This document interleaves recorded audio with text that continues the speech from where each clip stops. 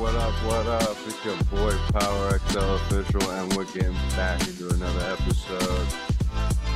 Nintendo Switch is covered. Switch 2, I believe, is a no-go for me, guys. I'm trying to get spots in, trying to hack that bitch, break the mainframe, and I'm gonna have it on my no matter what.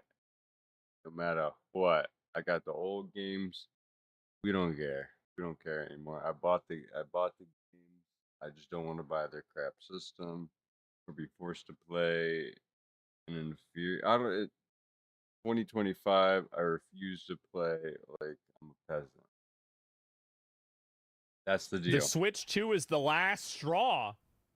It is. So the It Switch 2 literally is out, and honestly, I wish I could say I was excited. Wow. I really wanted to be excited. Like many 90s babies, I grew up on Nintendo. Yes. They were my I didn't very wanna be first excited gaming for love. it, Not dude. just the games, but The the Switch feeling Pro? of them, the wonder, the warmth, had the that way too.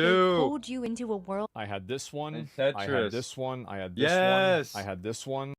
Bro, these two Yoshi Island, dude. I don't know if Yoshi Island was on, but Metroid was definitely on it for show. Yeah, I think I only had Metroid and Tetris. I had this one. I had this one. I had this one. Bro, I had this what one. didn't I had you this have? one. I had this one and this one, and I did not have. Oh, I had this one and I had this one.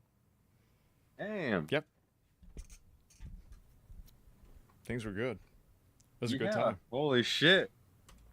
And made it feel like home. Ocarina of Time was the Yep. one that really awoke something in me. That opening in Kokiri Forest with I mean, the Deku Tree, I riding had Ocarina Epona of across Time, let's be Hyrule honest. Field, it all felt so Rich kid? No, you don't understand. My mom just did not like. She would spend money.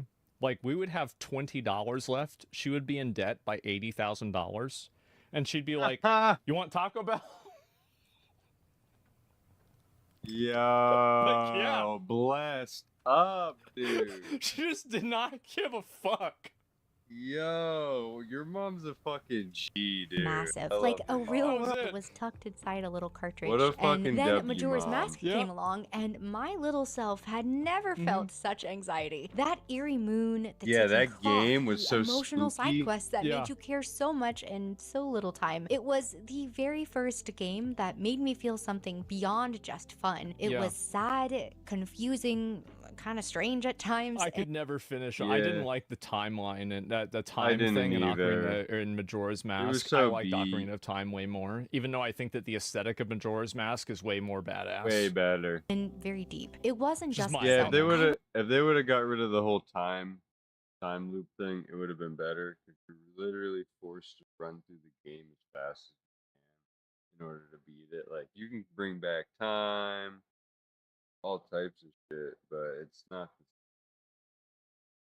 I mean, actually, because you did get other tries. I I was kind of went back obsessed with and played Super that. Mario 64, I had running this one. wild through I don't Peach's think- castle, yeah. jumping into I had this for the 3DS or regular DS, I should say, but Majora's Mask. Oh, gotta go back to that for a second. That I had that game beat all the way up to about the last zone. I gave up because you couldn't get busted or something. It was just ridiculous. I was like, and the problem was I didn't know Nintendo had the two memory cards. They had a memory card in the system that it came with, but then the controllers got a memory card I had no idea about. I was just a young dumb kid, and I had to beat all these games in one try, no saves. paintings, discovering surprise. every secret Everybody- So I would beat these entire games like a day without, or like a week without turning off my system. That's all I could do. Everybody had star. this That one. game felt like true freedom. And then there were classics like Mhm. Kirby's Dream Land, Yoshi's I Story. remember I had this one. Yoshi's Story was such a piece of shit compared to Yoshi's Island. Yoshi's Island is Bro. still the GOAT undefeated best Yoshi game, and nothing else even comes close. Of all Donkey time. Kong 64, Star Yep. Fox, Metroid Prime. Bro, I actually forgot all about this. So Prime, I was bro. talking to my internet guy, and he's like, "So This yeah, was a you do W. streaming. So like, what games do you play?" And I was like talking to him about like what games I played, and he's like, "Yeah, man, I've been trying to get my Nintendo 64 to work so I can play Donkey Kong 64." And then we get to talking, and I find out that this guy has played Monster Hunter so much that he has like Hunter rank 400, and he beat Art Tempered Ray Dow in like 7 or like 10 minutes or something like that. Jeez. Yeah, bro, he just just out of fucking nowhere. 64, just reminded me Star seeing Fox, that. Metroid Prime, I had all all those. completely different Right, and Yep. I had wonderful in their that. I have to go back and play own these way. games. And every one of them had a vibe, a soul, that Hey, right, Nintendo yeah. spark that made it feel like you weren't Right? just playing, you were being let in on something very special. It was a And good then game. my Sonic. parents bought me the original I love DS. how you know exactly where this game is Yes. going, or sorry, where this video is going, because she's playing Pow World in the background. Everybody knows exactly where the video is going. Yes, and just like that, the whole thing was cracked wide open for me. That's how I found Animal Crossing Wild World, and I had the was first Animal hooked. I Crossing. spent hours in that little village, rearranging furniture, writing Yep. letters, fishing for red snappers, and visiting my best friend's town during our weekly sleepovers. Even now, just hearing the soundtrack makes me very emotional. I guess that's what girls did. For us, it was called Halo 2 on Xbox Live and calling each other Game Awards. But, Exactly. to each their own. That's Takes me exactly right what back happened. to those quiet, cozy afternoons different. after school, all curled up with that clunky silver DS Good time with listening nowhere to else that I needed Nirvana. to be. Truly the epitome of AC/DC, nostalgia. I Van didn't know it Halen. then, but those games were Linkin helping Park. to shape how I saw everything. Stories, characters, even myself. And for a while, it really felt like Nintendo understood how to make something that mattered. And it didn't stop I there. I know. basically owned every major Nintendo console, starting with still the do. N64, GameCube, Wii, Yep. DS, 3DS. I still I have have those. Even the Wii U. I have which, that too. in Or my do humble I? opinion, was ahead of its I time, have by the the way. Wii U. But It I was owned massively ahead of its time. It Absolutely was. fucking based. Iwata took a personal pay cut whenever this console didn't sell well, and it was not even his fault. It was the marketing team's fault, not even his. The Wii U was absolutely amazing. I bought it because I watched Tri-X play Super Mario Maker. And the moment that I saw that, I realized that I needed to. I bought an entire console just to play that one game. all of them. And when the Switch was announced bought with this Breath to of play the Wild, Zelda. I was beyond I will excited. never very cringely crying not at the play a announcement Zelda. trailer, excited. As a That's- Zelda I- fan, Yeah. it was I grew up on Zelda. That was my first game I basically, besides Crash Bandicoot, that I beat, man. This is a flash from the freaking past. everything I'd ever wanted This in is a game. amazing. And to this day, it is still one of my favorites. That I've s- launch brought back so See, we're gonna play that soon. I'm gonna try that. I bought both Zeldas and I bought Mario Kart. much of the old magic, which is probably why I held on for so long and I even wanted to work for them. Like, genuinely. I My applied to dad corporate works at Nintendo PR Nintendo. jobs probably 15 to 20 times. You I'm ain't gonna play not even Zelda. exaggerating. It's Back in not the 2019, same. I was pursuing PR, and when I got the opportunity to go to E3 that year, the very last E3, last by the way, one. I actually COVID spoke with the killed it. Nintendo PR team in person. It was magical. The Nintendo section of the Really? event was so overwhelming and electric, and I remember thinking, this is it.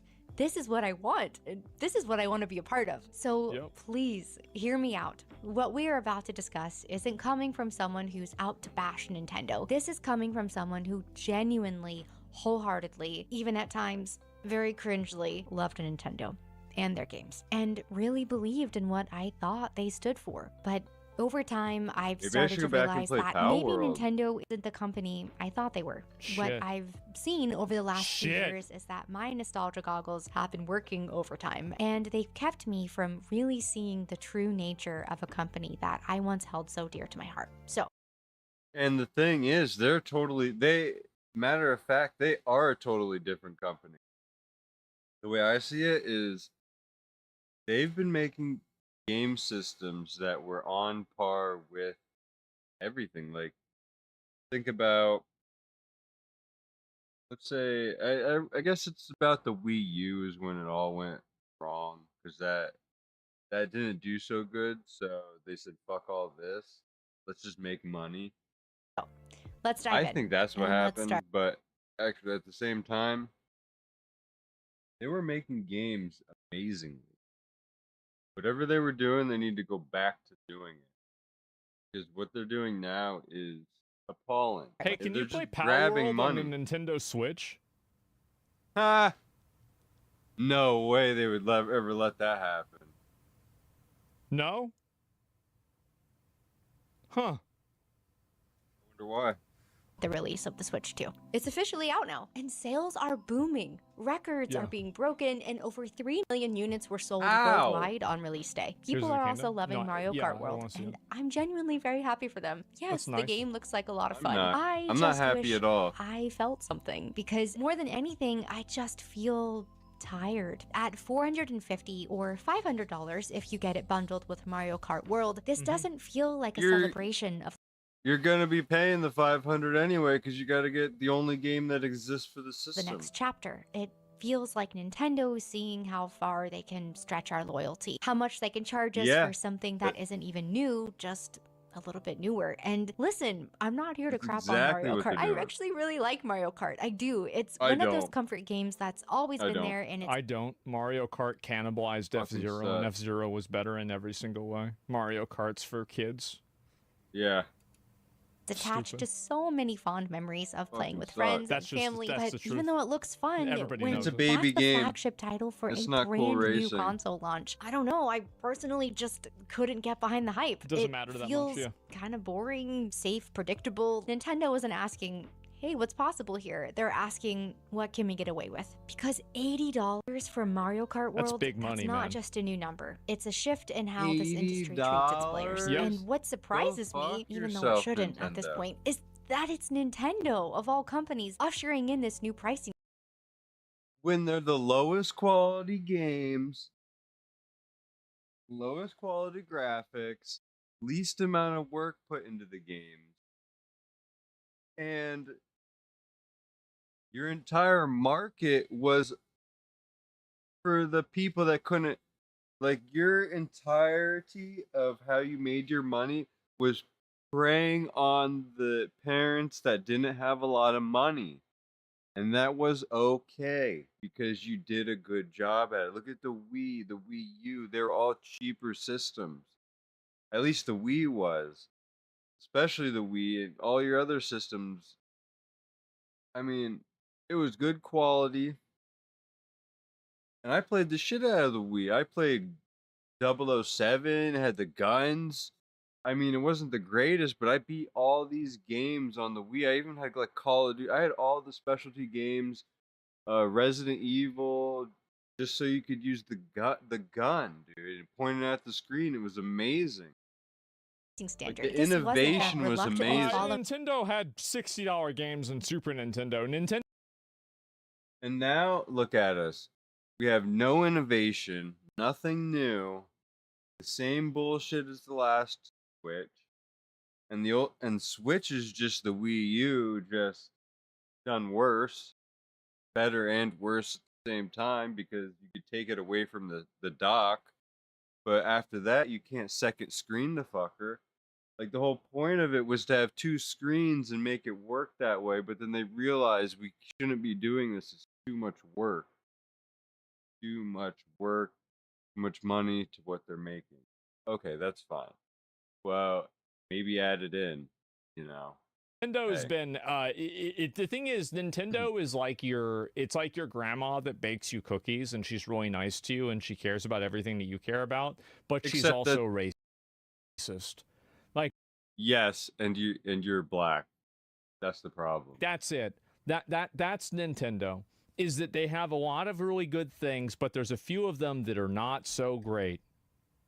a trend that There's I know quite a is bit inevitable, but this was them leading the She has a black cat and it's named charge, setting a precedent, establishing I'd pay $80 for GTA.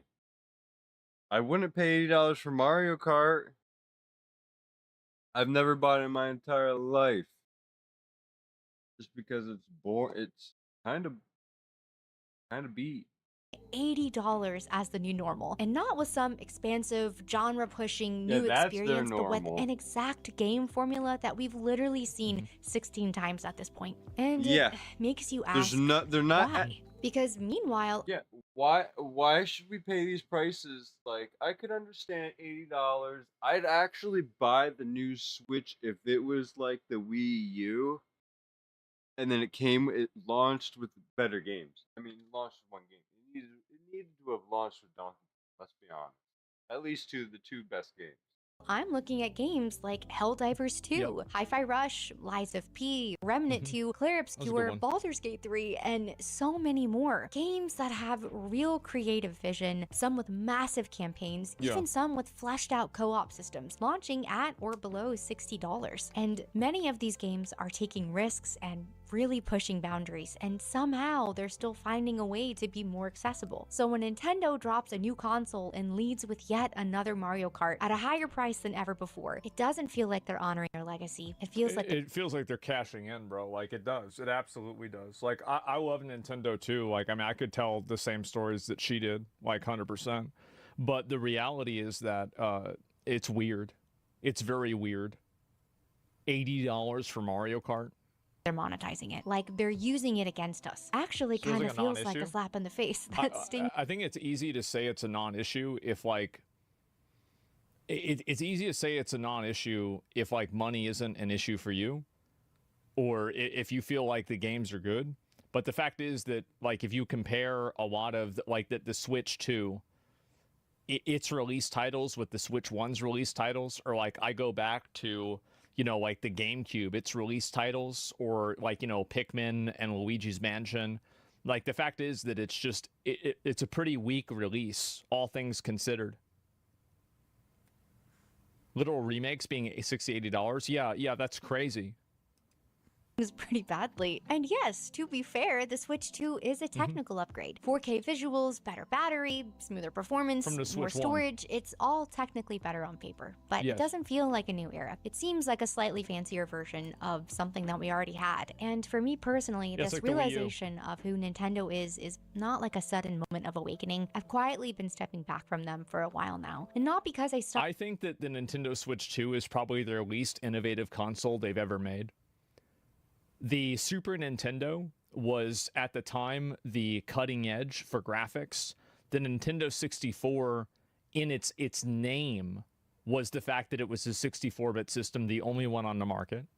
Then you had the GameCube, which was more experimental, but they did take a few risks, and the games were cheaper than the Xbox and PlayStation alternatives in a lot of cases.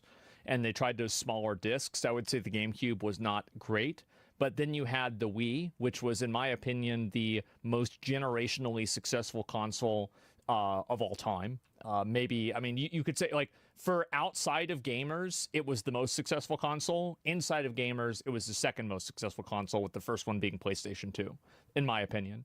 And then you go and you look at the Wii U, which was a completely portable console. Insane fucking innovation. The Switch, which was the taking the Wii U and then perfecting it to be a perfect version of itself. And the Switch 2 is just simply the same thing. It's basically a copy-paste. Do you see what I'm saying? Like OG Game Boy trendsetter? Yeah, I don't really feel like the Switch 2 really brings a lot to the table that wasn't already there. Stopped loving their games. Glazing Nintendo? Well, no, it's the opposite. I'm contextualizing Nintendo's previous W's over the past 30 years and comparing it to their current, you know, maybe lowercase l. I mean, the Switch 2 isn't awful, right? It's not a bad console, but it's just not something that's innovative in a way that's unique. And also, when you have places like Steam, or you have places like, Xbox now, that are making their own portable consoles, the portable console selling point no longer exists.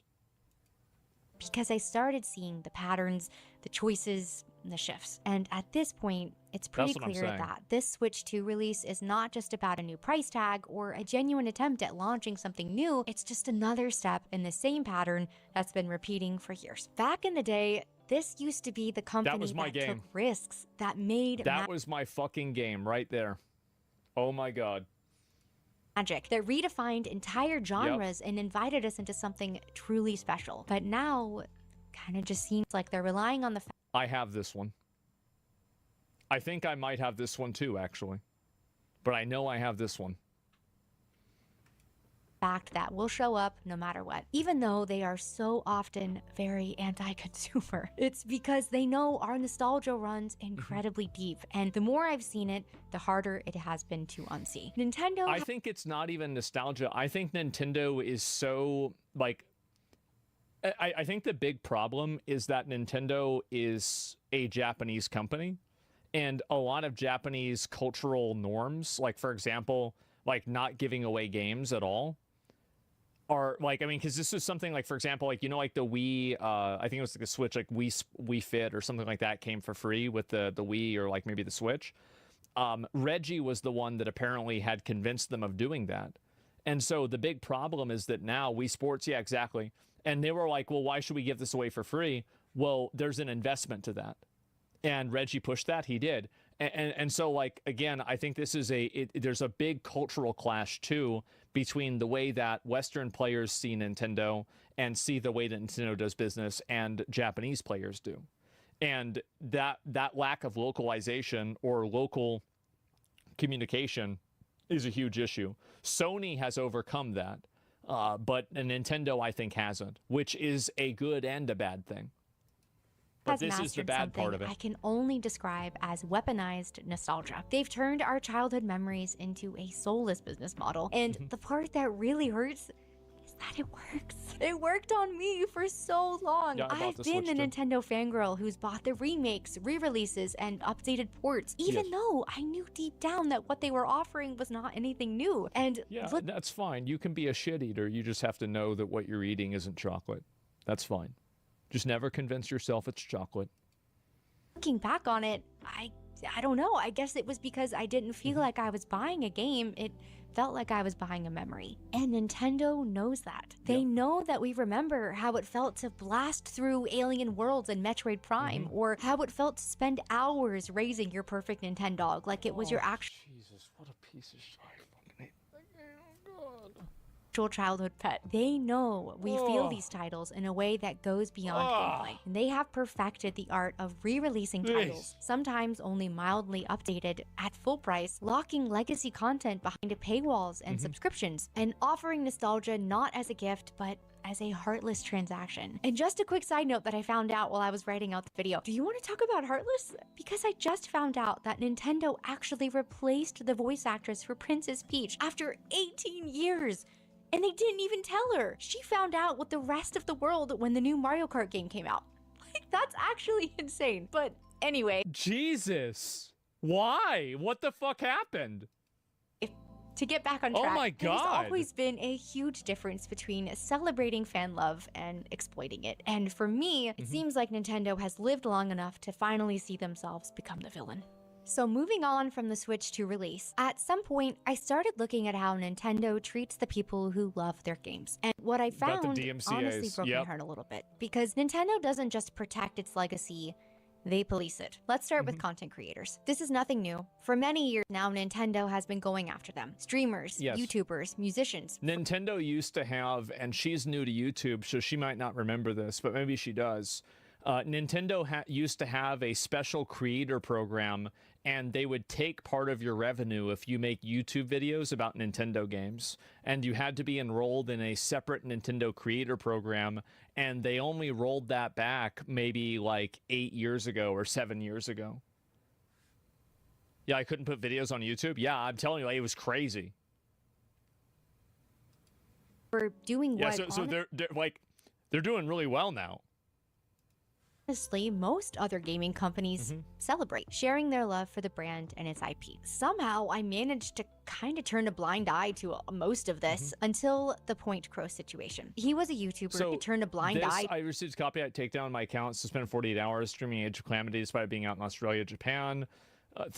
I don't think this is really a big deal, personally. Sometimes there's just mistakes that happen, and like people get access to a game early, and it's a mistake with the publisher or a mistake with the advertising agency. This isn't really that big of a deal, and it's happened with a lot of games in the past. Yeah, this happens.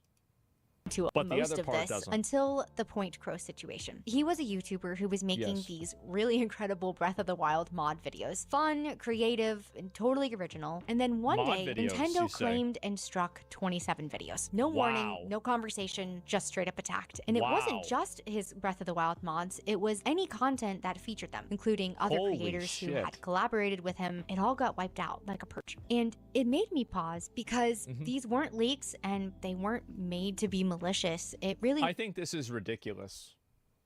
The idea that they can copyright strike you for modding their game. I think after you mod a game, after you buy a game, you should have the right to mod the game if it's a single player game. With basically no 100%. restrictions. Exactly. Unless you're reselling it, that's your property now. And I think that there needs to be a certain level of consumer protection that exists in order to ensure that that's the case. That's what I'm thinking no, of, because yeah, it is. It's totally unfair. Don't agree at all? No, I think that whenever you spend money, you can't sell someone an item and then tell them you still own it. Like, that's just straight robbery. if you are spending money for something, But then these idiots are still buying it. They won't protest, nothing. They're just all hyped up. It's the retards that keep buying the bullshit just to play. Dude, you could have just waited. Dude, how is it record sales for a system that only has one game? Someone please tell me that. And on a system that they could brick you if they wanted to. It doesn't make any sense. you should get something out of the money They're that you're spending. gauging how retarded society is and what they're willing to spend their money on, and and they just keep pushing the boundaries, and then we keep spending, because then they're just gonna, these guys are just so retarded. They bought the last thing with it. Fuck it. Fuck the next Switch too. If we don't protest now and put our foot in the ground, the Switch 3 is going to be worse. The reality is that when you take that away from somebody and you say that it doesn't matter whether you're spending money, you're still going to have to follow all of these arbitrary rules that don't make any sense, even after you bought this. There's no reason that we as the public have to put up with this. A lot of consumer protection laws exist right now for unfriendly business practices that companies like this do that serve no purpose other than to inconvenience the consumer and to Yet you still bought one and did nothing about control the experience beyond what was paid for. The fact is that I think we as consumers get to decide if enough people in America, keep this in mind. But then how are you going to bitch about it and explain it, but you're still buying it and not doing anything about it? Like, you could have just waited and not bought it, or just got it if modded. Enough people in America and I could have sent you it for free, higher resolution on your computer, and fuck Nintendo. You could have just bought the original copy and owned it, and we could have got it licensed to you, and it would have all been okay. Because everything I own, all these games, as long as you buy the games, you're fine. It's that they're worried about that you're selling them or anything, and if you're not doing any of that, they can go F themselves. We need to stick together as a people. People in Europe decide that it's against the law to be able to do this, then it's against the law to be able to do it. There is no reason why we should tolerate this type of behavior. It's outrageous. But a lot of us are. When you purchase something and you spend your money it. on it, you're entitled to be able to use that product and that tool for what you decided to pay it with, what you decided to do it with. That's it. So if you're buying a car, somebody else offers you a chip, so it only uses 1% gas, 3 speed. Oh, I don't know about that. I mean, it's a car. It's right to repair. Yeah. Asia, though, different ballgame. I don't care what Asia does. Asia can have whatever rules they want. Just because it's an Asian company doesn't mean that they get to enforce Asian laws here in America. That's not how it works. The fact is that this is America. They want to be in our market, and I think that there should be consumer protections for mods. And if you buy a video game and it's not a multiplayer online video game, you should be able to mod it and do whatever you want with that game. And the publisher and the developer shouldn't be able to do a fucking thing to you because you bought that game and that's your right to do with what you paid your money for. Yeah, that's like buying a fucking carrot and then planting it in the ground as for more carrots to grow. Like you can literally do this, or like buy a piece of garlic and then plant it and grow more garlic. That's like them bricking your. That's like them coming to take away your garlic because you tried to regrow it. It's outrageous. It's an outrageous There's, overstepping of boundaries. it And I is. don't know why anybody tolerates it at all. Does Nintendo sell a game or Tolerate a it license? by They sell buying a it. license. They all sell a license. But just because you sell a So you license doesn't mean tolerated you it. just get to rewrite all of the rules based on that. There are plenty of consumer protections that exist, and also the nature of what a license is defined by the government. So if I ask the government to redefine what a license is, I think that's totally fair, because government are the ones that decided what it was to begin with. Right. There's too many rules? Exactly. Yeah, it's too many rules. You shouldn't have that. You should be able to do whatever you want. Yeah, exactly. They do it with physical copies. I disagree about single player only modding. Okay, well, I mean, I don't know why. I mean, you disagree. Okay, what does that mean? Like, I don't even know why somebody would type that. A major reason this doesn't work for Nintendo is selling a console is near a net loss. It's not in their interest for you to buy a console and no games because you're playing freeware. I'm not talking about anybody. I'm not talking about modding and like stealing games. Obviously, pirating games is bad. But the difference is that if you purchase a video game, I think that you should have the right to mod that game with no restrictions. Unless it's a multiplayer online game that interacts with other people, because at that point, you are using Nintendo's servers.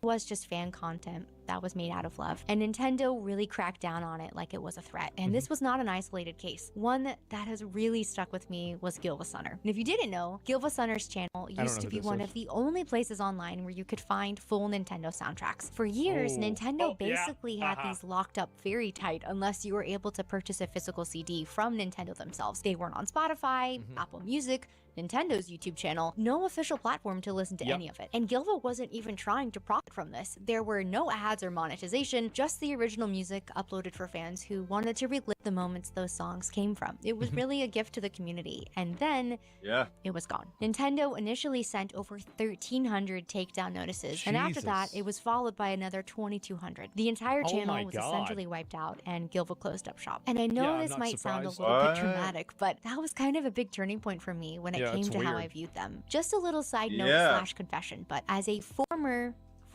Disney adult who has learned the error of her ways, I feel pretty qualified to say this. Nintendo really is the Disney of gaming. They're wholesome on the surface, very full of magic and memories, but underneath there's a very quiet, corporate malicious control. And both companies know how to tug at your childhood heartstrings while handing out copyright strikes and ulterior motives on the side. At the time I was watching this unfold, the more I sat with what happened to Gilva Sunner, the more it made me wonder, why is Nintendo's music so locked away to begin with? These soundtracks have some of the most iconic songs in gaming. They were emotional, timeless, and they were very deeply personal for so many of us. And like I said earlier, Animal Crossing Wild World was my comfort game. And yet, at the time, there was basically no way for me to go listen to it legally. It felt like Nintendo had locked away their history in a vault, and they just would not let anyone open it up. And that's what's so weird to me about this, is that I don't even really think that this serves Nintendo's goals. It doesn't really help Nintendo. It doesn't do anything in Nintendo's favor. It just basically handicaps them, and it makes it more restrictive for no reason. There, I started noticing so many other examples. Fan games getting shut down, community passion projects being wiped out, and listen, I get it, IP protection is legally within their right, but it all just felt like they were going out of their way to crack down on this, acting very aggressive. By the way, I don't think that it is. I think that if you mod a video game, you should be able to do that. That's not within their right. You bought the game, you should do whatever you want with it. Cold and even heartless, especially when you look around at many other companies, Sega, Capcom, Xbox, PlayStation, even some indie studios, and you see them amplifying creators, lifting them up. It's abuse of IP. IP is it's a concept. It's an abstract concept that's defined by people and governments. I'm just saying to redefine the concept. I don't like the way the concept is currently identified and defined. I think that it's unfair. And so I think they should redefine it. It's very simple. Letting the fans be a part of the legacy, but Nintendo doesn't really do that. They continue. Also, so another reason why, I just want to follow that up a little bit more. The reason why I'm okay with that is because people are doing this without malicious intent. These are not people that are doing this in order to hurt the game. They're not trying to They're trying to improve subvert it. spending money on the game. They're not trying to. And if you've already spent your money on the system and games, why can't you do what you want with it? Steal a product. I can't have it. They are just simply trying to enjoy the game in a different way. And so when I look at should something be allowed or not. And the reason why Nintendo hates this so much is because they don't want to improve their games. They don't want to put the energy or time into it. So if someone easily comes in and does that, like Power World is fucked. Just why would it just blow? I don't even have words for this. Like, how can they take Power World to court? Even it should be a cut and dry case. You know, just because they have a patent on a few things shouldn't mean shit. Like they shouldn't be able to patent reality. Like I think about, is the person that's asking for it to be allowed acting in good faith? And I think they're not acting in good faith. Most of the people that are trying to ask for a little bit more, at least control Nintendo here isn't. Are acting in good faith. Yeah, the people are that do it. To pull the they're plug not again bad actors. and again. And over time, I started wondering if maybe I had just been giving them the benefit of the doubt simply because I grew up loving them. So at this point, after the Gylfasunner takedown, I had already started to feel uneasy. The creator takedowns, the fan projects, the legacy content, it was all feeling a lot more controlling than caring. But the moment that truly stopped me in my tracks was when I heard the story of Gary Bowser. And I'll be honest with you, I didn't even know about any of this until... How is it that there's two people with the last name Bowser? I've never heard anybody else with the last name of Bowser. And there's, I think, Gary Bowser and Doug Bowser that are both involved with Nintendo. It's like, this is the kind of shit that makes me believe that we're living in a simulation. I listened to an episode of Darknet Diaries, which, by the way, Jack does an incredible job explaining all of this. I'll link it in the description for you. Now, I obviously knew at this point Nintendo could be very protective of their IP, but this was on a whole other level. Gary was a part of a group called Team Executor, and what they did was build and sell mod chips, little pieces of hardware that you could install in your Nintendo consoles to run homebrew apps, custom firmware, and yes, pirated games. But people also use those mods for stuff that wasn't necessarily piracy. They used it to run backups of games they already owned. I have no problem with them shutting down piracy stuff. I don't. I do. And I have no issue with that at all. Fuck that. I think that a company should be able to do whatever they want to shut down piracy, because it's stealing and it's again, malicious intent. It's not always malicious intent. Sometimes people just want to play a fucking game, be left alone. Nothing malicious about or that. Just experiment with the system. But for their obviously, obviously they went way farther than that, which is why it's bad. But I'm just saying, at a baseline, piracy is not something that I think that any company should have to tolerate. It's stealing. Buying is not owning. Yes, and piracy is not stealing. It's piracy. It's a different term. This Reddit take that you have is just retarded. Copy and paste. I mean, piracy. It's a retarded, haha, gotcha, without thinking about it word. You changed, man? I've said this for forever. I've always been against piracy. You've changed, man. I've always been against... Actually, I'm not even against piracy. Like, I've pirated things. But what I am against is the idea that companies shouldn't be able to protect themselves from piracy. Because I think that that's malicious. It can be malicious. Use things that were really never going to be available through Nintendo directly. Gary essentially became the fall guy for the entire organization, and Nintendo came down on him in a way that was very extreme. In 2020, Gary was arrested at gunpoint in the Dominican Republic and extradited to the US. By 2022, didn't Nintendo literally use the Pinkertons? Let me see if I can figure this out. So Nintendo had this guy held at gunpoint? Fuck that. No, it was Wizards of the Coast. Okay, never mind. All right. Yeah. This Okay. is why I'm He'd been sentenced to 3 years in prison and ordered to pay 14.5 million and this is why I'm pro piracy, because then if you're not pro piracy, then you have shit like this happen. in damages, Oh my 4.5 God. million in restitution, and then another 10 million from He a civil never suit. made And any after he got money, out though. early, he still owed all of it. And he started paying Nintendo back 25 to 30% of his monthly income, which at one point was just $25 a month from his prison library job. He'll basically be paying them for the rest of his life. When I heard that, my Yeah. stomach dropped. I genuinely felt heartbroken for him. Yes, what he and the rest of the team were doing was illegal, and they did profit off of it, but Gary was just one man. And are we really saying the punishment fits the crime here? Because whatever legal lines were crossed, this felt less like justice and more like hatred and wrath. And not just for what he did, but for daring to even touch Nintendo's closed system. And the part that really got me with this is Nintendo tried to get Sony and Microsoft to back them up here, to join the lawsuit and make it a united front against piracy. Both companies said no. Both Sony and Xbox, billion-dollar publishers in their own right, refused to be a part of it. Even they seemed to think that it was too far. And again, I am not here to outright defend piracy, really. There's a whole conversation to be had about access, preservation, and ethics. I think that it's very simple. If you can buy the product from the developer, then piracy is not ethical. If you can't buy the product from the developer, then piracy is ethical. Yeah, exactly. So, for example, if there's a video game that isn't offered by a publisher, then it's completely okay for you to pirate it or to, to emulate it. But if you are using piracy as a market replacement for actually buying a game, then you are acting in bad faith.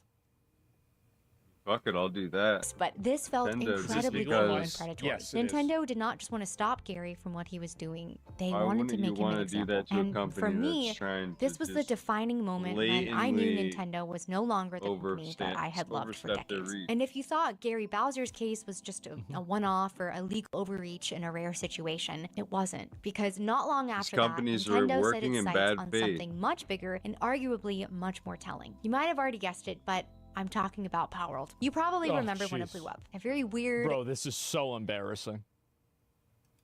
chaotic blend of Pokemon-style creature collecting and open-world survival mechanics. It was very messy, it was wild, but it was so much fun. People were very obsessed, myself included. And yes, come on, it clearly was inspired by Pokemon. That's not a secret. Everybody knows that. If you think Power World wasn't inspired by Pokemon and copy-pasted from Pokemon, look at Anubis and Lucario. The same shit. Bro, like... Just the same art designs, but other than that, holy shit. Pokemon did none of this. There ain't no there ain't no RPG elements. Nothing like Pokemon. Look at Lugia and Jet Dragon. Like, come on. What are we talking about? You could throw a spear, you could collect little pals, you ride them, you battle them. It was Pokemon adjacent, yes, one-to-one. But here's the Barely thing, it wasn't a copy. adjacent. The characters were different. Some the of art them were. direction, That's true. tone, many mechanics were different. It took a very familiar genre and gave it a bold, slightly unhinged twist. And for the first time in years, fans were saying, why doesn't Nintendo try stuff like this? Instead of... And it's also, keep in mind that there is no, there's no unique creativity that Nintendo put into Pokemon either. If you look at Dragon Quest that predates Pokemon, a lot of things in Pokemon were also in Dragon Quest. So it's not like, oh, wow, they came up with all these unique, amazing things and, nobody ever thought of this. But obviously, you know, Pokemon copied Dragon Quest, Power World copied Pokemon. Both of these things are true. Taking that... So here's the thing. And now they want to act like they're fucking superior and they own it. When it's like Dragon Quest. What the heck? Feedback in stride. Instead of rising to the challenge, listening, learning, evolving, Nintendo did what they've been doing for a while now. Yes. They sued. Together with the... And if anything, Pokemon are based on real life animals, so they can go F themselves. So what? You gotta sue Nintendo for copying reality? Is that what we gotta Pokemon do Company, next? they Of course. filed a patent infringement Of course. lawsuit against the Pal World dev team. Not over character design, surprisingly, not even over branding, but over mechanics. Things like throwing a Pal Spear to catch creatures, using them in combat, riding them across the world. And because of all of this, the Pal World team had to Bro, like you could ride creatures in any fucking game. And throwing something at something and catching it, like, isn't that like a rope and a horse? Like, hasn't that been done before besides Pokemon? Like, come on.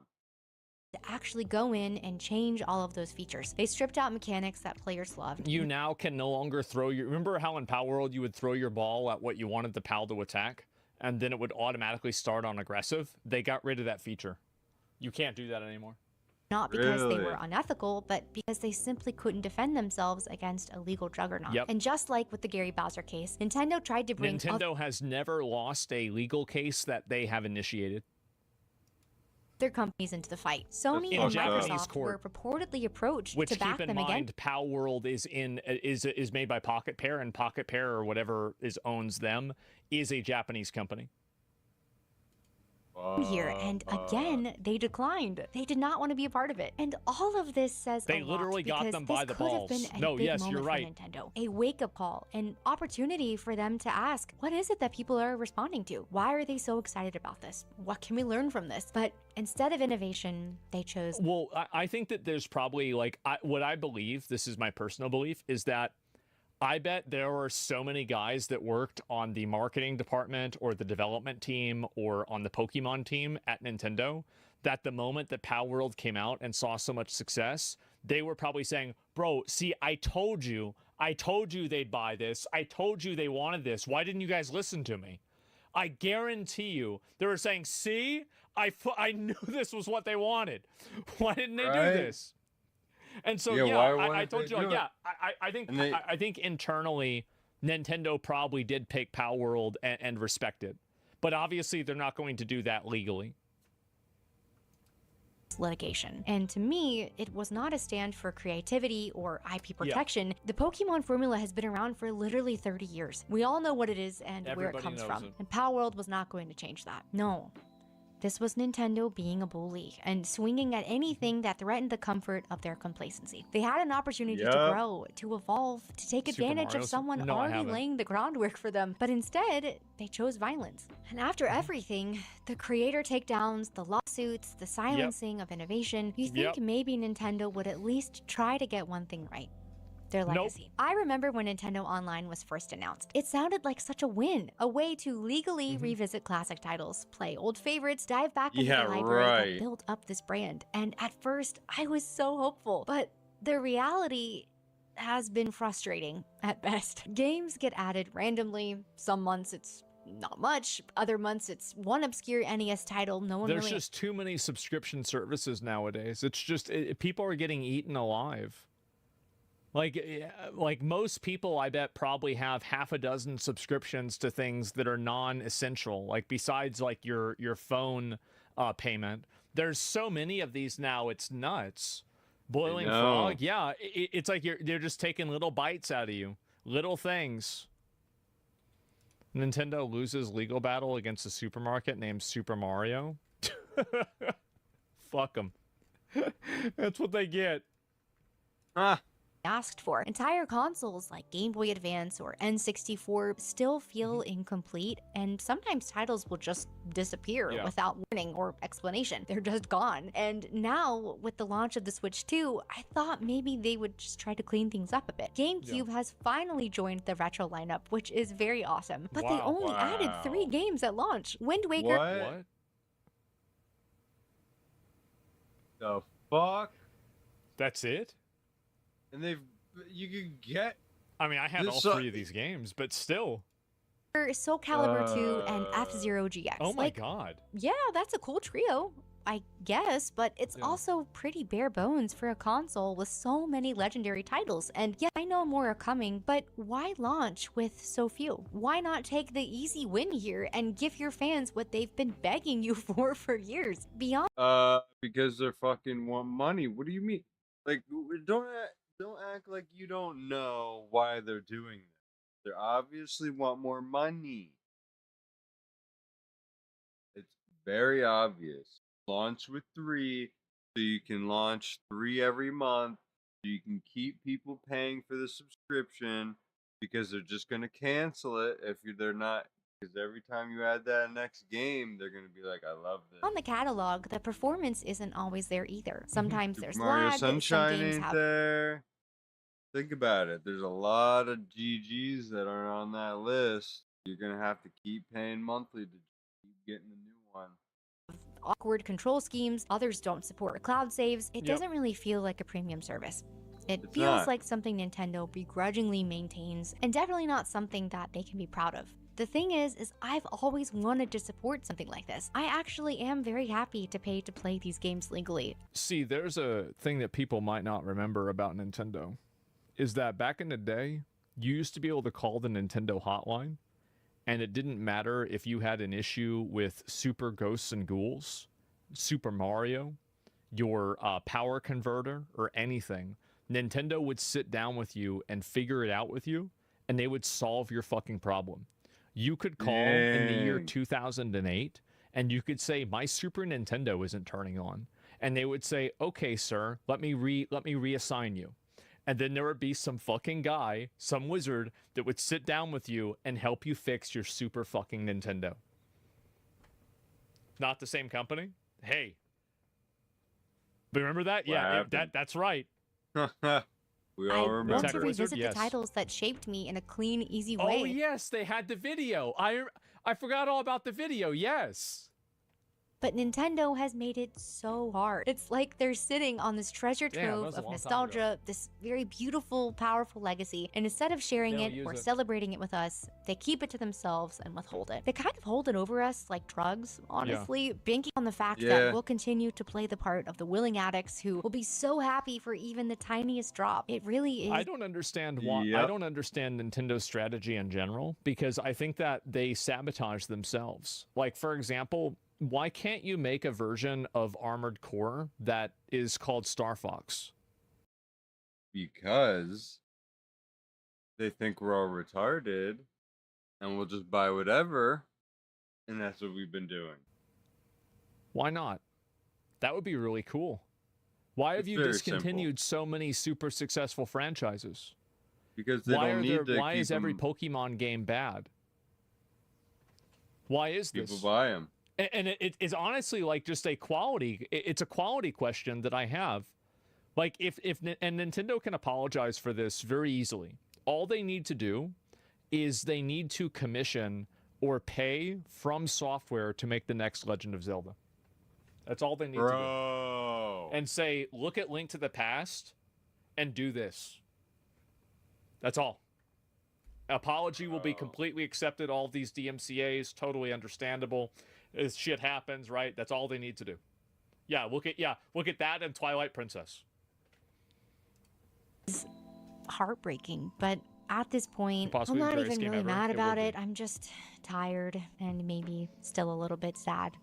Now, again, You're to a be fucking clear, this dog, video is not meant to Twilight shame anybody. Princess, If you bro. bought the Switch 2 or you're I a did. part of Nintendo Online and you're loving it, I think Yep. that's great. Truly. I am not here I- to steal I joy away from think- I bought anyone. 3 This games on it, video too. really is just to talk about how Yep. I can't I think ignore you're how much my feeding own the- relationship with Nintendo that's a has big changed L. over the years. Shame And I on don't you. love them anymore. Not the company, not like I used to. And that's difficult to say out loud because We I need to grew tell up these on companies these games. with I our spent fucking summers chasing paycheck. stars in Mario 64, winters decorating my Animal Crossing home, racing my siblings in Mario Kart, riding Epona across Hyrule Field like it Yep. was the most magical thing in the world. And for me, these were not just games. They were a part of my childhood. And that's why all of this hurts so much, because the company that once led with a full heart and love for gaming feels like it's running on autopilot, giving us the Yeah, they just suck.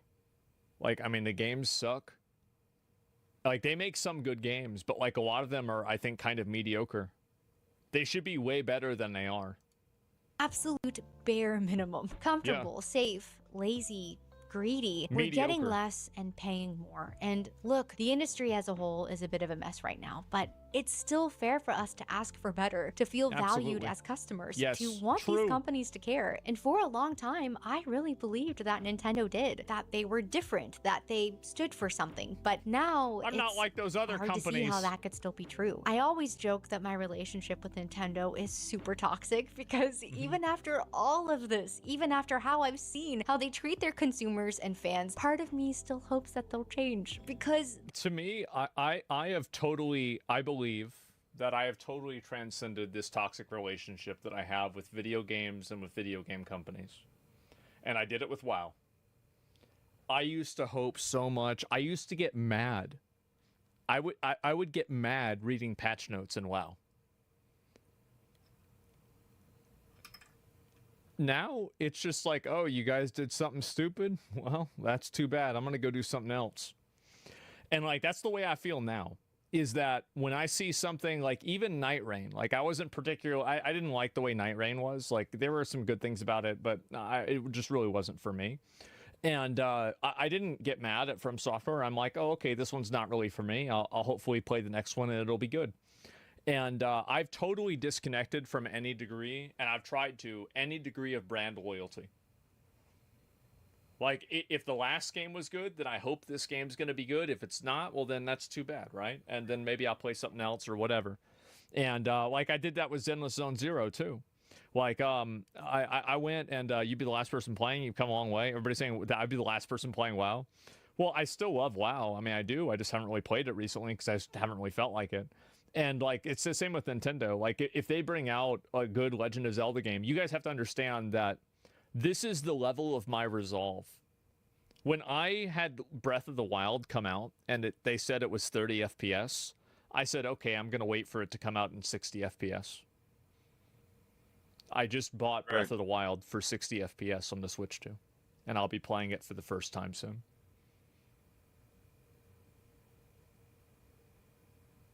Yep. I'll just wait. That's okay. They'll figure it out. Not a big deal. they could. It really would be so easy. If they wanted to, they could be the company that supports creators instead So you said, fuck it. I'll just wait for the next. of silencing I them, see. shares their legacy instead of locking it away, prioritizes joy over control, and evolves instead of punishing innovation. I really would love nothing more than to fall back in love with them. But right now, it just seems like Nintendo is going to keep being Nintendo. Just very stuck and too happy to stay that way. The love that I once had for them was so real, and the magic really mattered. But the company behind that magic, it feels further away than It's ever. not there If anymore. you made it to the end of this video, seriously, thank you so much. And I would love to hear your story. What made you fall in love with Nintendo? Are you still in love with them? Or have you also had a bit of a breakup with them like me? Let me know in the comments. And thank you so much for watching. I'll see you in the next one. Breakup. I just feel like, especially like if you go back and you look at like the Super Nintendo and the like N64, those games were like generationally insanely good. This is a great video, and I think that she represents. There's a video. Give it a like. I definitely feel that way. And I link the video. Yeah, there you go.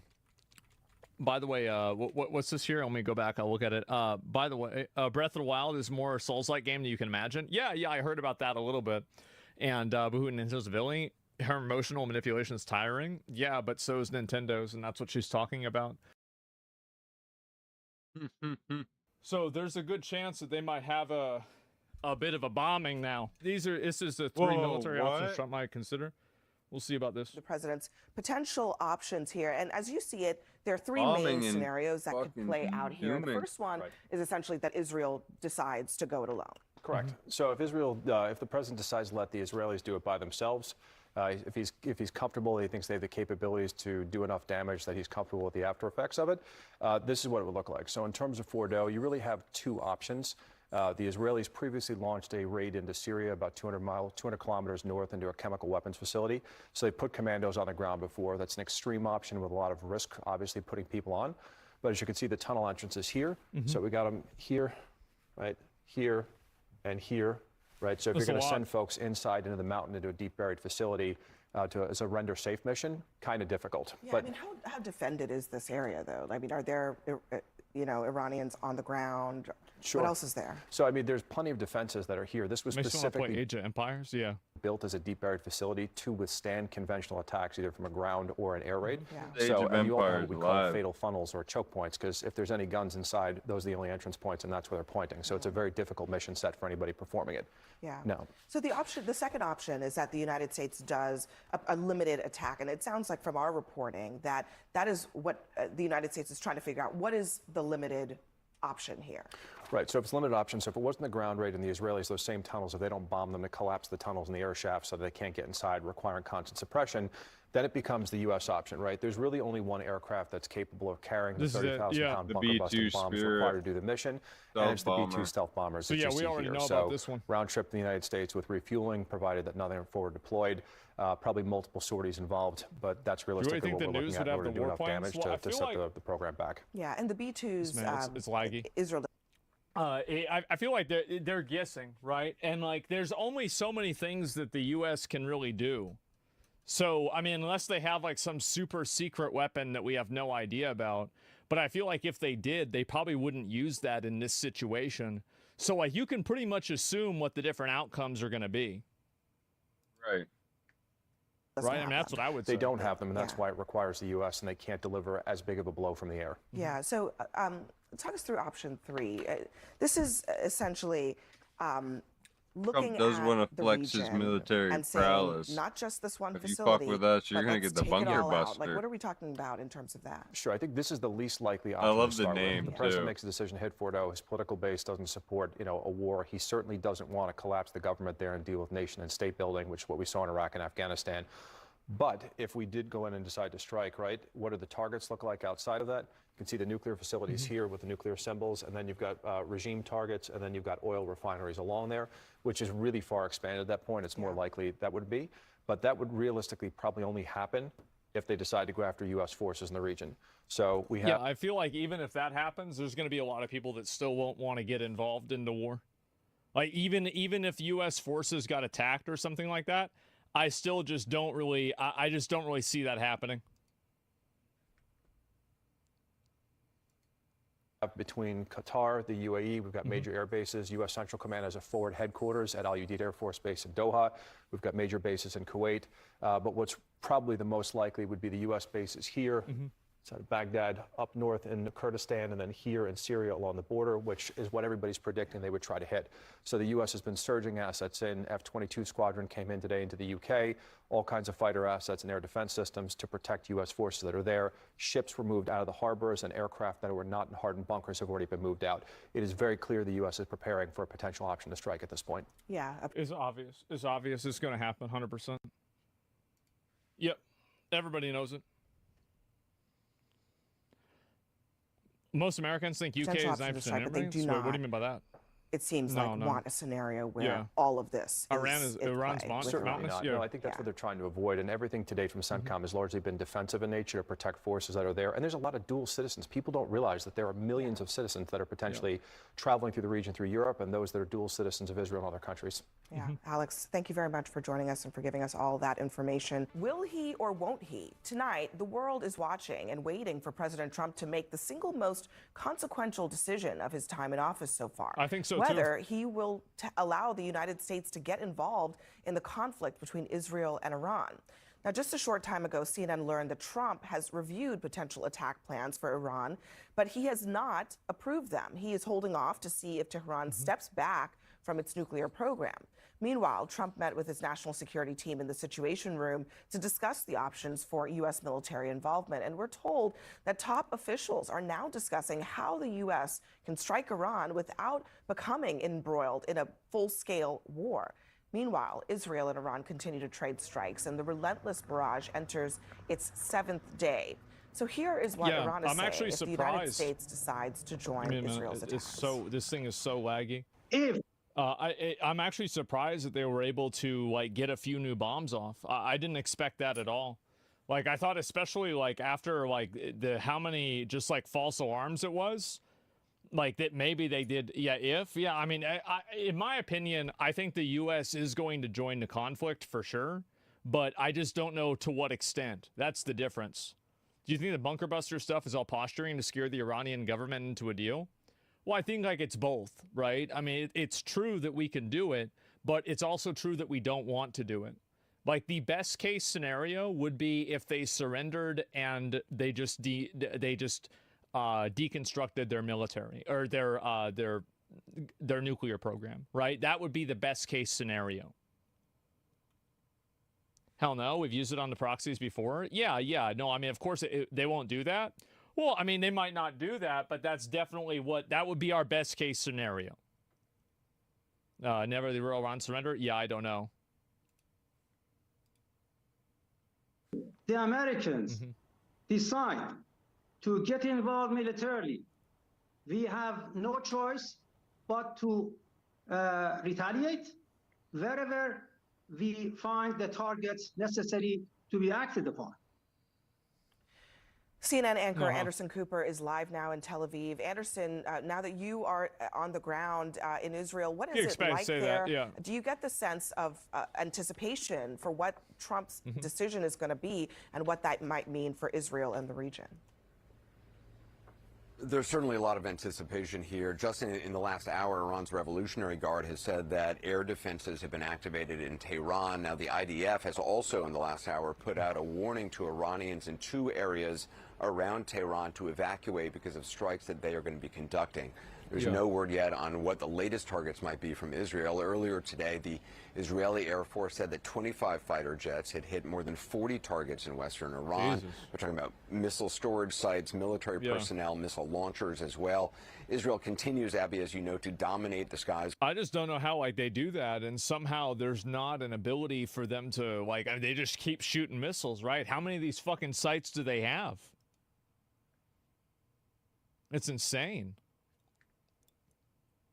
Over western Iran, and seems able to take their time selecting out new targets, searching for new targets. It's pretty obvious what's going to happen. And hitting those at will. Now, at the same time, Iran's ability to launch missiles here into Tel Aviv and elsewhere into Israel seems to be greatly reduced. Today, there have only been 2 warnings that have gone out to residents here in Tel Aviv to seek shelter. We've gone down to the shelters twice today. That's a lot less than in prior days. No reports of any fatalities as a result of those attempts by Iran. It is just past 5 a.m. here. Dawn is just starting to break, and once again, residents here are going to be waking up wondering what this next phase of the conflict will bring and what will President Trump decide to do. Yeah, I mean, the entire world waits. And I know, Anderson, you've only been on the ground for a short time now, but what is life like in Tel Aviv? I mean, are people able to go about their lives? I mean, I would expect that. A lot of our correspondents and anchors having to go into stairwells and bomb shelters as these sirens have gone on. But are people able to do other things? Yeah, you know, life in many ways has slowly gotten back. I wouldn't say to normal here. There's certainly a lot of concern about what lies ahead, how long this may go on for, what the impact of it is going to be, and whether or not the U.S. is going to get involved. But in Tel Aviv, I mean, Tel Aviv is often referred to as a bubble. You know, there were people swimming in the ocean today. There were people watching the sunset. There was coffee shops are open. Life has not returned completely to normal, but I think the fear that we saw over the weekend with so many strikes coming from Iran, the 24 people died here, many others were injured, others have been left homeless because of the destruction of property. I think the stress levels have reduced. It's become a little bit more normal, and the 2 times that we went down to bomb shelters today, there wasn't a lot of fear from people. There was concern, of course. Nobody likes to do that. Some people were in their bathrobes. They'd just gotten out of the shower when the air raid warnings went off. They had 10 minutes to get down to the bomb shelter. At least they can get and then the shelter. Shortly after got the all clear. So while there's a lot of concern and a lot of stress, and there's a lot of people who would like to leave and more Israelis who would like to come back, the commercial airspace is still closed. Life is slowly getting back to some semblance of normal. You know, restaurants aren't fully open. The life of the city is not continuing, but it's certainly better than it has been in the last several days. Anderson, it's always crazy to think about this, right? Because like whenever you have one of these places like that, and there's a degree of like bombing happening, it's unimaginable, like as a US citizen, that this is what would happen, and you'd even need to worry about that.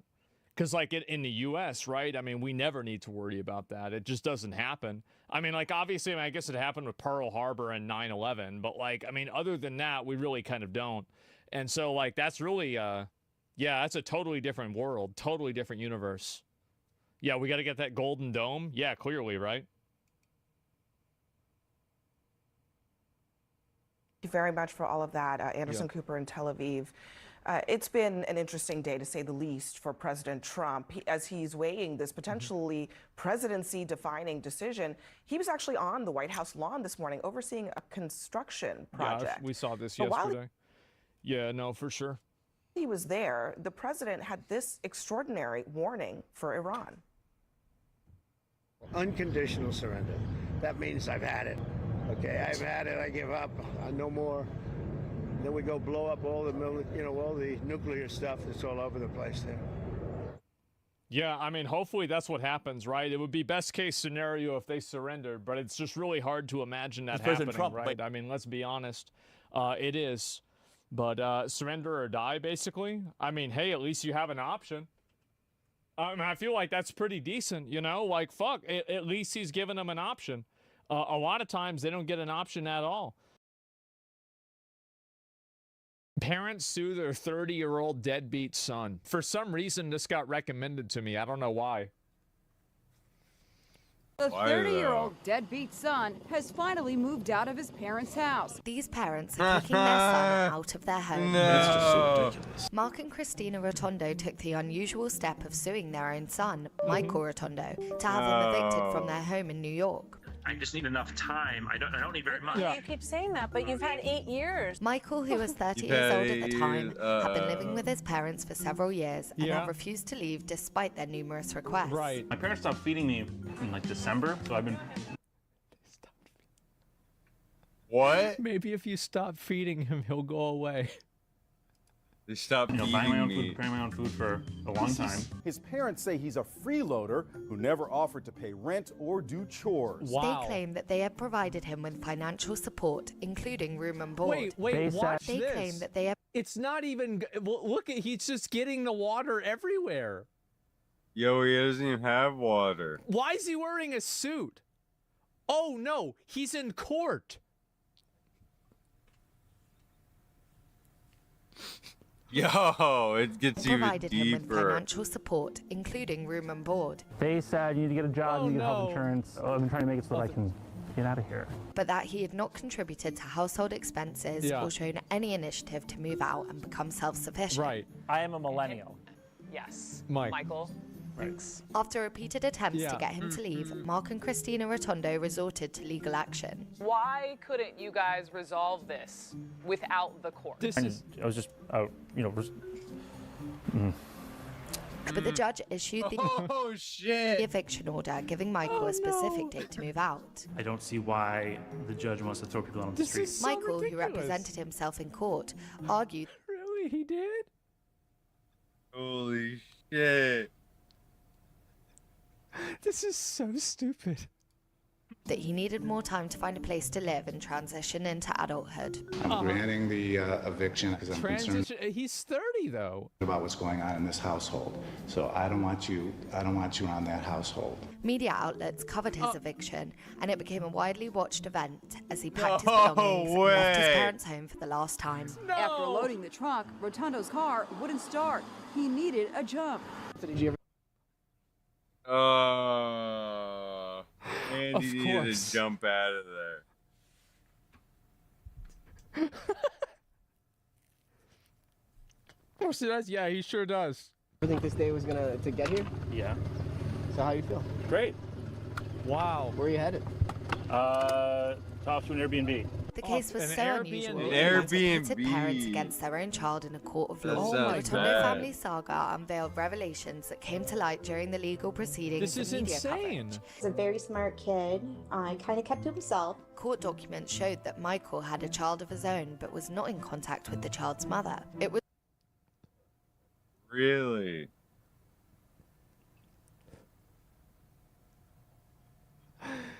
This is unbelievable. Wow. That's kind of It was believable. revealed that Mark and Christina. Yeah, this guy has a girlfriend. Had a girlfriend. Bro, he hooked up with somebody. Yep. Think about that, guys. Wow. Rotondo had made several attempts to help their son find a job, obtain his own place, and achieve financial independence. He could be dealing with social anxiety or very severe depression, and maybe he's just not feeling motivated to do anything. They offered him money to move out, even going so far as to provide him with $1,100 as a parting gift. They wanted to I really just pay him to They leave. tried to pay him out, and I buy hope his that shit whatever out. problems he has get addressed and solved, and I hope that he's able to move forward with his life. I'm sure that's what's gonna that's what's gonna happen for sure. Yeah, he's gonna move on, and everything's gonna be fine. Oh my God. There's another one. He talked this. Wait, this was on CNN. 8 years of free room and board is long enough. That is the feeling of an upstate my New York God. couple who's been trying to kick their 30-year-old son, Michael Rotondo, out of their house. As incentive, they gave him money to get started. They even sent him several letters to vacate, but the son says he was not given enough notice. Michael has a young son himself who he lost custody of within the last year. What a surprise. And now these parents have actually gone to the courts, and the verdict is that the judge evicted him. Good. I had a chance to speak with Michael moments ago. Here's our conversation. Oh no. Michael? I cannot believe this went on CNN. And you know why? It's because, like, if this guy is the stereotype. He's that guy. Yes, he is that guy. You know it. Welcome. Hi. Hi. Hi. Hi. So let me start with you're 30. Oh no. Right. The simplest question: do you not want to find your own place? No. He doesn't. Why not? I don't want to live there anymore. You don't want to live with your I don't parents. like living with. No. He doesn't want to live. Okay. It's not. It's very tense. It's very awkward. It's. We have to. We have to share space, which may be the case with where I would find myself afterwards. But I'd prefer to get out. Okay, so on the preferring to get out, Okay. let's rewind for a second, because it's my understanding you've lived, at your parents' house rent-free for 8 years, and I know you do your own laundry, you buy your own food, but they asked you 5 times, please move out. Why couldn't you guys resolve this without the court? I would consider much of what they were doing to try to get me out as a tax.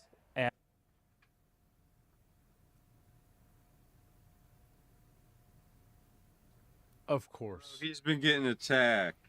He's being attacked. No, not a tax, like a paying your taxes. I think it's like an attack, like attack power. And what I was trying to, I was just, trying to preserve. Trying to do what's best for me, which is just, let's try to be a little more reasonable. I'll Try and do what's best for I don't me. like living True. here. But I need reasonable time. And as an example of this, the first notice that I received, the February 2nd notice, was basically. I could see why they wanted them out. Oh my God. You have 14 days before you're outside in the winter weather. Ooh. So the first thing I did when I got that was I made sure that wasn't going to happen. I contacted the police department. I said, "Is this something that's this could happen?" And they're like, "No, you just call us. That they can't do that." And I said, "All right." And I was like, "All right." And I'm listening to you. I really am, but let me just understand. I really am. I hear you on your parents giving you notices. The fact that you were on national television talking about moving out of your parents' house. You tell me you want to move out of your parents' house. This is a personal 9/11 for every Discord moderator in the United States. Why don't you just move out of your parents' house? Like, this is bad. Tomorrow. Why don't, I don't have the means to do that tomorrow. Yeah. Okay. So it's gonna do you have be. a job? Do you have a job? No. Yeah. Are you trying to get a job? Because I read that one of the parents asked of you, there are jobs available even for those with a poor work history like you. Get one, you have to work. Are you working on that? I have I No. have plans to be able to provide myself with the income I need to support myself, but it's not something that's going to come together tomorrow. So I'm trying to do what's best for me. Yeah, and I'm just trying to look. You know, I do want to leave, and I want to leave as soon as possible. But you know, it's not tomorrow. Concepts and I plan. don't think it should have to be tomorrow. And this guy, you know where he needs to go? He needs to go to TikTok Live. Bro. Yeah, that's where he needs to go. You want it to be tomorrow, it just isn't tomorrow because you don't have the means yet to make it tomorrow. Here's the next thing. Right. I mean, To make it tomorrow. You know, a lot of us have lived with our parents maybe a little bit longer than we wish we could. Yeah, I Please know all that. Take a sip of your water. Why are you trying to cook this guy? Michael, I mean, do you not want relationships, boyfriend, girlfriend, friendships, space, not shared walls with mom and dad? I do want those things. Yeah. So your parents took you to court, though. That's the. Damn. You just can't afford it, brother. They're paying this fucking means. What do you mean? You out of their home. This is amazing. And you sat there and you represented yourself and you argued that you should have more time. I know that you wanted the 6 months, and I've heard you say, ironically, by the time maybe you'll leave, it will be that 6 months. The court didn't side in your favor. Will you fight the court? Will you fight your parents on this? Well, I'm going to send a letter that I've already prepared to my parents' attorney that says if you send an order to the court, it's a proposed order that is for 3. Somebody call Asian Andy and scuff Jim Carrey. Scuff him. Yeah, bro, like you gotta send him in. Get rid of this guy.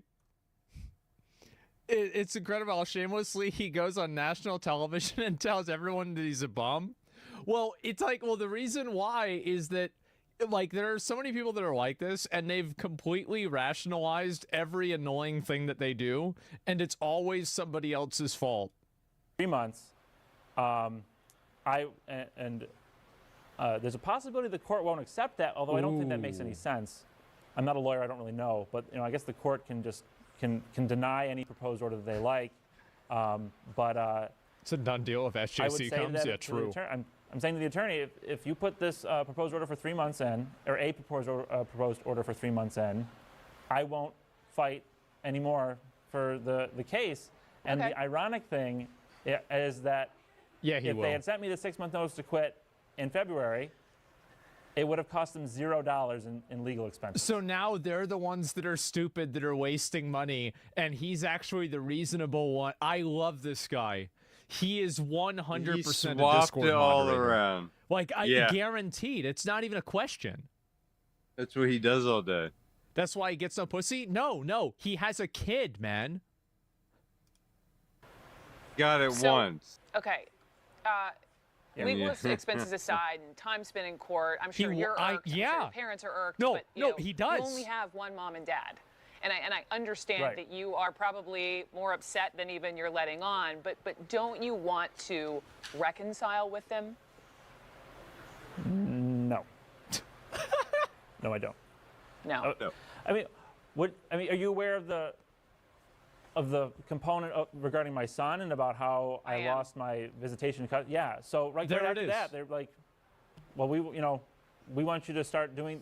Don't worry about your case, which was that's a full-time job doing setting up an appeal. Yeah, see, he doesn't have time to get a job. He already has a job dealing with his case that's involving him being able to stay at his parents' house.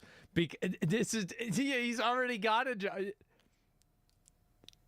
For an order like that, for custody and visitation, what you need to do right now is get a full-time job and get health insurance, or we're going to throw you out. Yeah. And it was devastating to lose my son, and I was just it really I was done with them. I was done with them after that. I was done with them after that point. My heart goes out to you on the cusp. New York man has lived with his parents for 8 years. And so they've been dealing with him for 8 years doing this? But he only did I it hate 'cause this that's guy how so he- much. Wait. So he was looking after his kid every day, being a parent.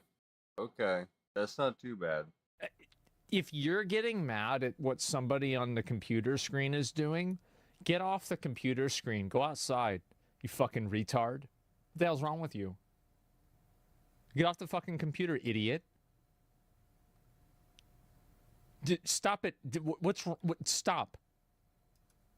Issue. Dumbass. The last piece of this, though, Michael, and this is really my last question. There are a lot of people who have read about your story, and the thought bubble is what is up with this millennial generation that you guys seem so entitled. What would you say to those critics? I would say that I'm really not a member of that demographic that they're speaking to, of that group. I'm a very conservative person. The millennials that they're speaking to are very liberal in their... Yeah, bro, he is that. So he's saying that. Let's get this straight. So he's conservative. So he can't be a millennial because all the millennials are liberals and lazy. But since he's... Oh, shit. This is incredible. Wow. This is cinema. Ideology. What do you guys think the odds are that he's in the chat right now? But you're 30, so Bro, technically I think you are part of the millennial generation. I don't think there's a delineation between... You're right. Yeah, but 100%. When people speak to the millennials and their general nature as a millennial, they speak to more liberal leanings. Right, and he's not a millennial because he's conservative. That's there you go. In my opinion, do you disagree?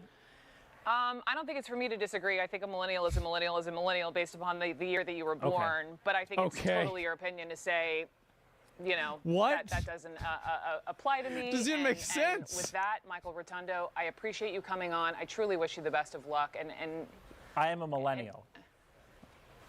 Yes, Michael. Right. Thanks. Welcome. Holy So shit. that was one of the more surreal interviews. Dude. I love this guy. Oh, I love this Somebody interviewer. needs to get this guy a He's a TikTok. straight They need to W. Get this guy on social media right away. She straight. Oh my god, bro! She straight cooked this dude. She's a She doesn't fucking. know what to say. We've taken part of here in the last little while, but I genuinely wish him and his parents luck. Right. Let's move on. Wow. Oh my. Deadbeat son. Wait. Wait, what? What? Who is this guy? The first thing I thought when my story became national news was, crap.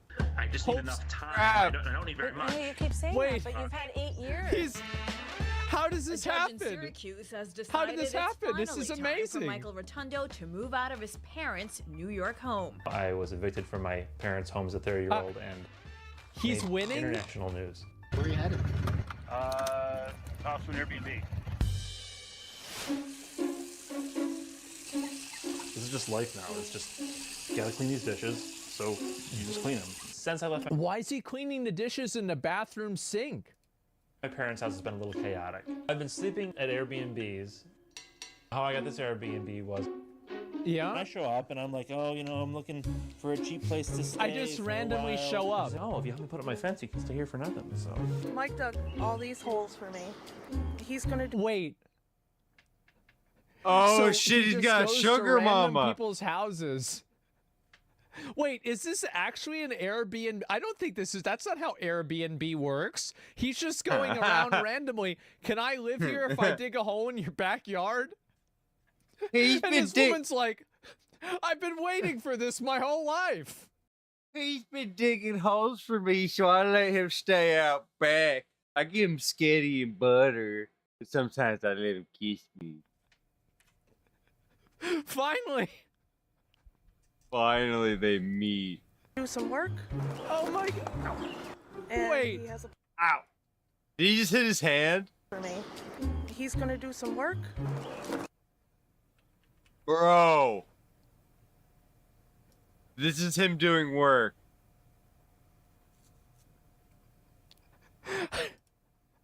Bro.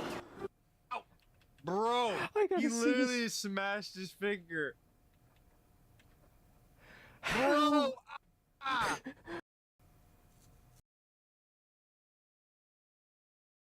Bro. Ow. Bro! He smashed his...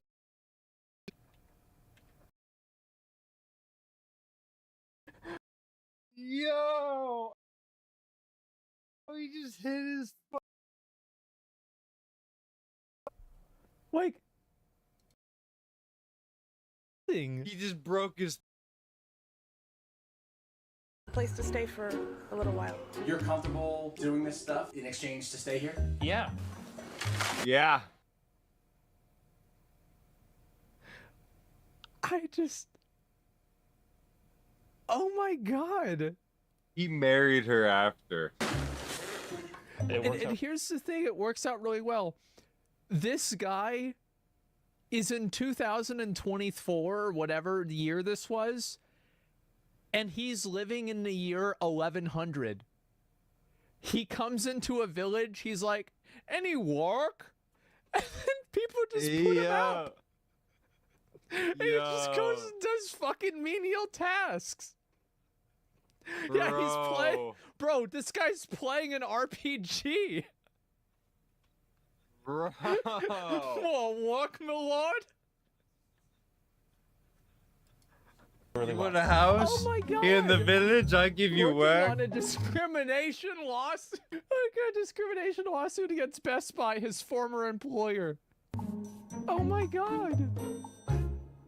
He has an 8-year-old that he had out of wedlock that's always lived nearby with his former, I guess his former girlfriend. I was harassed with my parenting time with my child. Uh-huh. That happened to me and not single female parents. Uh-huh. I was fired basically because I was a single male parent. I'm seeking almost $400,000. I reasonably that I'm not going to worry about a lot. $4,000. What do you say? This is like a dude. This is like the plot of like Trailer Park Boys season 3 or 4, right? Yo, stop. All I need to do is sue this company. We're gonna make $400,000, and then I'm good. I'm like, good. look at this. I'm seeking almost $400,000. I reasonably that I'm not going to have to worry about a lot after that. That's What do you it. say I'm to done. people that are saying you're lazy, you're waiting around for this big windfall of money that you may not get? I'm going to get it. I'm gonna get it. He's gonna get it.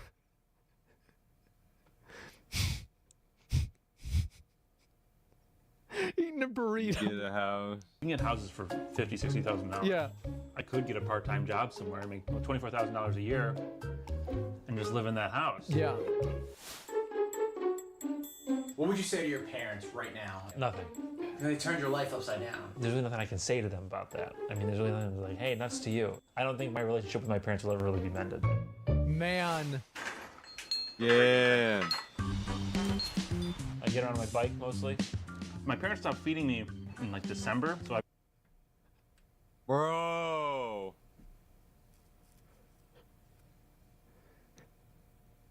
They stopped feeding me in This guy's December. actually playing an RPG. He's just... He's stuck in Bro, it. like... He's playing an RPG. What is this? He's the main character. Yeah, he is. In like December, so I've been, buying my own food, preparing my own food for a long time. Yeah. These 2 cups. Long tomatoes. time. I'm gonna have to ask somebody about that. How many ounces are in a cup? I hate to ask you a stupid question, but you just take the bouillons and then they can just become like a cup of broth, right? I gotta do all my I have no idea. cooking in the bedroom. What? What is browning meat? No. 8 to 10 minutes. Jeez, this is gonna take a while. So he's leveling cooking. Yo, he's leveling his cooking. Oh my god. He's cooking level this guy's 1. actually playing an RPG. Yo, he's at cooking level 1. I'm gonna take the chicken, I'm gonna put it back on the same surface of the uncooked chicken. Bro, he is a level 1. Are the windows open here? That's a health loss. All I need is a can opener. What are you gonna do about that? Fern, can I borrow a can opener? I don't have a chef's knife. Thank you, Fern. You're welcome. It doesn't need to be perfect, it just needs to be edible. I think Just she needs likes to- him.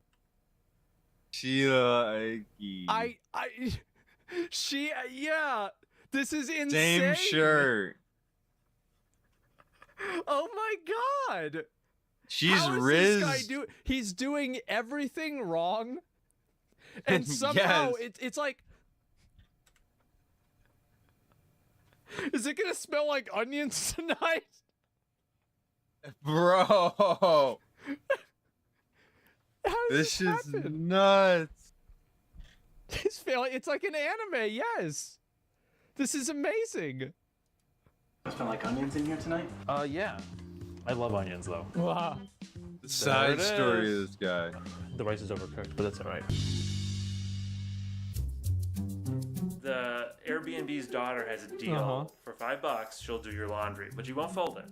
I am where I am right now because of Best Buy. Because they fired me and they failed to promote me. That I'm a victim of discrimination. True. So true. No. If that hadn't happened, I would have a really good job with them as like an assistant manager. I could have made them a lot of money. Oh my god. Oh, I bet. Could have made him so much. This is incredible. Does he have two different shoes on? Did you get a shot of that? This is manager. I could have made them a lot of money. Oh my Hold on. This is incredible. I think he has two different shoes on, or yeah. I'm gonna be honest. I like him. I want him to win. I do want this guy to win, though. I do. I do. I like him. Because he means well. He's so delusional that he doesn't. He's not faking it. Like, this is who he really is. Reminds 100%. This is and he's winning. He's winning in his world. My business is business to business IT. I'm not really growing that. The media attention has hurt my business. I had a big job, I guess, with a client. And Oh my God. After the news broke, I could not get them to respond to my emails. I wonder why. I'm not afraid of my future. Everything's gonna work out. Wait, what? I'm not afraid of my future. Wait, that's a. You got a fucking chicken, Lou. That's what I thought it was. Dinner. As I said, man, this guy is He's living in hunting the year dinner. 1100. He's fucking hunting. This is insane. He's working his Actually fucking. in an RPG, like. This is. It's gonna work out. Most men can know. The chicken got away. Here's $3,000. Level 2 hunting. Valedictorian ordered to not thank Jesus during graduations. Wait, he was valedictorian. My friend, so that you can hopefully get on your own feet. What? He offered for me to be a reporter for the show. How come you don't pursue that? Because I'm not a film. I'm not a. It's a totally different industry. I mean, yeah, it's you know, it's money, but like I'm doing all right. So Alex Jones offered him a job at InfoWars. No way. Yep. Damn. Money from the Alex Jones appearance can keep me above water until the Best Buy lawsuit. It's $3,000. Weeks, months. Months.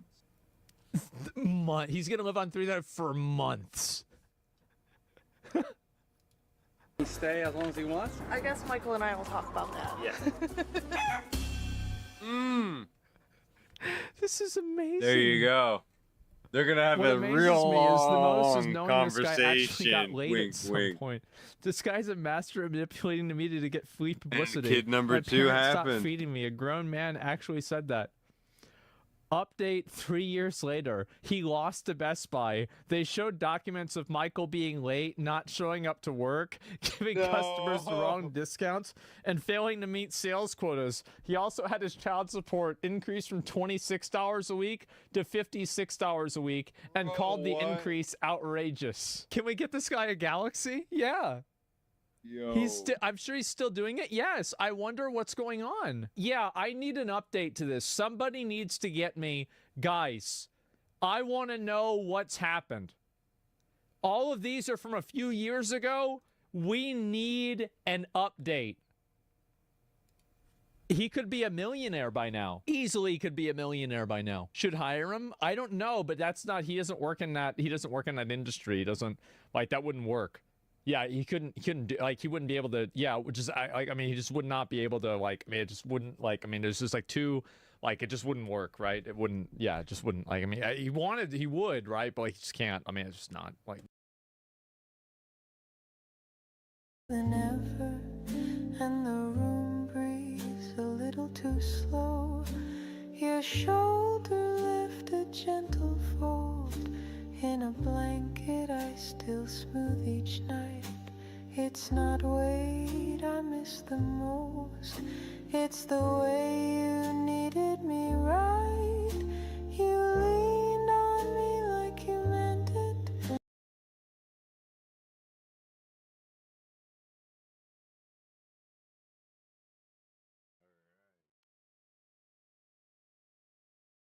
Next on the agenda.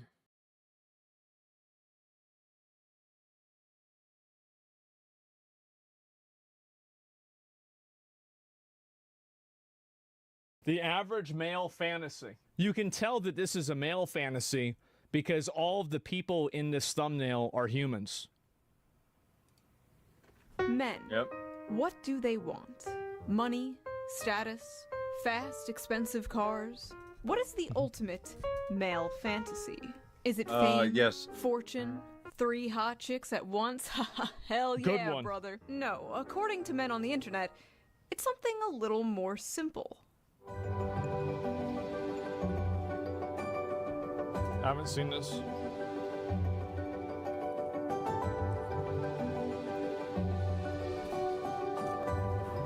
This is literally just a fetish. I f***ing hate men so much. Men are why we can't have nice things. Bro, what? Bro, it's hose mad o'clock.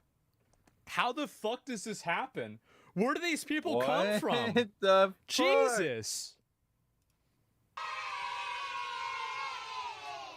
As I was working on an upcoming video, I made the terrible mistake of logging onto Twitter, where I saw this post. Yeah, a it's a nice montage post. from the anime Josie, the Tiger, and the Fish, a movie about a college student who's assigned to take care of a paraplegic girl, and spoiler, eventually they fall in love. Wow. Many men were yearn posting in the replies of this tweet and Yeah.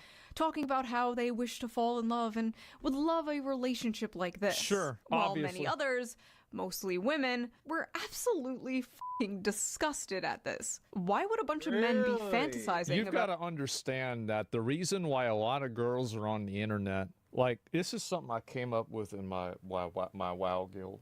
Holy shit. Is that we had a really cute girl in our guild. And I said, okay, great, that's nice.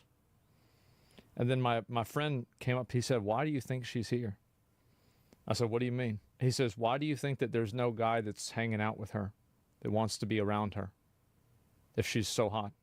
And I said, why? He says, because she's crazy. She nuts. That's why she's on this game all day. This girl stole gold out of the guild bank, and she, when I called her out on it, she said she was stealing it to see if I still cared about the guild. Bro. It was one of the craziest reads that I've ever heard in my life. So anytime I see somebody like that on the internet, I always think about that time. being with a woman in a wheelchair. Seems... There's no way that just happened. I'm stealing the money just to see if you care about the guild. Pretty creepy and predatory, right? Also just unrealistic and problematic. No, it's not predatory at all. People in wheelchairs have absolute autonomy and they get to make decisions for themselves. The entire idea that you can't consent to things in a wheelchair is infantilizing to people that are disabled. Even somebody who's quadriplegic and has to communicate through a mouthpiece is still a human being, and they still get to make decisions for themselves. That's Women just it's don't not like give they a aren't people. fuck Of course they're sometimes. people. And you see like the foundation of this is just so These gross. are toxic ones. Well, in this video, we There's are a lot going to of be good talking ones about out there, why too. so many men resonated to that clip and this movie, and why so many people are so confused as to why. guys, We're yeah. also going to be reading some absolutely unhinged tweets, as I bet. usual, to get to the bottom of why such a wholesome post turned into, once again, another battlefront for the ongoing, never-ending gender war. It's women that have like all the girls that go and they say this shit. It's just they have bad like if you ask a girl that makes one of these posts and you go, "How's your relationship with your dad? How's your uncle? How is your last boyfriend? Why did you and your first boyfriend break up?" Those 4 questions will answer almost every single time the reason why they're making those bad posts. They will. Women versus men, the male loneliness epidemic, the female loneliness epidemic, the dealing with dating apps. Do men prefer thin women or curvy women? Brunettes or blondes? Do women like dad bods or fit men? Do they Jesus like Christ. beards or clean shaven? Oh yeah, that reminds me. Let's quickly get into today's sponsor, Henson Shaving. What is this? You ever just accept that some products are just garbage? Like, for years, I thought ripping your tights on the first wear was just a part of being a human woman. We just accepted that. That's just how it is, sweetie. But that shouldn't be how it is. It's a bad design. And that's why I like Henson Shaving. Because if you've ever used a multi-blade razor, you're probably sick of the irritation, the razor burn, the overpriced blades, and you probably think, Yeah, I do that a lot, bro. Like I could shave in a minute. Now there'd be blood everywhere, but I could do it.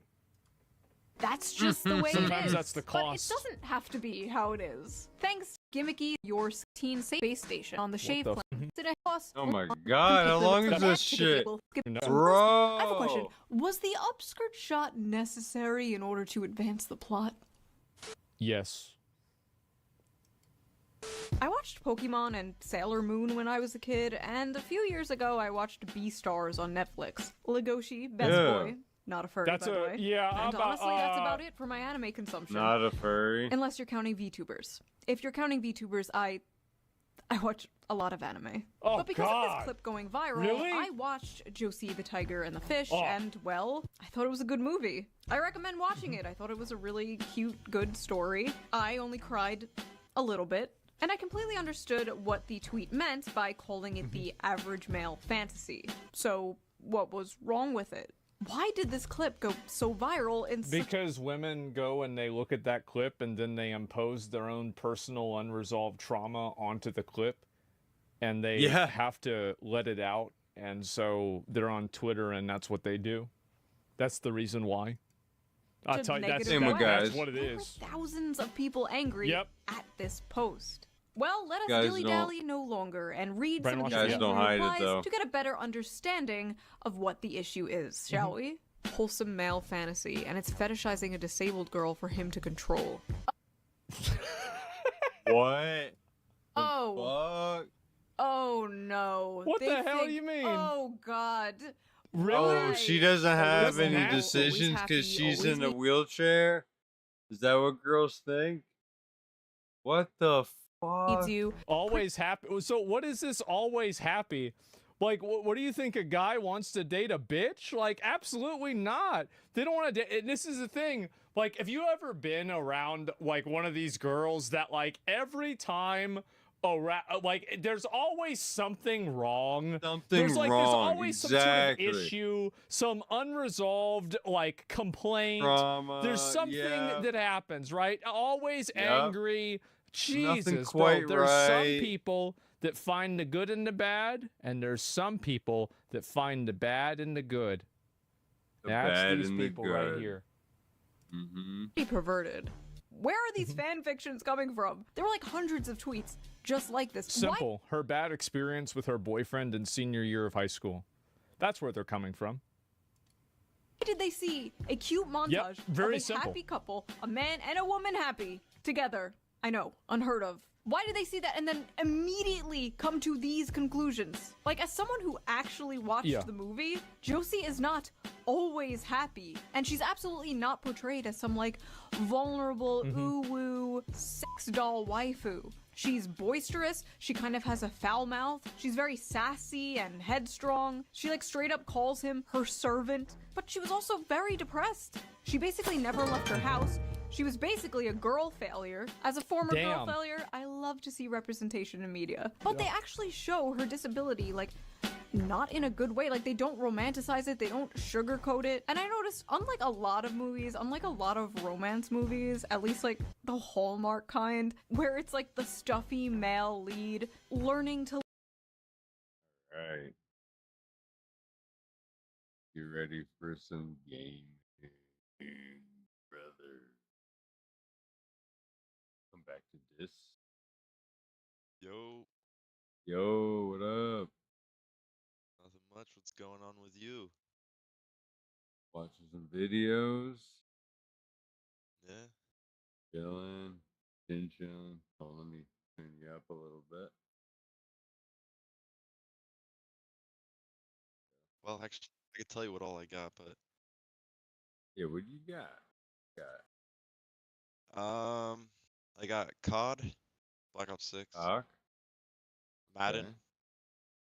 Madden. Splitgate 2, Baldur's Gate 1 and 2, Yeah. Red Dead 1, GTA 4, Knights of the Old Republic 2, Spray Paint Simulator, The Escapist 2, The Escapist 1, and Retro Classic. Bro, what if we do Baldur's Gate, bro? Baldur's Gate 3? I don't think. Yeah. I'd have to make a little space. But What would I get rid of? we can do Probably- Splitgate right now. We can do that another time. We don't have it. Because we'd have to configure mods and stuff. They just added crossplay to it too, like the I last update. know. I think we talked about that actually. We did, but I wanted to get, because I only want to play it with the mods now, because it's like it adds new spells, like easier stuff, and have it all in Nexus. But I can put it on the in-game mod. A lot of them. Okay. Have to do a little I've configuring. barely played through it. I had one friend that wanted to play it. I mostly wanted to play it with you, but when I had it downloaded, it still didn't have that crossplay shit. Yeah, it didn't have crossplay. Right. I've also never played a Splitgate game before, so It's original Halo 3 with portals. okay. Now, At least that was Splitgate 1. my preference is to not play the battle royale that's in this. I'd rather play regular Splitgate 2. Okay. The battle royale, I'd rather stay away from that. I'm not a battle royale person. Neither am I, but I'll try it out. Give it a fair shot.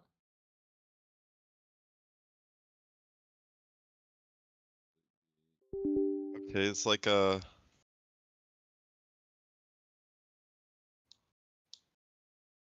Advanced Warfare. You have like a boost pack.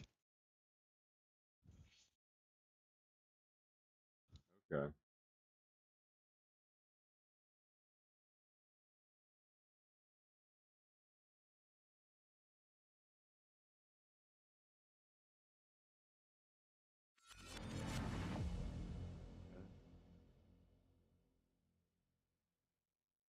Sorry, it's making me do a little tutorial here. Hello, sports fans! Exciting news from the world of Splitgate, where the SSL just announced their most colossal competition ever, Battle Royale. The game is simple. Teams of aces will drop into one of several vastly different worlds connected by a series of massive portals. Once they land, teams will rush to find the best gear they can, while strategically avoiding or eliminating other teams. It's not working. After an elimination, players are down, but not out. After a countdown, as long as their team is still alive and not in active combat, they'll get respawned next to the player they're spectating. The ring is what we call the shrinking circle of destruction that makes the playable area smaller at the end of each round. The last team standing wins it all. Portals, gunplay, and pure hype. This is Battle Royale, Splitgate style. It's definitely Halo, through and through.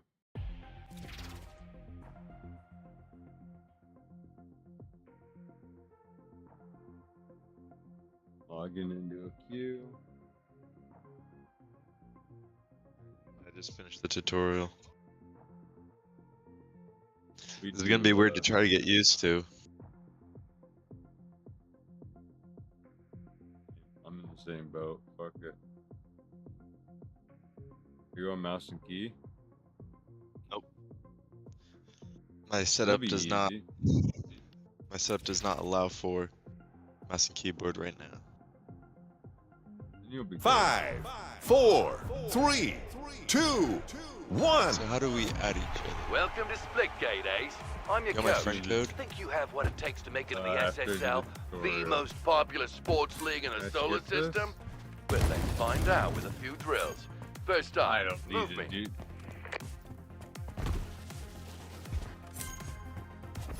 Nice moves. Next up, portals. Let's see what you can do. I'm gonna send it to you through Xbox, my code, because it's like redacted, but I can copy it. Message it to Xbox. Fuck. How do you do that? Hey, you're a natural. Now, time to practice your combat. Portal up and then get the kill.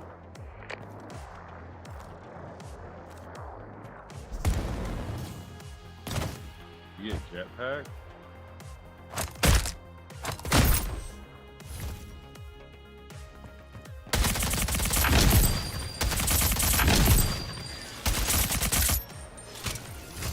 Have to redo all.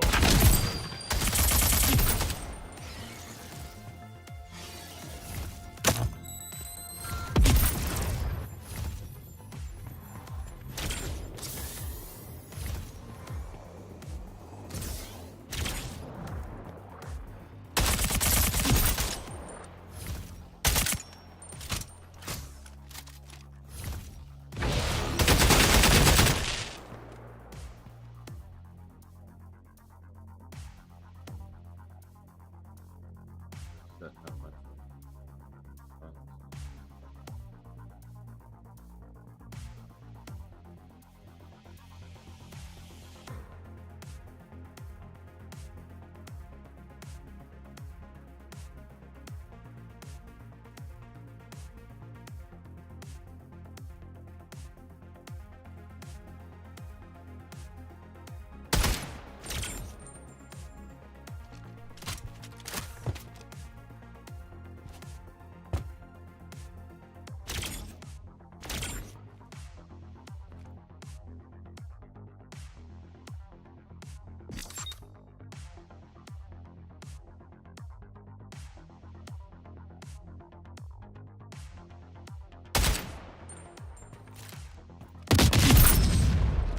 Oh, Splitgate's sorry, a I team switched to sport, so chat. don't forget to communicate. Oh, you're good.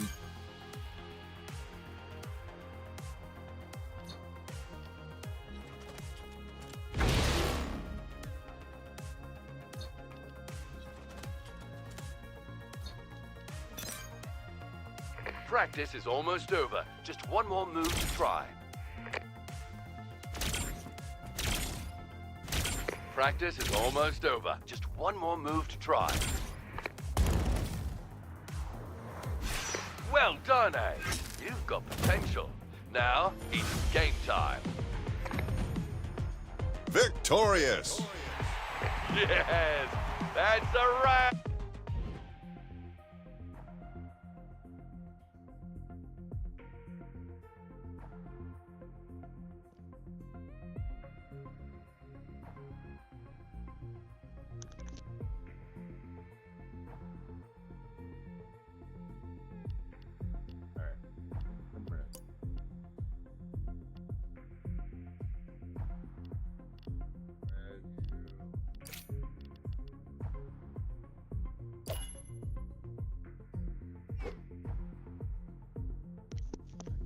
Discord.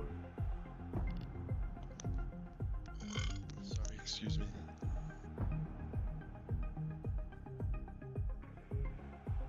Authorized.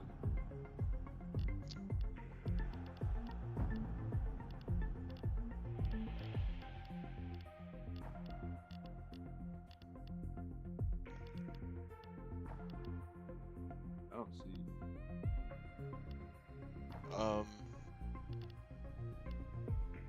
I think if you want to add me, it's just my Xbox name. Capital Gumbo 1294.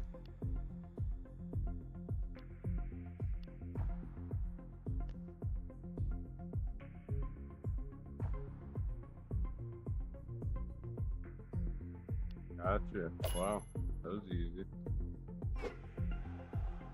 Accept friend request.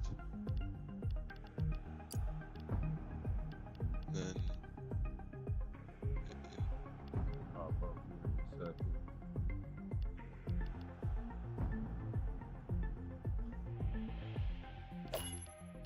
I sent you an invite. Oh, look at that.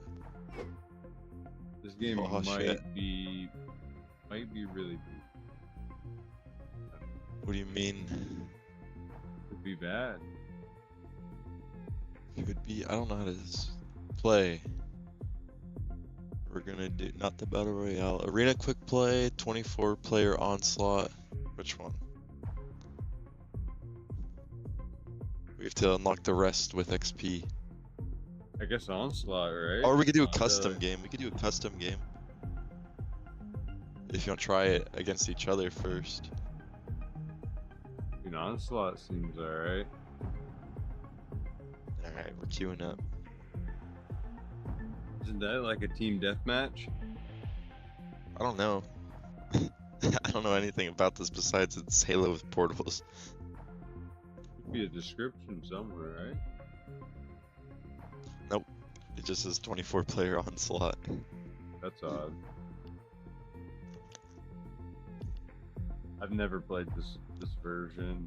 I've only played the older version a few times. No, just like Halo 3. You have to press Oh, X with to play again. portals. Oh. There you go.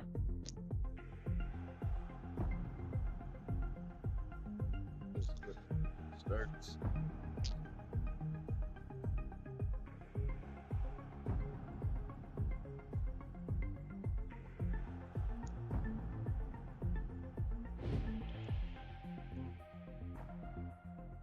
SSL? The fuck? What does that mean?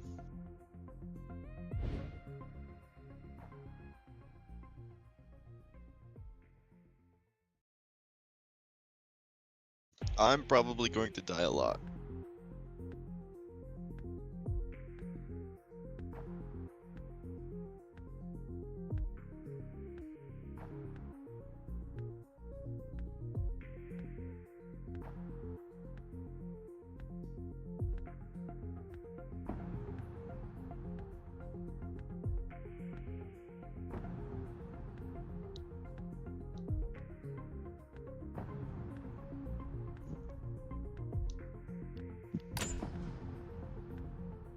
I'm ready.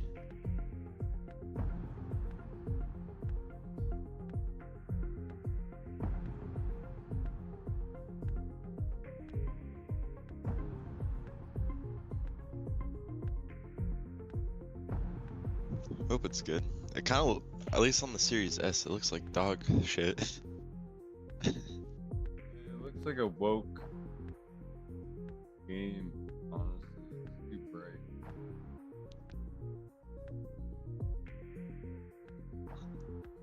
It's like they're trying to copy the finals.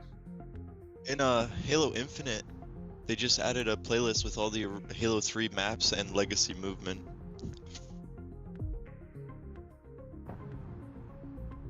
Infinite.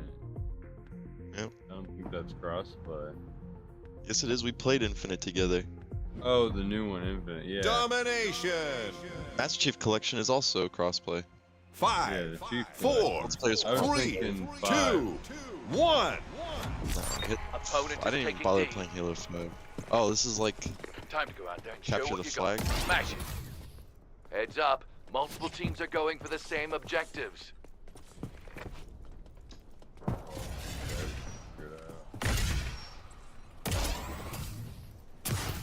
Jetpack's cool.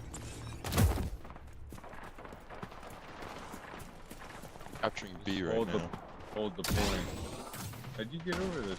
Be secured. I don't know. We're scoring in 2 zones. I We're don't know. ahead now. Keep up the pace. Wait, what color are we? We're blue. This is like Halo 3. Opponent is taking A. Opponent is taking A.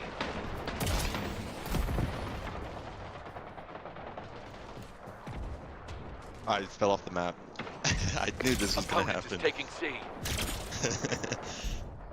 Opponent is taking A. A lost.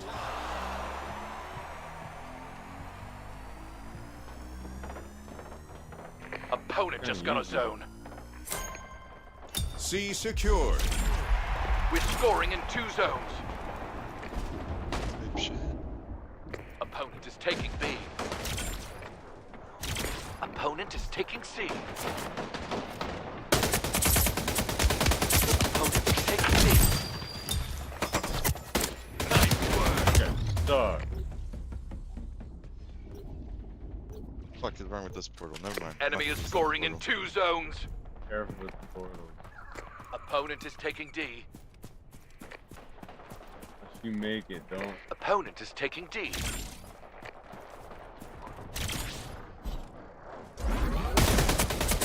Opponent is taking D. Bro, I just portaled around this guy. And fucked him A up. secured. This is bad. We're scoring in 2 zones. Good day. Opponent just got a zone.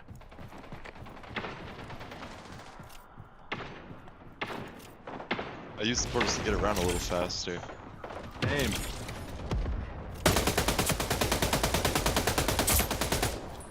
Opponent is taking D. Opponent is taking D. You're taking D, bro. Enemy is scoring in 2 zones. Opponent is taking C. We're taking B. Oh my god. Opponent is taking A. Opponent is taking Kill. A. Got my first kill. Oh my god. Opponent just got a zone.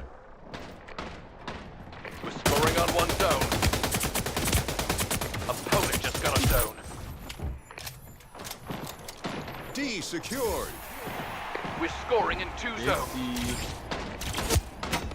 What number do you? Did you just die?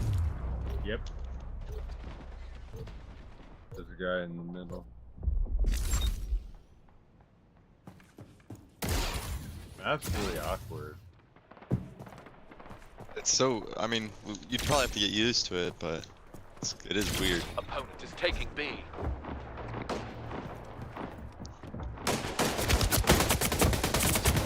B lost. I just double Opponent is killed. taking B. I just got a double kill as well. We're taking C.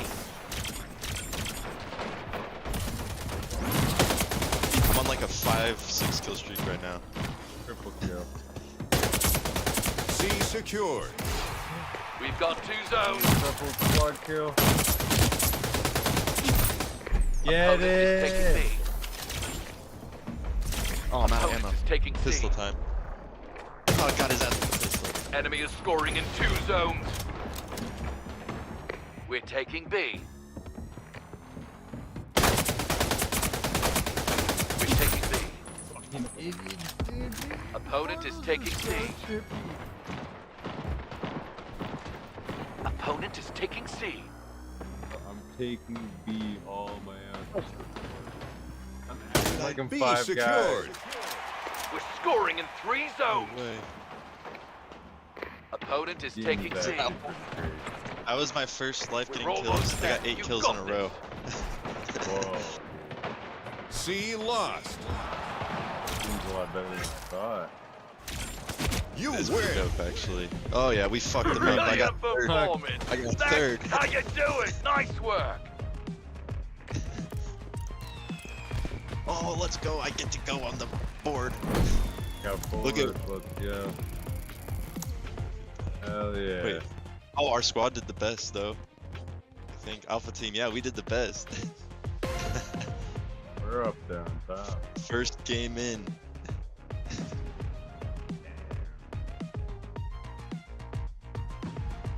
Let's go. Good shit, dude. I didn't think it'd be this easy. Because the Portal, people are so used to playing Call of Duty, now they want to play this. They don't know to look at random spots. Dude, I shot through portals and then I jumped around and walked there physically. They had no idea. They got so confused.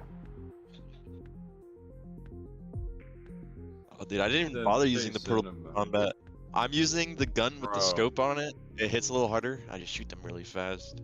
They don't know what to do, and then I'm sliding around. Make a portal behind them and then shoot through the portal, and then if they realize it's the portal, just delete it, or just walk, or you can walk through it and shoot them from behind. I like staying outside of the portal so they don't know where I'm at, and then I'll just go around, I'll flank them. After I do that, I'll weaken them and then I'll flank them. Shoot them up, dude.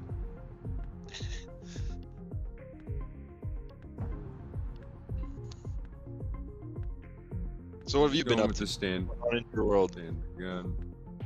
What have I been up to? Just going for a lot of runs every day. Yeah.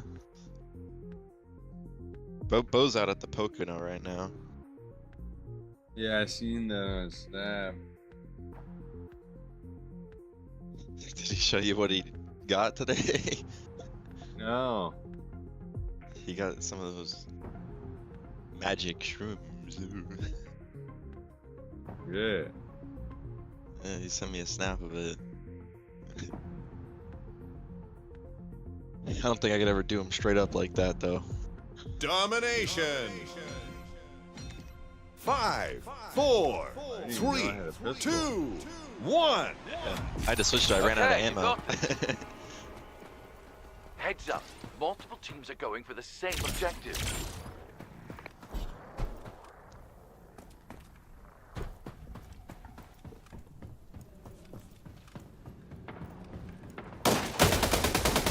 Opponent is taking B. Oh, well done. Enemy is scoring in 2 zones. They're in the lead. Let's get it back.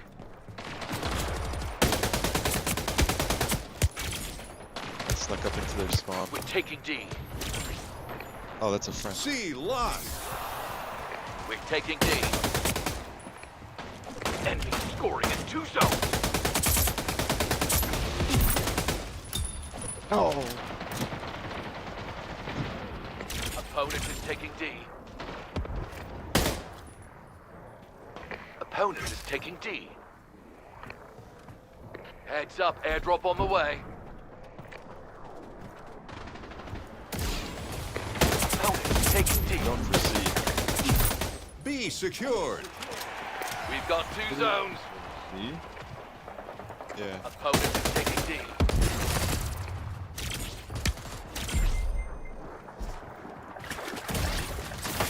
I see you going over to D. I'm gonna go over with you. Oh, you're about to go. Opponent is taking B. On your left. I'm ready. Opponent is taking B. They're trying. Oh, We've pulled into Phantom the lead. Menace. Killed somebody after I died. Scoring in 3 zones. Opponent is taking D. Opponent is taking D. Bro, they cannot stop me. Heating up. Opponent is taking D. Airdrop incoming. D lost. Opponent is taking D. Enemy is scoring in 2 zones.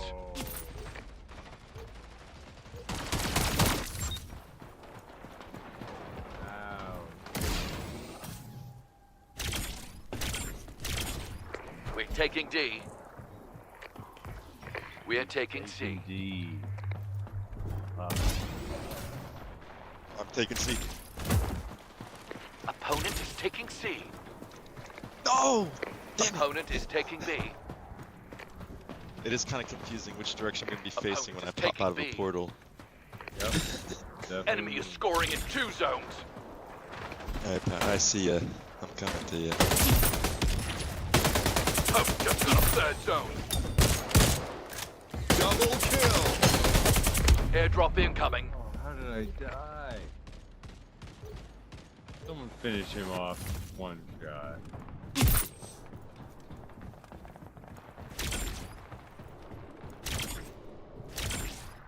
We're taking D. We're taking Yeah, D. none of these points. We've fallen behind. Let's turn this around. Opponent is taking B. No, D what? secured. Can I We're change my scoring in loadout? 2 zones. Oh, yes. Opponent is taking B. We pulled into the lead.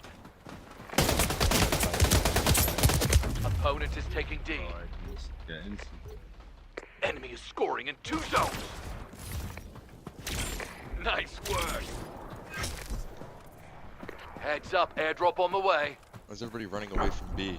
Opponent is taking D. Opponent is taking D. Opponent is taking D.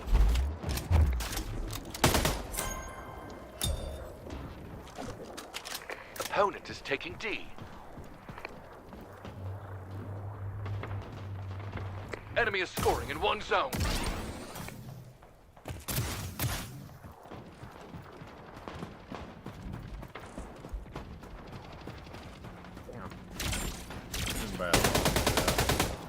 Are we? Yeah. Oh yeah, we're bro. Look at fucking Opponent is taking C. Charlie. 30 seconds over. We're approaching the score limit. Let's finish strong. Alright, don't be B. Opponent is taking D. Opponent just got a 3rd zone. B here. Heads up, airdrop on the way. Opponent just got a zone. We're scoring on 1 zone. Where do you want to go next? Gonna go C? E? Victorious. Oh, look at that. Hey, and that's a W. Oh, I hope somebody clipped that. Woo!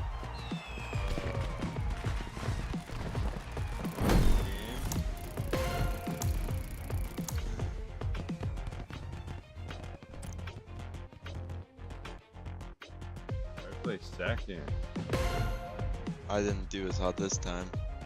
11 kills, 3 deaths. I don't know how I did. 6 kills, 5 deaths. Still positive. Oh yeah.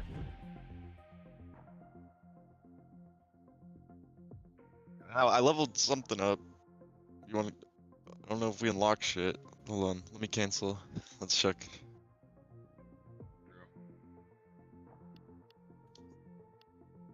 No new primary. No new secondary. No equipment. Oh, I got a perk, fast hands. Oh, and you can unlock attachments for your weapon too.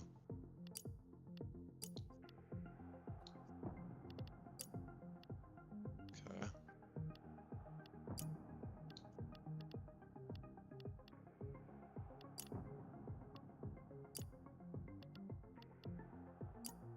Excuse me. Sorry.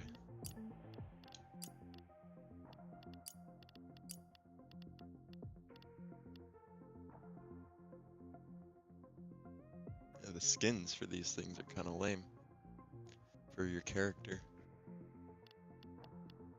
Skins that. If you're in your if you go to your loadout and you go to select the character, you press, you can edit the skin of the character. When it's like, you can choose the one with Rush, or Eros, Meridian, and Sabrask.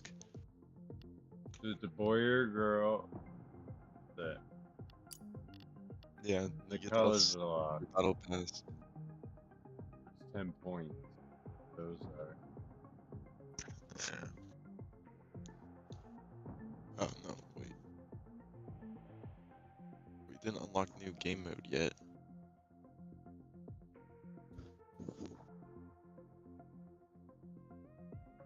Alright, let's continue on domination. We're on a streak.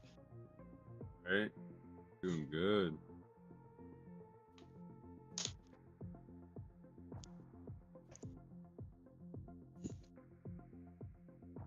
I've gotten myself a goth girlfriend. Oh shit. Yeah. That's what's up. Hell yeah. Spent 2 years not even bothering trying to get in a relationship. This girl pops up as a suggested friend on Facebook. I click on the profile. She has an Instagram. I was like, well, we're younger. We probably use Instagram more. So I hit her up on Instagram and yeah. Been hanging out. Brother. Yep. Work. It takes one day. Just one day. One good day.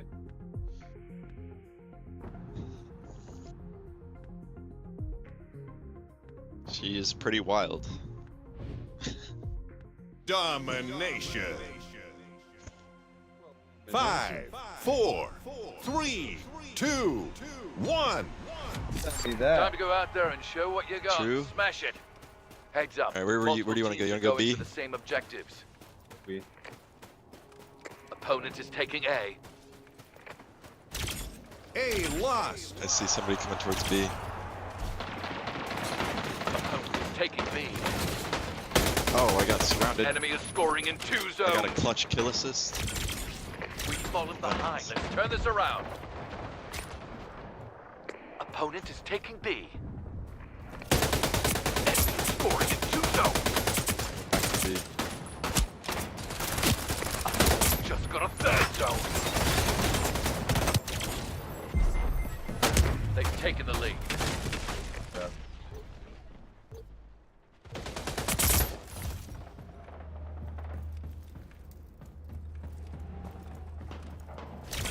We're taking B.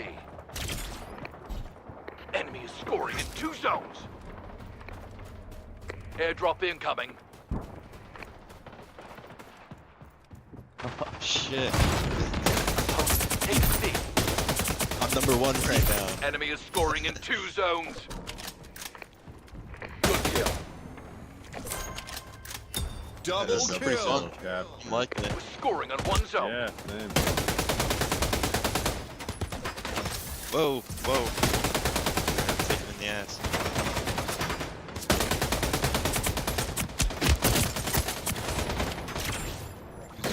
Oh, we're pretty far behind from everybody.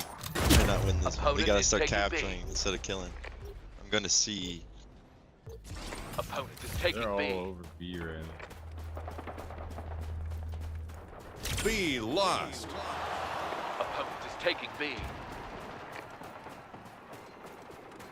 Opponent is taking B. Airdrop incoming. We're taking B. A secured. Just got a zone. We're taking B. We're taking Oh yeah, C. I'm taking that shit back, dude. B secured. We're scoring in 2 zones. Direct on B. Ah. Yeah, I mean, the guy Opponent put is down that taking smart B. wall thing. Got me. B lost. Opponent is taking B. We're taking C. Take that shit back, dude. We're taking B back. Enemy is scoring My in boy's 2 been zones. back. We're taking D. Good for something else. Opponent is taking A. Got wrecked. A lost. Opponent is taking I C. don't have verse and bots anymore. Heads up, airdrop on the way. This got a triple on B. Enemy is scoring in 1 zone. We're scoring on 1 zone. Oh, I'm shooting myself through the portal. I was like, who the fuck is this? Opponent is taking The B. first thing I seen as streamers. We're kill scoring in themselves 2 zones. through a portal. Alright, we got 2. It was hilarious. We gotta go take D because Red's winning. It's over.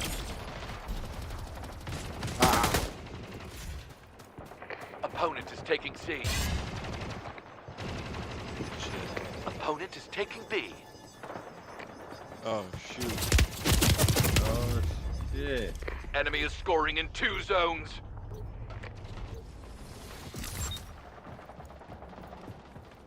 Opponent is taking B. Airdrop incoming.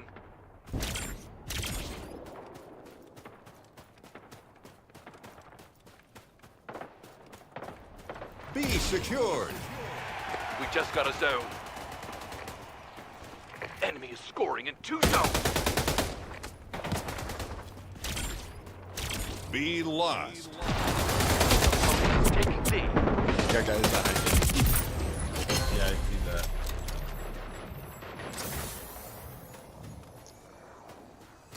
We're taking A. I killed someone and got the fuck out of there. Opponent is taking B. No. I'm still number 2. We're losing though. We're not gonna win Opponent is this. taking A.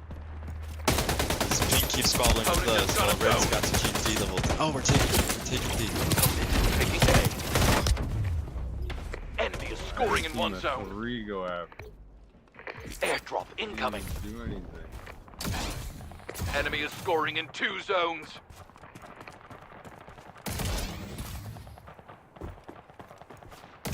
This is done.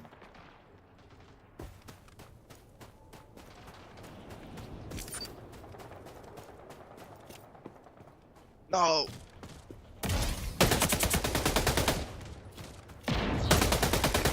Yeah, Red's got this. They're about to have 2.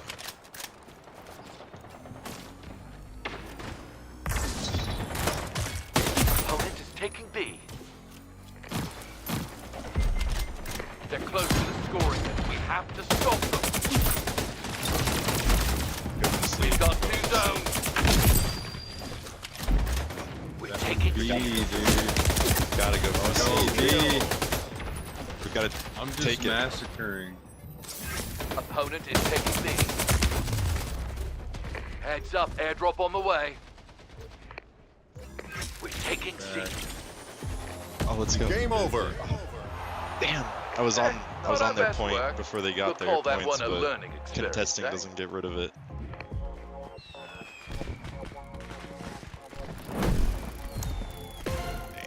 Damn. I got second place. Yeah, look at that. We're the best.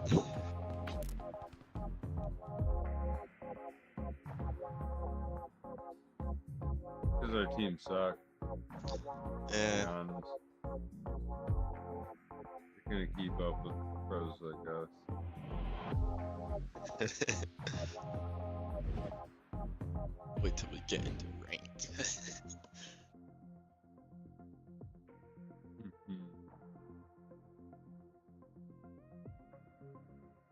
You see the real sweats.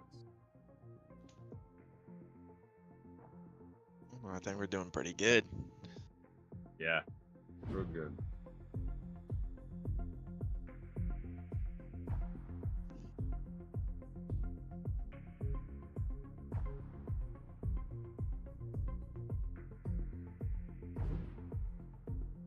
Whoa.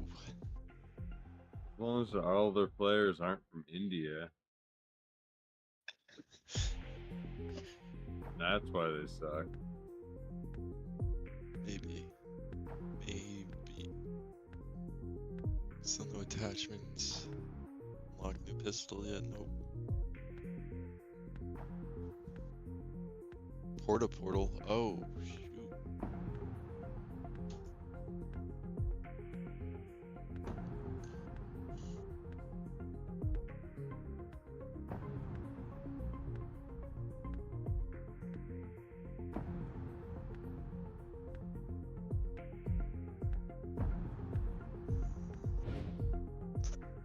Domination. 5, 4, 3, 2, 1. Time to go out there and show what you got. Smash it. Heads up. Multiple teams are going for the same objectives.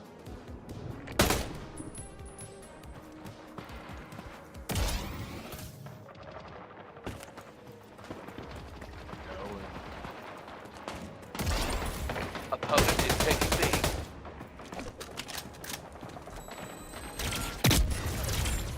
Enemy is scoring in 2 zones. They're in the lead. Let's get it back. We're taking B. Enemy is scoring in 2 zones. Nice work. Opponent has taken the lead. We've got 2 zones. What are we going for? Let's go for. I'm going for A. Heads up, airdrop on the way.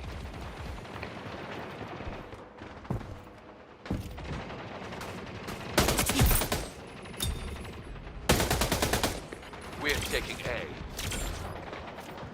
We're taking D. Damn. Opponent is taking C. So used to be able to slide sideways and stuff. Opponent is taking C. Call of Duty 0. C lost. Enemy is scoring in 2 zones. Enemy is scoring in 1 zone.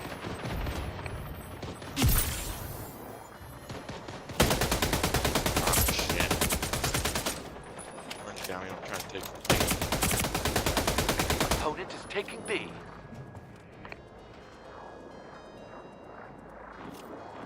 We're taking D. Heads up, airdrop on the way. Enemy is scoring in 2 zones. Enemy is scoring in 2 zones. Out of ammo. No, I'm out of ammo too. Hey. We're taking A. On a game that has no weapon drop? A secured. Dropped it. We just got a zone. I don't get close enough to pick up their weapon. I don't think they drop ammo though. You gotta just take their whole kit. Oh, shit. Opponent is taking A. Taking C. Opponent is taking B.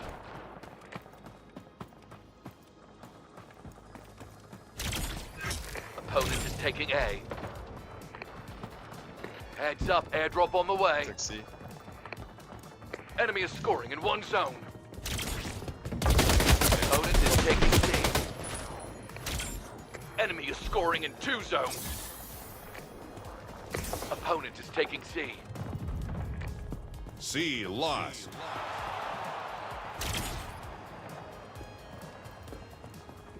Enemy is scoring in 2 zones. We're taking C. We're scoring on 1 zone. Opponent is taking B. B lost. Oh. We're taking C. Opponent just got a 3rd zone.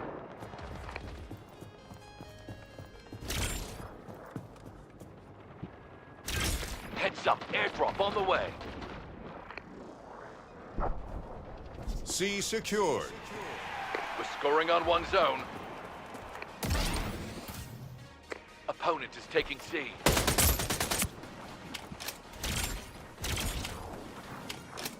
Enemy is scoring in 2 zones. You gotta take a pink spot. Going for B.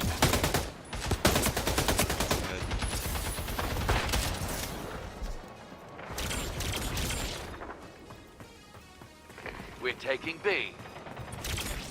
Opponent is taking C.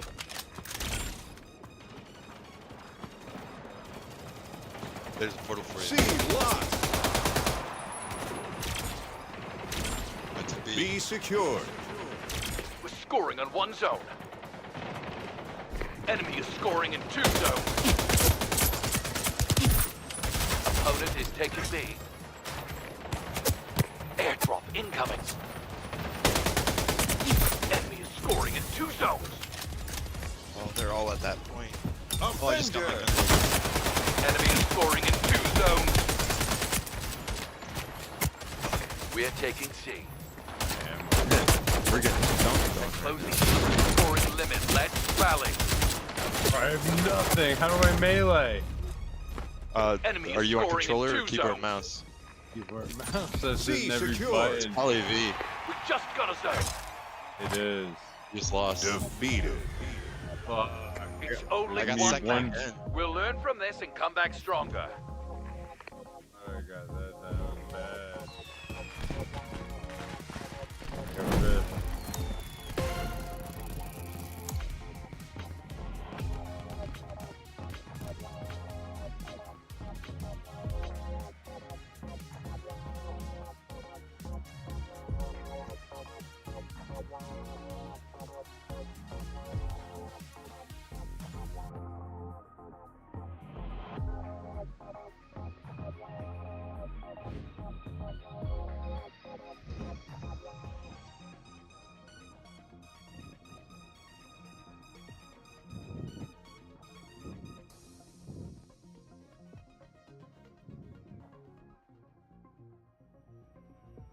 Hold on, did I unlock an attachment for the weapon then?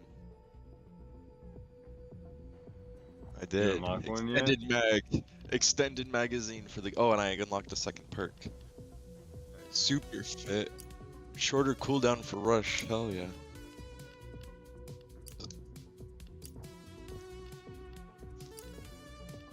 Cool. Extended mag. I got faster reload and my special ability cools down faster.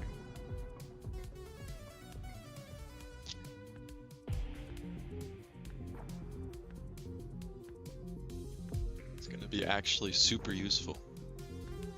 Yeah, definitely.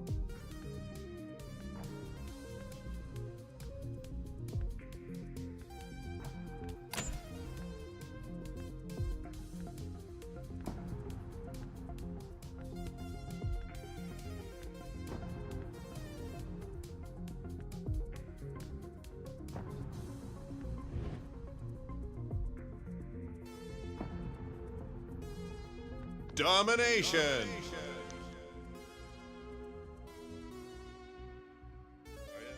I'm on with a buddy right now. 5, Probably gonna do 4, one 3, more. 2, Get off. It is 1. my sister's birthday. Let's bring home the victory. Alright, where do you want to I'll go? probably do- Heads up. Multiple I'll do teams one. are going for the same objectives. Go B. Sure, I'll go B.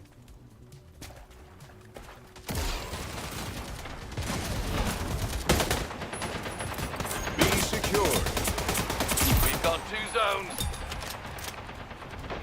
We're pulling ahead. Keep it up. On the board. We're taking C. Opponent is taking D.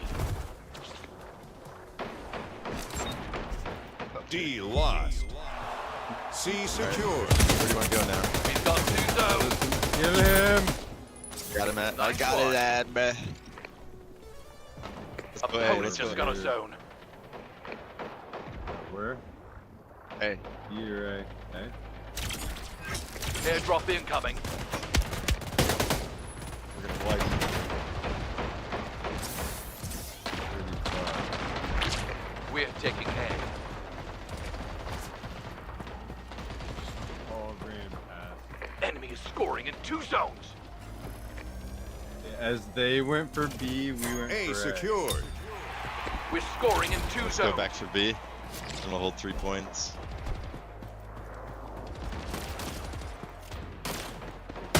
C lost. Opponent taking B. Double kill. Enemy is scoring in 1 zone. B secured. A lost. swap out my pistol. Enemy is scoring in 2 zones. Oh, I got killed at B. Heads up, airdrop on the way. Shit. Opponent is taking B. Came up on me. We still got B. I'm gonna go for A Opponent is again. taking A was B. pretty easy to take. B lost.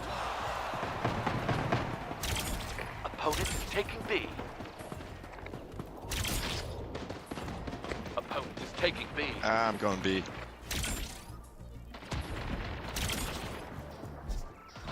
C secured. We're scoring on 1 zone. Oh shit! Opponent I is missed taking every B. shot. Scoring in 2 zones. This would be a lot easier to keep on this. I'd be wrecking, dude. We've fallen behind. Let's turn this around. Opponent is taking C. Opponent is taking C. Heads up, airdrop on the way. Opponent just got a 3rd zone.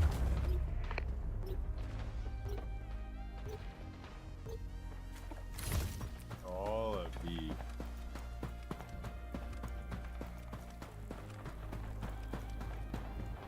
We're taking B. I just got a double on B. We're taking B.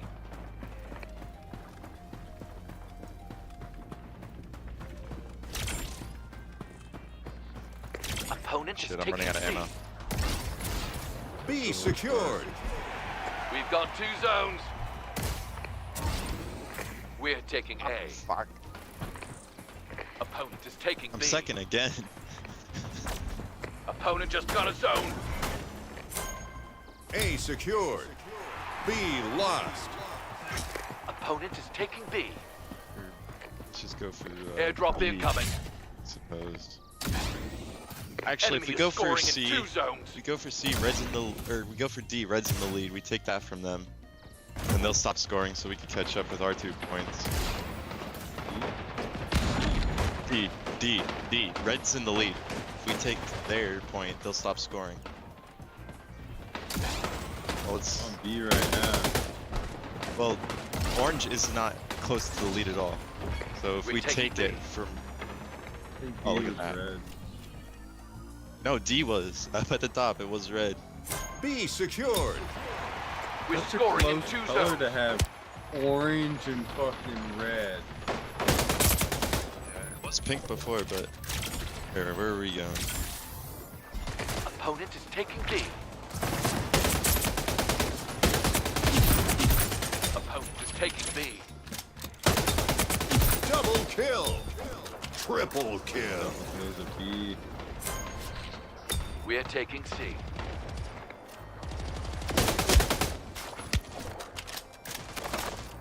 C secured.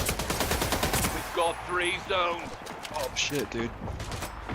We've taken the lead. Keep it up. Opponent is taking B. C lost. Opponent is taking B. Enemy is scoring in 2 zones. Just a second. I have 19 kills. Let's go for A. Yeah, we lost everything right there. I'm doing God's work out here. Opponent is taking I'm going for A because Red's gonna take that. Opponent Yeah, just don't got a take zone. B, it's too heavy. Opponent is taking B. For A, Heads take up, that from them airdrop so on they the stop way. scoring because we're right now in the lead against them. I was taking a whole army basically. Opponent is taking B. Alright. We're taking C. We're taking A. Taking A. Enemy is scoring in 2 zones. Enemy is scoring in 2 zones. This is gonna be so tight. Oh, Victory is close. Don't back down. we get B from B. Can we get B from him? You think? Opponent is taking C. Oh Right, shit! fuck it. We're gonna beat their Opponent asses. is taking B. Victorious. incredible win. Let's go. Way to bring home the victory. It was close, but not even that close. I got second. 19 kills, 5 deaths, 4 captures. 7 and 4. Man. The I think extended it mag. lowers. Oh, that guy had more captures. That's why. I won. Me and this #1 guy, dude, we did God's work capturing shit. Actually, no. Fucking Groovy. He has 35. Groovy and...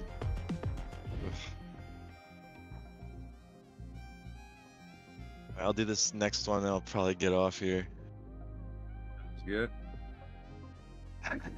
This is actually really fun. Yeah, it's surprisingly fun. It's only fun because it's easy to get kills, not gonna lie. I feel like if it was any tougher to kill people, it'd probably be really bad. It's like a good time to kill. You have time to react. You can flip the script. Yeah, you can make a portal and get the heck out of there. Yeah, I don't do that stuff. I'm just like, if I'm gonna go, I'm gonna go. Because, you know, it's so easy to run out of ammo too, so no point in running away from the fight. Are they gonna live? Either is because I'll go around them, kill them inside. Quick portal. Because you can't let them go.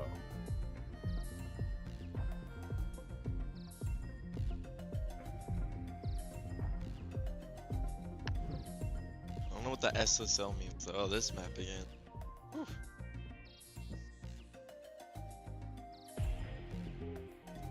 Alright, let's make this last one count. Oh, I unlocked a new primary weapon too, a shotgun. Yeah, I picked up a shotgun and sucked. A charged one at least. Straight trash.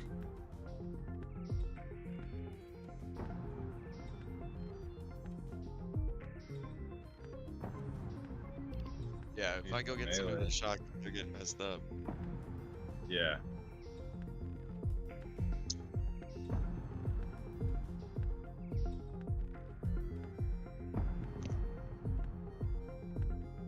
I haven't even tried the other classes, but I like the nice speedy classes. So rush works good.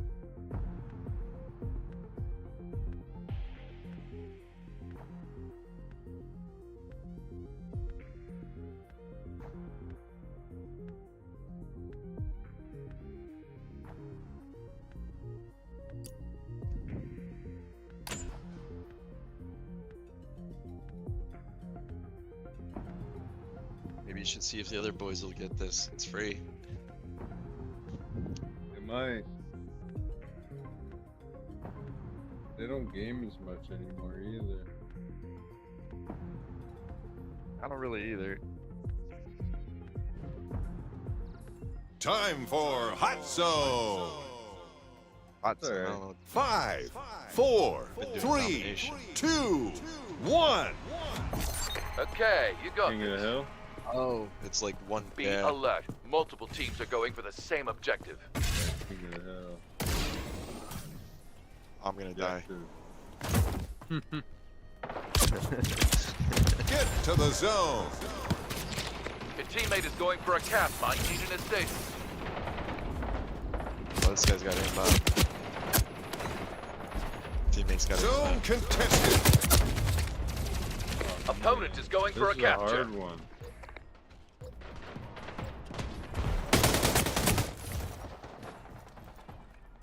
I know how to play this. It's a little different game style. Zone contested. Jump in there, 'cause so many people. Your opponent is going for a capture.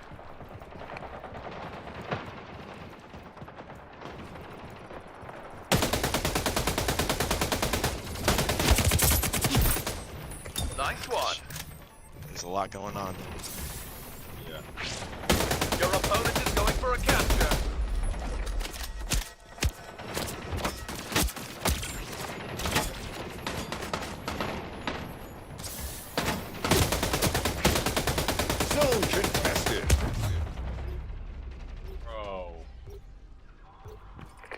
Opponent is going for a capture.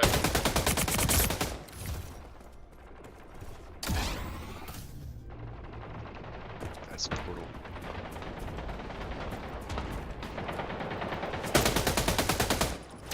Watch out, enemy is going for a capture.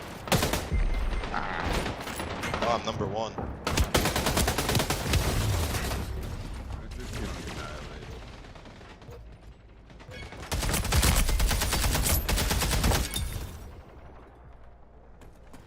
Payback.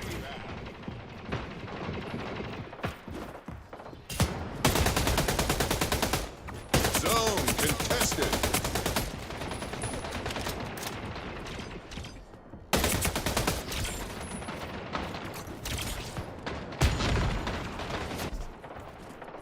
Watch out, enemy is going for a capture. Shocked and surrounded. Zone contested.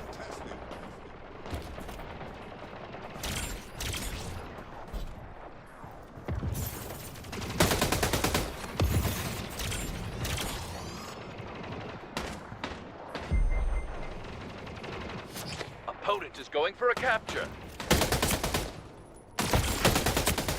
Zone contested. Payback. Avenger. Double kill. Your teammate is attempting a capture. Bro, one of our guys has 0 kills.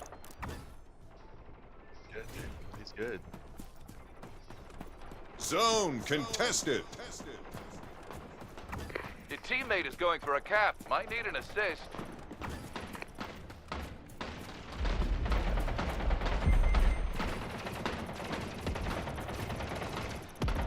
Zone contested. Watch out, enemy is going for a capture. Dropped a second.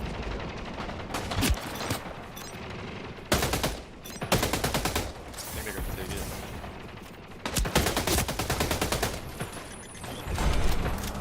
Your opponent is going for a capture. They just tied it up. Don't let them get the next zone.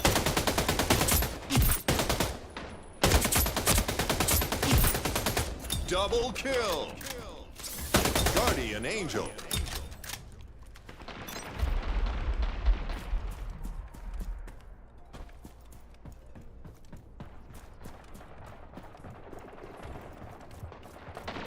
Start pinning points at all teams. Game. Zone is hot. Your opponent is going for a capture. Your teammate is attempting a capture. Ah, shit. Excellent. Zone contested.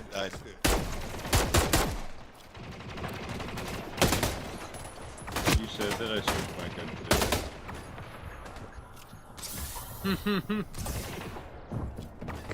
Teammate is attempting a capture. Opponent is going for a Surrounded capture. by four dudes. 5 guys.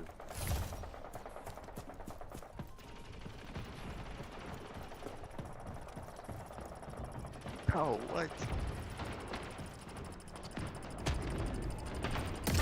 Zone contested. Your opponent is going for a capture. It's never pink getting it. Your teammate is attempting a capture. Zone contested.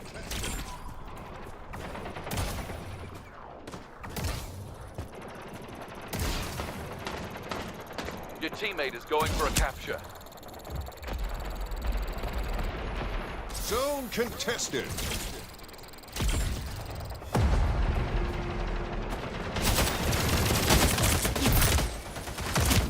Your teammate is got that attempting a capture. Oh, dude, I'm dropping now. Oh, I didn't do that at all. Last one. Just died outside of it. Same. I think I died inside of it.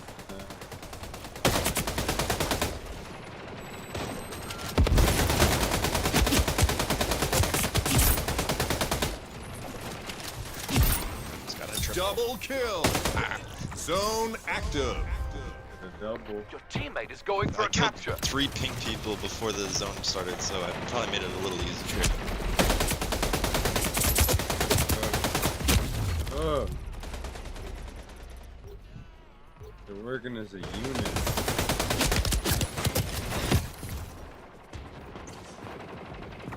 Your teammate is attempting a capture.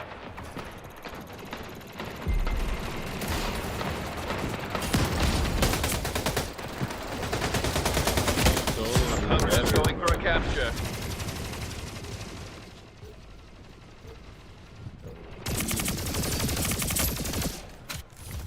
Yeah. Listen, we got most time on it. We're probably about to take it, actually. Yeah.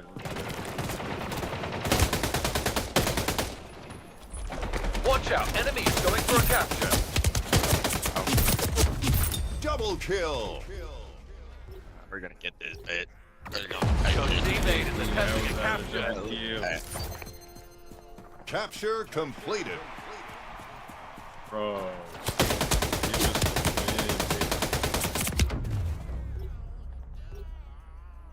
I just got killed by a bot.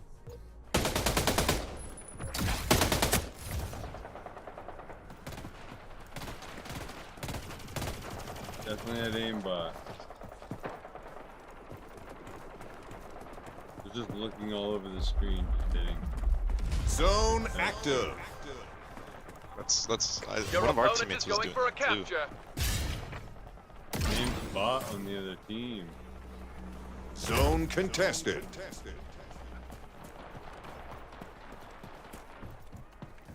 We're gonna take this shit, aren't we? Opponent is going for a capture.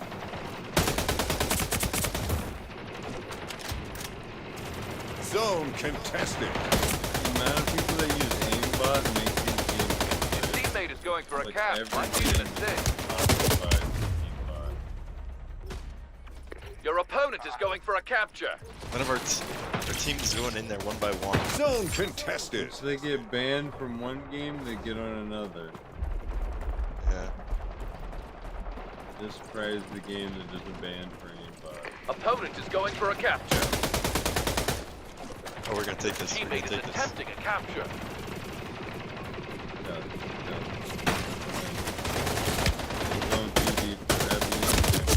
All good. I still believe in you, chap. Ah. Watch out. Enemy is going for a take this from capture. Oh, they're getting it. Zone contested. Ah. My God. Don't let Pink get it. Don't let Red get it. If Red gets it, they tie. If Pink gets it, it's 1-1-2. Your opponent is going for a capture. Your teammate is going for a capture. Great hit.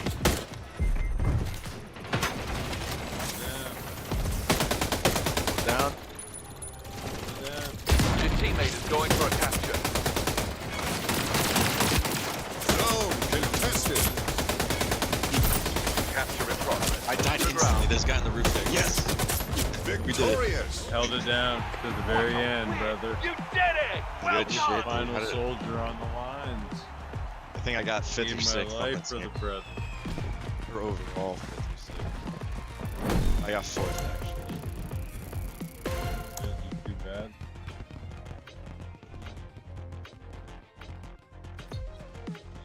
Oh.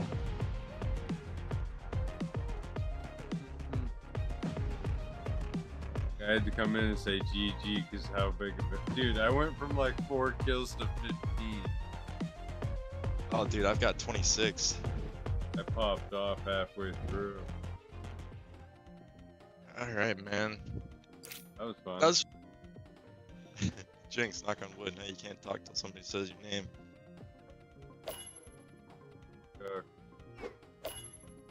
All right, man. Play with you again some other time. It's hard to get the time though. That's alright. It was fun. Yeah. Talk to you some other time. You know, you always message me on Bob. Snapchat. Hell yeah, man. Alright, man. Have a Later. good one. Enjoy your day. You too. Later. Later. Hell yeah. That was some fun gaming, dude. I didn't realize how good that game was. Except all the aimbots. That was obvious with the aimbot. You can only kill me if you're aimbot.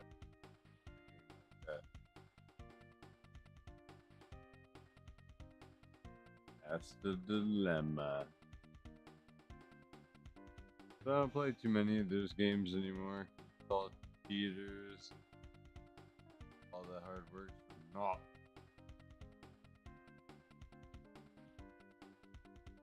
You can watch the rest of this.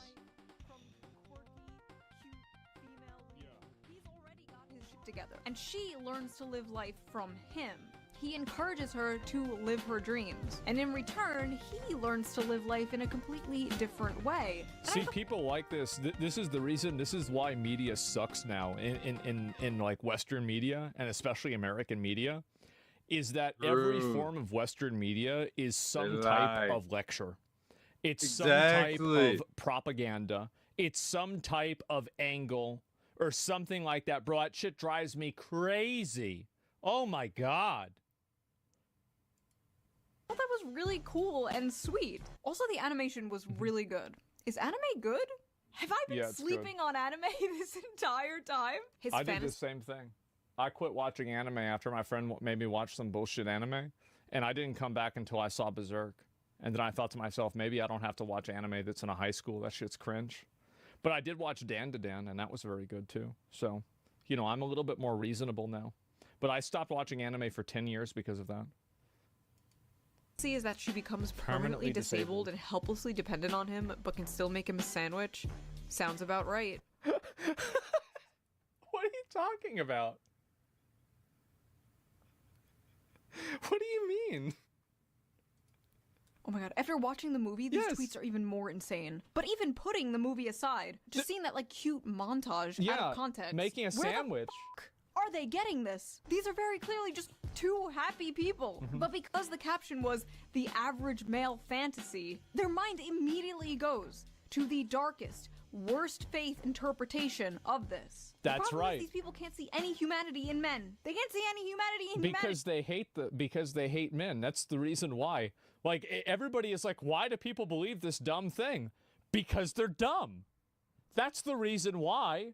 It's not complicated. In general, average male fantasy equals girlfriend with no agency who's completely physically dependent. You know what my favorite part about all these comments is the implicit assumption that disabled people are just these like invalid dolls that just get pushed around by somebody else with a mission. Like, really, like, it's just, yeah, like, they're not even people. Like, drones, yes. On you and forced into blanket subservience and compliance. Sounds about right. You males are weird for fetishizing physically disabled women. Average male fantasy is having a physically disabled girl that they can abuse however they want. Got it. Not to be that guy. I'm gonna be that guy. The infantilization of the physically disabled here is a little, dare I say, ableist. Yeah, exactly. The implication here that people in wheelchairs cannot find love, and if they do, the person who loves them literally just loves them because they can't run away. Weird. Average men can't even be nice to their healthy and normal girlfriend. What makes you think they'll be able to handle disabled person? Guaranteed she got broke up with. Exactly. Guaranteed. Bro, that's exactly what happened. Like, some dude broke up with her. And that's the thing. It's the same reason. Like, have you ever noticed like all the girls that complain about men playing video games are obnoxious and annoying? Well, the reason why is because if you're a high value girl, your boyfriend is going to put down video games and he will spend time with you all the time. Have you guys ever had this happen where like you were in a relationship, hopefully you still are, with a girl that's great, and like anytime that she would want something, you would stop playing the game and spend time with her? But then also you've been in a relationship when you're like, okay, is it fuck, it's time for my daily quests. Yeah, yes. No, I'm playing a game right now. Yeah, for sure. Yeah, no, I got it. Yeah, exactly, right? I mean, and the reason why is because, again, the reason why these girls hate video games is because they're less interesting than video games, and video games beat them out. Bro, stop. Whoa. Yep. Normal? What do you mean by normal? Uh-oh. These people Stop are just telling so the truth, ableist, man. Can you believe it? Chat Chat? You I don't got even me. live stream. Who's chat? I'm It's a live disabled, stream. blind. So I showed this to my boyfriend. He says, I love you because you're you, and you make my days happier.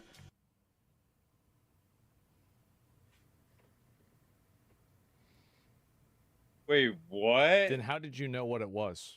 Text to speech, but this isn't text, it's a video. So what if I have to drive you places or help you with cooking and cleaning? I would have done that anyway. Disability has nothing to do with it. I love you. Ma'am, I don't know how to tell you this, but, your boyfriend is a rapist. Sorry, sorry you had to find out this way. You show this as fantasy because it's not true for the majority of men who participate in abuse of disabled people. No. What the fuck does? How does this have 1,000 likes? Yo! What the hell do you mean? Saying blind people watch movies, use computers. It's 2025, bro. You're right. Oh, 100%. You lost 100% of your sight. Oh, that's true. Yeah, no, you're right. You're right. That's true. An abuse of disabled people. No, the fantasy is the woman appreciates his efforts to make her happy. Yeah. Stop lying and abusing women and the disabled. Oh, jeez. Your meds, schizo. You don't even know that f***ing guy. What do you mean stop abusing women and the disabled? Bro, somebody said that this is like Exactly. these comments are actually just them arguing with their ex, and I love that. I think that's so true. That's Who what it are really you? is. Also, the majority of men participate in abuse of disabled people. The majority, most. Are you okay? The What? majority of men are not abusers. That is a very, very small minority of men. crazy. The majority of men are men that just wake up, take a shit, get out of bed, take a shower, go to work, come home, and wait for GTA 6 to What come do out. you mean work? That is the majority of men. What do you mean work? Men commit 95% of all rape, but okay. What? What?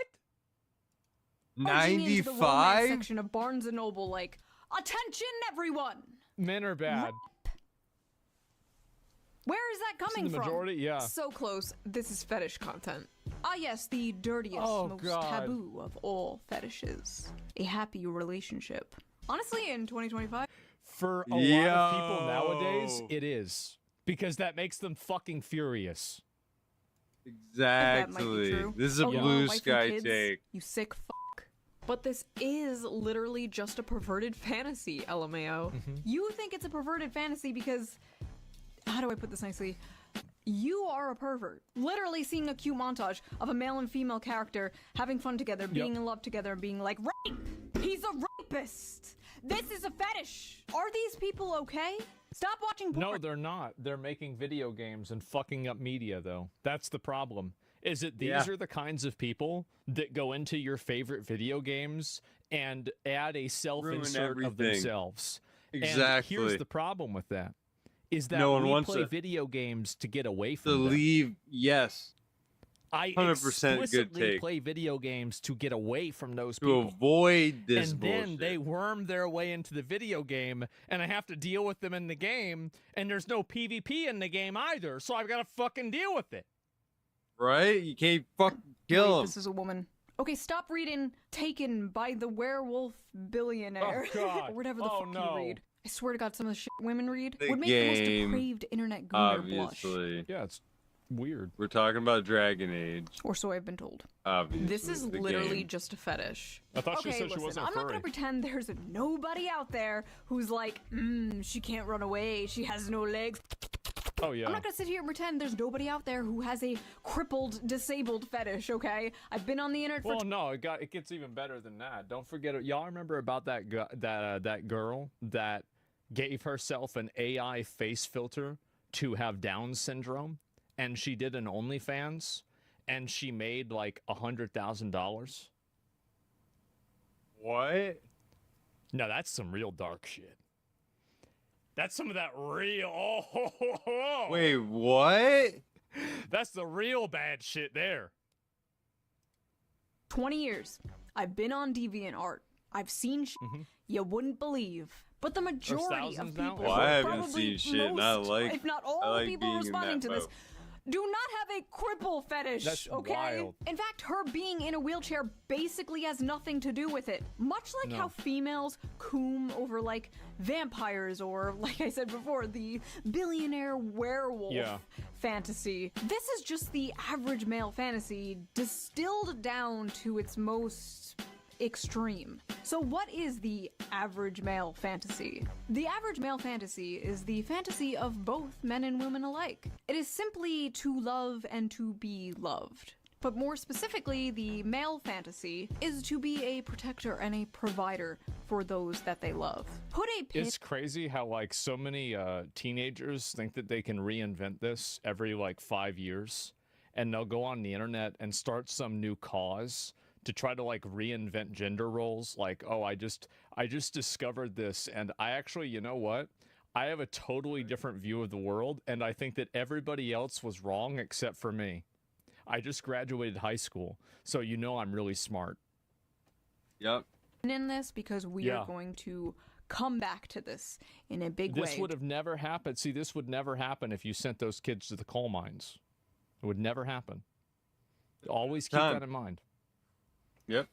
Trust me, the average male fantasy is being iron a globally sharpens known iron. terrorist. The average male fantasy is that a woman who isn't fat.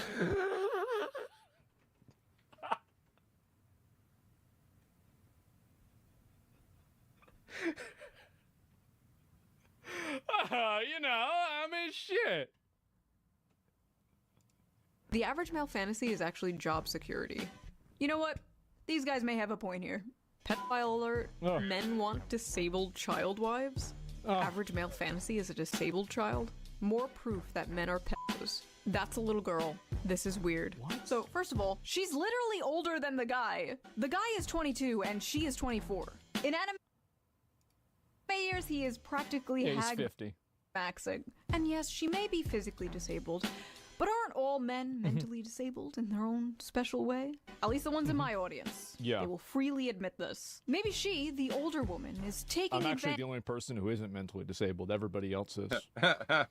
of this sensitive young Holy man. Have you ever shit. thought of that? Yeah. She looks like an 11-year-old child. Where are her breasts? Guaranteed that's a fatty. Guaranteed. You know that's a certified hog. I could Certified. bet $1 million on that, bro. That's a hog take. Certified. Absolutely. You got the certificate and everything. First of all, really weird way to say that. She looks like a You child. see a lot of there's a lot of fat chicks that make fun of thin girls for having smaller boobs, and or like anything like that. Like you see this constantly, and it's like, yeah, obviously, like, yeah, of course you're gonna have like, I mean, you're like 350 pounds, right? Hog take? No, I mean, but it is though, right? It is. Yeah. Show me her titties. Also, I love how like when anime women have huge boobs, it's disgusting. Coomer porn. Yeah, exactly. You're either making gooner content or you are making content that looks like kids. Sure. Yeah, so maybe it's just these people don't like it. Or whatever. But if the anime woman has small boobs, she is a child and you're a chimo. Can't fucking win. Also, if she had big boobs, they'd absolutely be like, wow, look at this sexualization. Yeah, it would just be something else. Exactly. Of the disabled. Also, you know, like adult women can be flat-chested, right? Like that actually exists in real life. Like adult human women. I know, that's very unfortunate. I've had to come to terms with this myself.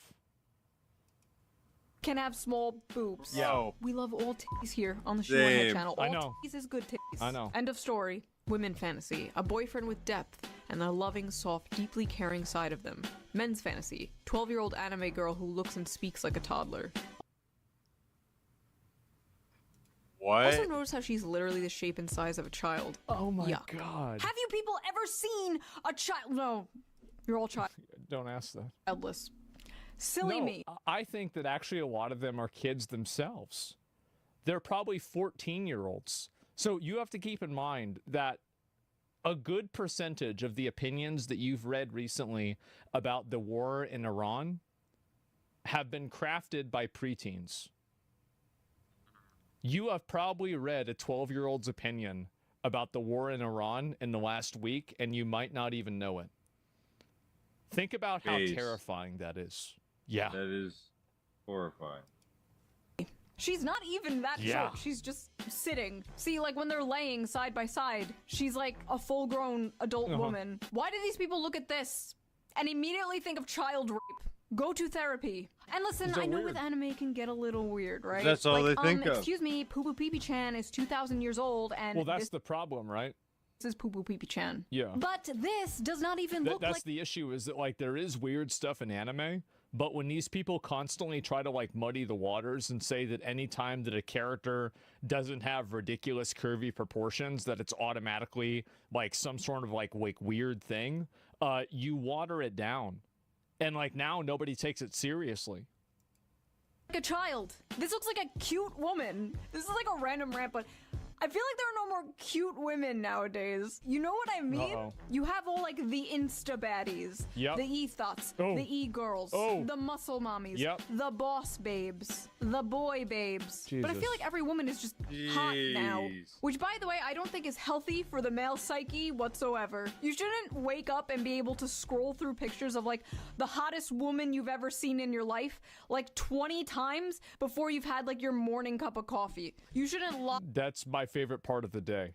Log in and immediately be one-shotted by 10-10s Bro. all day. As if that wouldn't make you That go is insane. hilarious. As if that wouldn't make you crash out. Like back in the day, you'd probably see like one fine dame on your bus ride to work, and you think about her for 40 years until the day you die.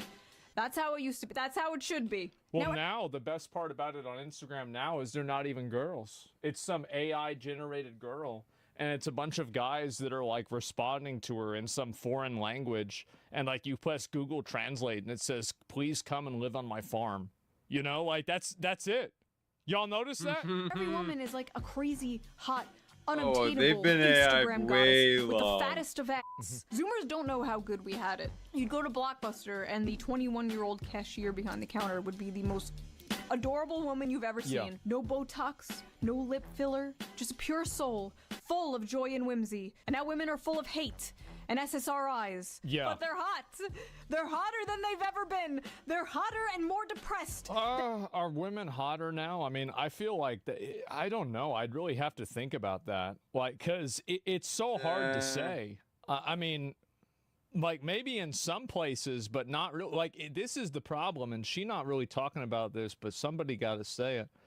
OnlyFans and like content creation and all this kind of stuff did irreparable damage to men, because like now, the thing is like every really, really pretty girl, there's a high probability that she's on OnlyFans or making Instagram stuff, or she's a model on the internet or something like that. And so, like, what happens is that you have all these girls, like, back in the day, you know, you used to be able to go there and see, like, a 9 or a 10. Well, now all those 9s and 10s are on the internet making more money. So the issue is that you have, like, it's not ho-flation, it's ho-deflation. And so, like, now a lot of those, like, really, really high-tier hot girls, you don't see them in public anymore. That's the issue. The tents are in Dubai. Yeah, exactly, right? And so that's it. And so it's gone down. Than they've ever been in history. Yep. Sad. Disagree? What were we talking about? No, it's just logical. It's perfectly logical. It's happened. I've seen it. It's a whole recession, is what I'm saying.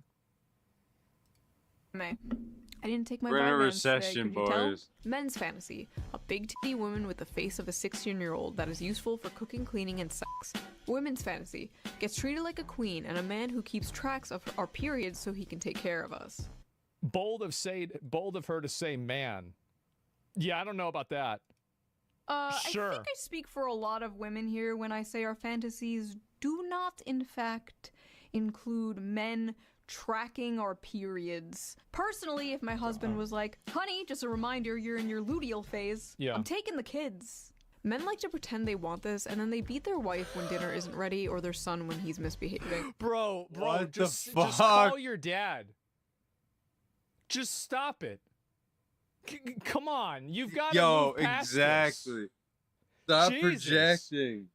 Unresolved personal trauma. Again. First That's of all, I'm exactly sorry what it that is. happened to you. But there are in fact good Yeah, men out there. obviously. I've seen them. Some may be in this very audience. Sorry, I couldn't keep a straight face. This is the shoe on head audience. You're all gremlins. Male fantasy equals a woman that can't run away from him. A woman that's dependent on him. Interesting. What's wrong with wanting to support your wife? That's what we did for like fucking 4,000 years. What do you think? You have a better idea? You want to go work in the HR department instead of having kids? Okay. You get 4 cats. Go ahead. You'd be that great. Live your life. You do you. When men are involved, it's basic survival instinct to assume the worst. Men are guilty until they prove themselves innocent. You know? Wow. Dude, every single one of these, it's just fucking it's weaponized mental illness. Schizotech? I know. It's insane, isn't it? It's blowing my mind. You know what? I take my opinions back on free speech. I changed my mind. Yeah. No more free speech. This is what I was saying about voting. We've got to stop voting. We've got to figure out a way to turn that off. Like, I think that we have, like, because it says in the amendment, right, that everybody has a right to vote, but it never said in the amendment that everybody has a right to have their vote counted. I think that we can work on that. We can build on that. No more free speech until you bitches learn to behave. A woman's fantasy is a man who won't rape her, and a man's fantasy is raping a woman. What the fuck? Oh my God. Damn, bitch. Take your fucking meds. That's quite it. Oh my God. Damn. That was 0 to fucking 100 real quick. I'm sorry, where is the rape, What? ma'am? Maybe that's how you see it, because you're brainwashed to hate men. So true. I hate how, but in reality, women are the real demons here. Oh, goddamn. That's right. My grandma always We just said want a that. happy relationship. Is it so much to ask for? Yes. Yes. Yes, it is. It's too Oh, much look, more for them. misogynistic gooner fantasy slop written by misogynistic gooner men. This is why 70% of anime is garbage. I really, honestly, she's so nice for, like, not including these people's profiles. You guys know for me, I will just put somebody on blast, bro. I will pull up their profile. I will look at, like, old tweets they've made about, like, you know, their mental health in 2021. Like, bro, like, I will go all the way. This is what I used to love to do on Facebook, right? It's like anytime that somebody would be mean to me on Facebook, I would just open up their profile picture and I would just read their biography and I would immediately not care what they said. I would be like, oh, okay. Okay. Yeah. So, here's the thing, that, misogynistic... You always go scorched earth? Yeah, of course. Gooner fantasy slob written by misogynistic gooner men was actually written by Saiko Tanabe, a woman. Oh. A woman wrote this story. That's right. And I feel like a very important detail everyone is sleeping on when they covered this was the fact that this is very much the female fantasy as well. A man loving you for who you are despite your flaws, literally sweeping you off your feet and carrying you around on adventures, helping you live out your dreams, face your fears, and supporting you through the good and bad times. You're going to sit here and tell me that's not the female fantasy too? Is this not the... No, the female fantasy is some weird fucking distorted thing that... And again, the reason why, and maybe this is going to sound sexist, and, you know, welcome to the show, but, have you guys ever noticed that I think in a lot of these, like, female romance things, it's always, like, this narcissistic thing where the guy has everything that he needs, but for some reason he also needs you, and he has to change or reorient his life or make some sort of big commitment to you because, you know, you're so important. Exactly. Right. I mean, it's always playing into those games, right? Wow. Why is what that? Are the odds? Basic female fantasy? 50 Shades of Grey. Man and the Bear. Well, in those books, it's the same thing. knight in shining armor coming to rescue you and falling in love with you? Why on earth are so many women so mad at this? Are men now the hopeless romantics? Are men now the ones yearning for a fairy tale romance? Is this why all the Disney remakes are like, she's not gonna be saved by the prince, she's a strong, independent woman? Meanwhile, men still want to be the prince, men still want to be the knight in shining armor. Men are like, well, the problem is that Why this is wouldn't they it's wanna always weird for me to see people's teeth.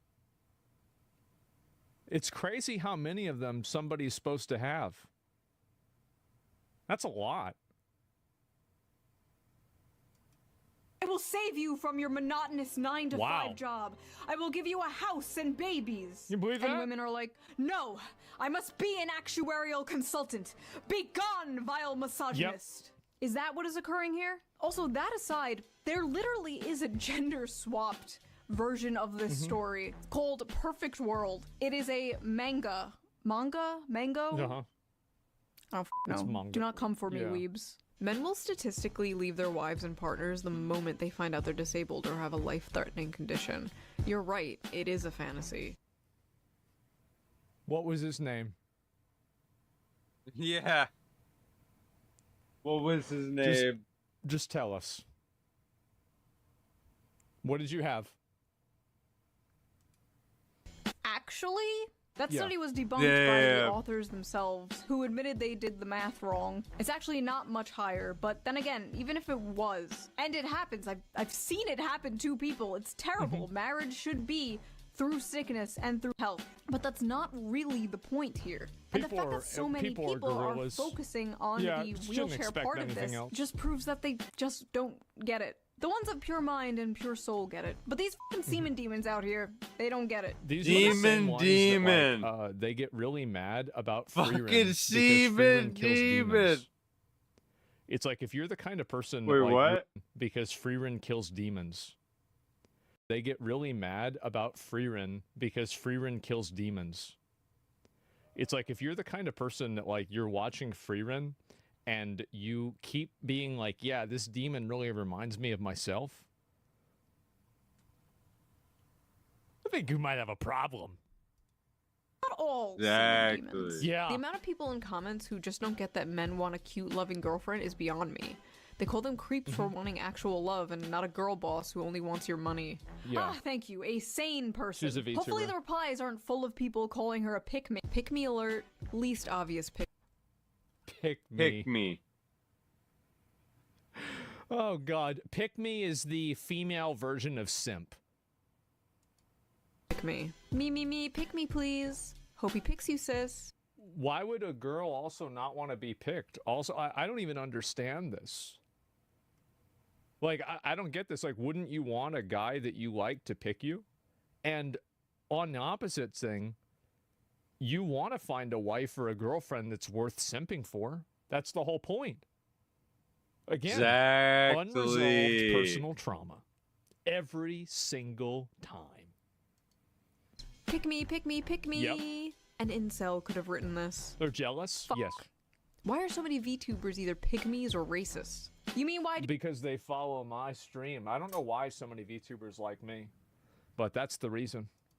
do so many female VTubers? The This is the home reason, base stop. of racism. Home base. Why so many aren't towing the mainstream liberal feminist NPC line? Yes. Because they can. See, the most powerful weapon command women have center against right other now. women is social ostracization. That's You don't right. want to be That's what seen they as a do. pick-me or a racist, so you keep your mouth shut in order to survive in female social circles. But in the Mm-hmm. cases of VTubers, virtual YouTubers, they're basically anonymous. They can say anything they want. They're basically wearing a mask. They're free from Well, the it's also because they're the majority of people I think that watch VTubers are guys, right? I mean, like, Yeah. I don't know, but, like, I bet it's probably an 80-20 at least, probably more than that. And so, like, if you have an audience of guys, I mean, really, like, if you are at a steakhouse, you want to make steaks, right? And so if you are, you know, you've got a Exactly. male audience, well, you're going to do and make things for men, like not makeup tutorials, obviously, right? chains of the eternal HR 95.5. I was trying to be generous, okay? I'm trying to be a nice guy. Because they still get doxxed for simply not hating men. Oh, I remember her. Lovely. Maybe I should save this rant for a different video someday. Moving on. Men are why we can't have nice things, by the way. First of all,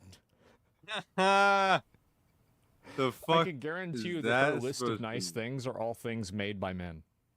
Exactly. men That's the make problem. all the things. Of course Thank they you. do. Thank you. Yeah.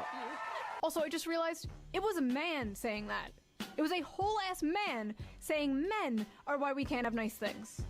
I don't deserve this trophy. This is for you, sir. This Well, is for they you. do that in order to get the girls. That's the reason why. Exactly. There's plenty of guys that do that. They'll, get into the self-depreciation in order. It's a mating technique. Yeah. I'm not it worthy. doesn't work, Listen, but I make women jokes. they try to I'm do very it. critical of feminism and Yeah. propaganda aimed at women. But you will never catch me in a million years saying some like women are why we can't have nice things. I have a mom. I have female family for me. members. I have female friends. Maybe one day I'll have a daughter. Women make the world a beautiful place, and like men, can be flawed and deserve criticism like anyone else. But there's That's something one of my favorite things is that every time a girl does something wrong and somebody says you're wrong for doing that, people go and they're like, wow, why do you hate women? What? What are you talking about? What do you mean? genuinely so cucked about people who put down their own gender or seen that? race. Oh god, race. Self-hating white people. Don't get me started on self-hating white people. White people are so evil. I hate being white. White people can't dance. White people food. I love saying bad things about white people. I would be way more racist if I could, but I can't. And so but the one part of being, the one socially acceptable part of being racist is I can at least be racist to white people because I'm white. I do as much as I can, guys. Okay? I do as much as I possibly can. So gross. You're not Probably getting into a little bit too Wakanda, bro. much. You're not getting invited to the cookout. Yep. Enough. But yeah, women were not the only ones who had a problem with this. There were a lot of men who didn't quite relate to this being the average male fantasy. It's fine to love the disabled. I didn't need to remind you that. But to glorify it, this anime is certainly Marxist propaganda. The movie is about what? about him taking a job as her What? caretaker, and when he learns of her dreams, he makes it his mission to help her dreams come true. So it is Marxist propaganda to help a disabled person pursue their dreams? Yeah, it's woven in. Empathy is the target of propaganda. Yeah, it's woven in. Marxism is It's just woven in. Probably 2 high school students. Really? Like, I honestly think that social media would be so much better if it told you how old the person is that's making the post. That's all I need to Exactly. know. Actually, no, 2 things. How old they are and how much they weigh. That's all I need to know. Yo, And if I see bro, like a fact. 14400, I don't even read it. 14400. I don't give a fuck. Yeah, I exactly. want to hear that, man. I just scroll. when girl in 14, wheelchair. I love 400. this. Empathy is the target of propaganda. Yeah. Every piece of media that makes you feel empathy is communism. Political Exactly. brain rot. If you're at the point where you see this and you're thinking of communism, you need to log off. Yeah. You are unwell.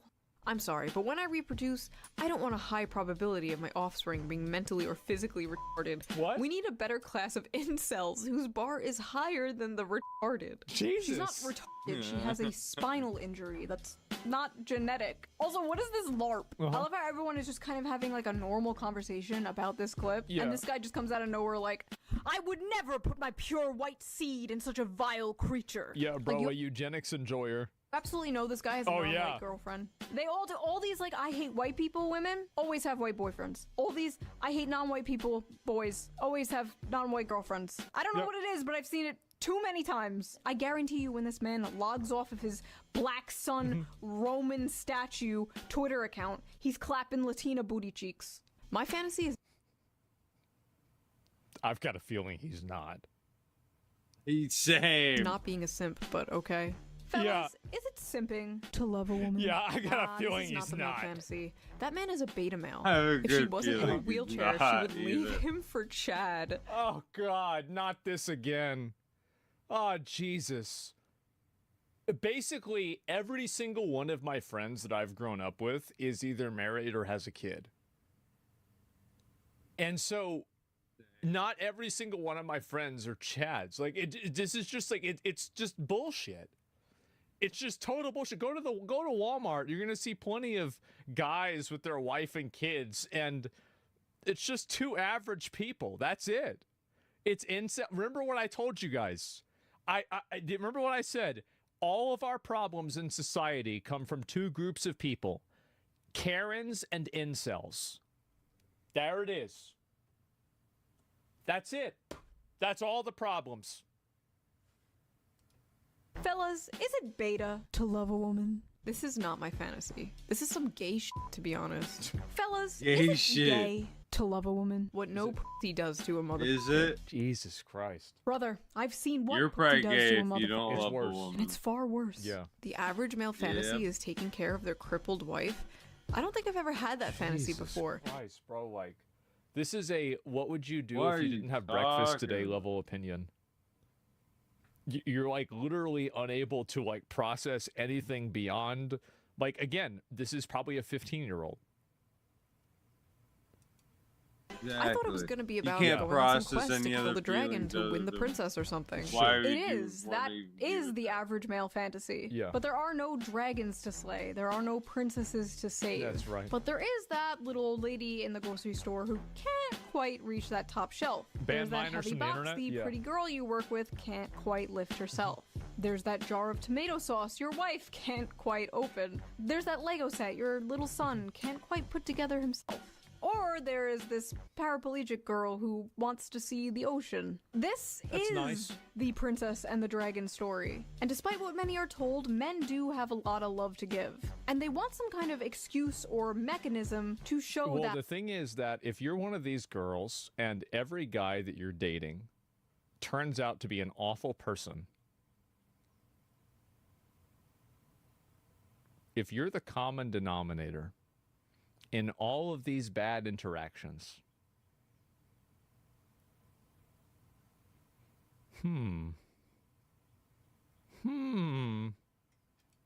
that love. In a world where men Singularity. expressing themselves is either seen as toxic or gay. And one way of expressing that love is solving problems. Men fucking love solving problems. I don't know what it is. They also love reading Wikipedia articles. The amount of times I walked over and my husband is reading a random fucking Wikipedia article about like the world's tallest buildings or like a random battle in World War II. I didn't know if this was autism or what, but apparently it's a man thing. Anyway, yes, It men is. love solving problems. And in a world that makes them feel useless, makes them feel like they have no purpose, men desperately feel like they need to prove their worth. That's why all guys play video games, by the way. It's because young guys don't have anything that they can do that gives them any sense of self-worth. So, like, if you're like 18, you're basically a retarded loser that you're level 18, right? I mean, you can't do anything. Maybe you can get into a Dead Minds group, maybe not. The fact is, like, nobody wants to deal with you. Nobody cares about you. You're an idiot.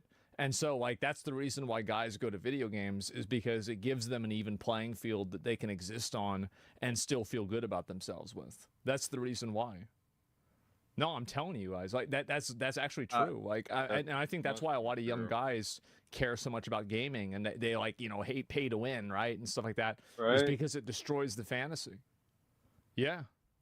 Yeah, true. desperately looking for a purpose in life. So it is not at all shocking to me that the modern young man is seeing a clip like this and longing for this. A lot of modern men don't have a chance to prove themselves, to make something of their lives. They don't have a chance to provide anything for anyone because they don't have anything to provide and they don't have anyone. They are doing everything their grandfathers did, but seeing none of the results. In my opinion, I actually think that, like, I mean, yeah, guys have problems in their lives, but I think that the majority of people that have issues, generally it comes from themselves.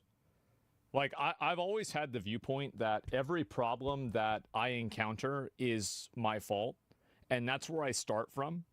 And then I kind of work backwards from that to decide whether it actually is my fault or not.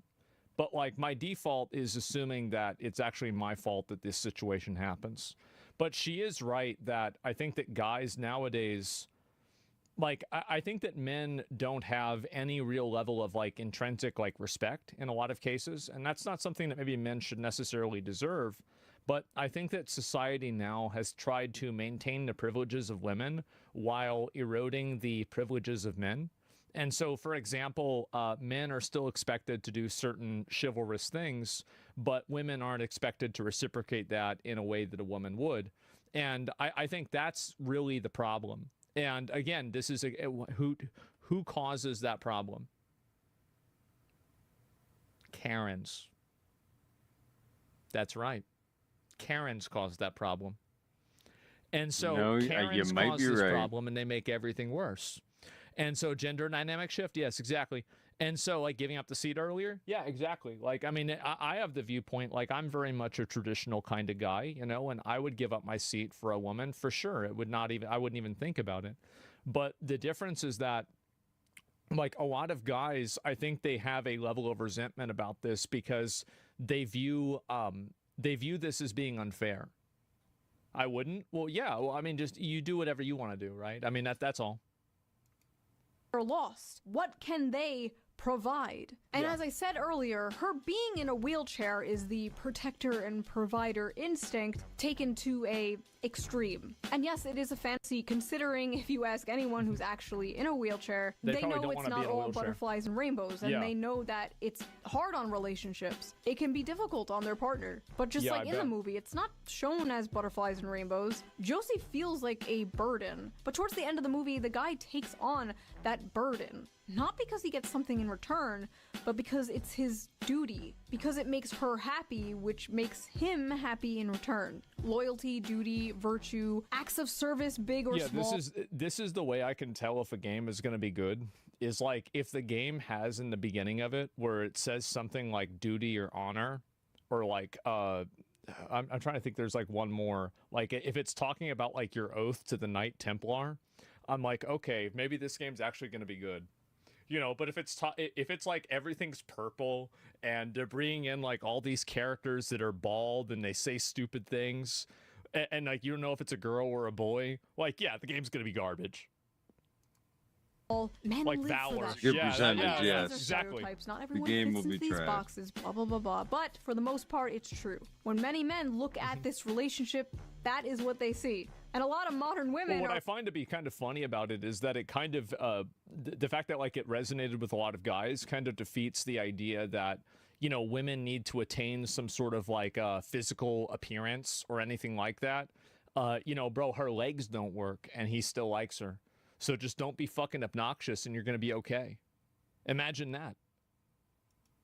looking at this relationship and being disgusted because in a way it's the complete That's inverse fact. of the strong independent woman they've been sold, they've been told they need to be. The modern woman crafted by modern Disney for modern audiences. Unlike the Hollywood crafted modern woman, this woman does need her man. She is not strong and she's not independent, at least physically. This doesn't mean she's like an empty vessel with no thoughts or freedom. Yo. No, in fact, in the movie, Josie does roll away from him a few times. It is a fantasy not because of a power imbalance, but because the man has a tangible purpose, and the woman is willingly and lovingly letting him fulfill that purpose. Yeah, imagine that. It's fucking obvious, right? And like the thing is that this is again the issue is that you have teenagers that are going and saying this shit on the internet. Like I do genuinely believe that 90% of these comments would go away if you didn't let like underage people on the internet. Bro. I think that Exactly. most of the They're just stupid comments trolling. are actually just from kids. That's Yeah. it. I believe so. I can depend on you. Yeah, the 14400s, bro. Get them out. I know that if I ever feel frightened, I can just reach out to you. Men simply want something good to die for, to make it beautiful to live. This manifests in a lot of ways, but the most common is having a loving partner and or a family. Something unobtainable to many people nowadays. So yes, literally one of the most normal things ever is Yeah, a becoming lot of guys feel like they can't really go and achieve like a normal life, a successful life. And I think that because of that, that's what's really caused them to react this way. That's what's caused them to be so angry. And this is why a lot of guys, you know, become incels, or they don't really try to get jobs anymore, is that like the idea of working really, really hard to get a job that pays you $60,000 when it, you know, that's not a lot of money, right? Just like a below average job, to not be taken seriously at all, to, you know, lose opportunities because of maybe your identity or something else. All of those things coming together, I feel like that's definitely where it's going to happen. Yeah, Karens create incels too. They definitely do. They absolutely do. A fantasy. Sad. Also, men will deny this, but they absolutely have a biological clock. It may not hit in your teens or your 20s, but one day you're going to have a dream. You have a little daughter making you pancakes with your wife in the morning, and you're not going to be able to get it out of your head. And that is the male biological clock. Everything you do, the money you make working that grating 9-to-5 job, it will all be for something bigger and more important than yourself one day. You will come home to a warm and happy home, greeted by people who care about you, and love you, and rely on you, and everything will make sense then. Surely, guys. Until then, you'll just be on the internet, being called a misogynist, for wanting something bigger and more important than yourself, for wanting something beautiful and normal. And that is the average male fantasy. That and 3 hot chicks at once. Hell yeah, brother. Wow. You know what I'm saying? So that was that Hell little yeah, video. brother. Men in the comments, let me know. Am I correct? Is that the average male fantasy? Or is it not that deep? I think a lot of people just want to be able to live their life without having any sort of like real stress or pressure or like anything like that. Just overall, Yeah. I mean, I don't think that a lot of people really want to date a person that's disabled specifically, right? Obviously, it'd be kind of weird if you wanted to specifically date a disabled person, but like, it's mainly about people just having a relationship where, you know, they're reciprocated, treated fairly, and treated right. You know, it's really just that simple. Yeah, men mainly want peace, and I think that a lot of women are not that.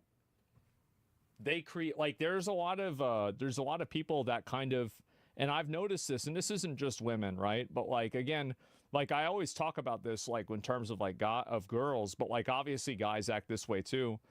There's a lot of women that like they almost, you know, they act wild, or not really. I'm thinking a good way to say this. How can I say this where it's like not bad? Basically, they need to get talked off a cliff that they put themselves on all the time.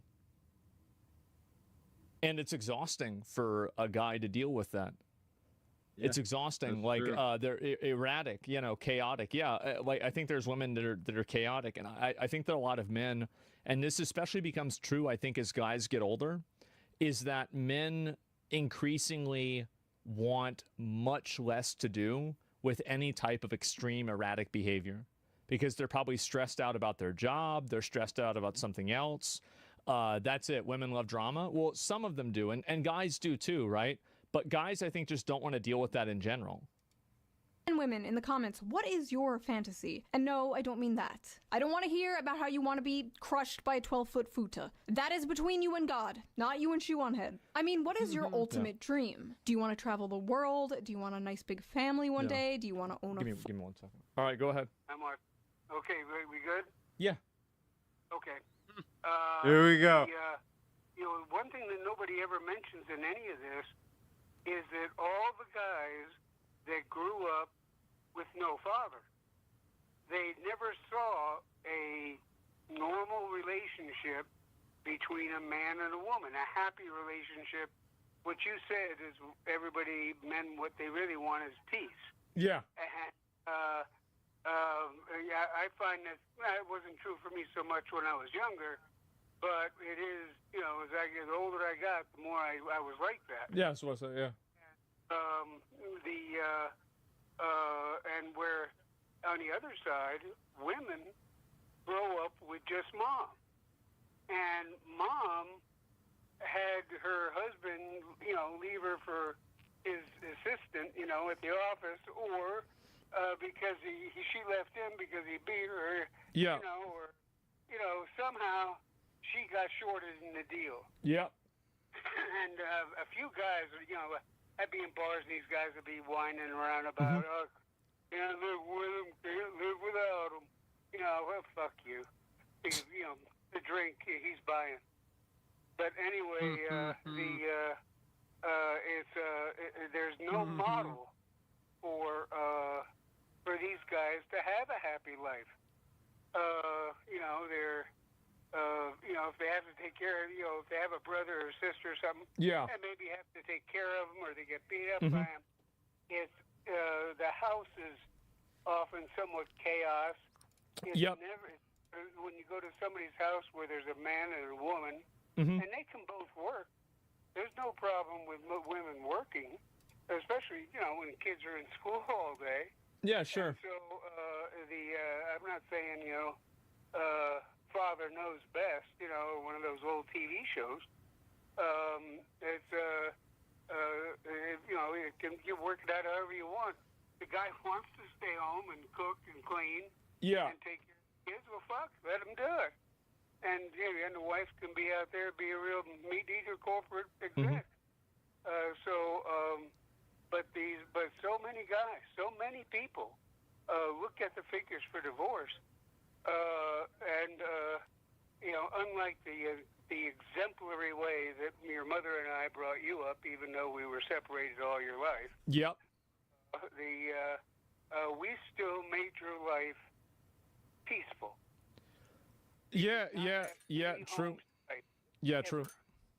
And that's one of the reasons I think that you're so much for the traditional male-female relationship, the old 1950s, and because before that, a lot of people, divorce just wasn't an option.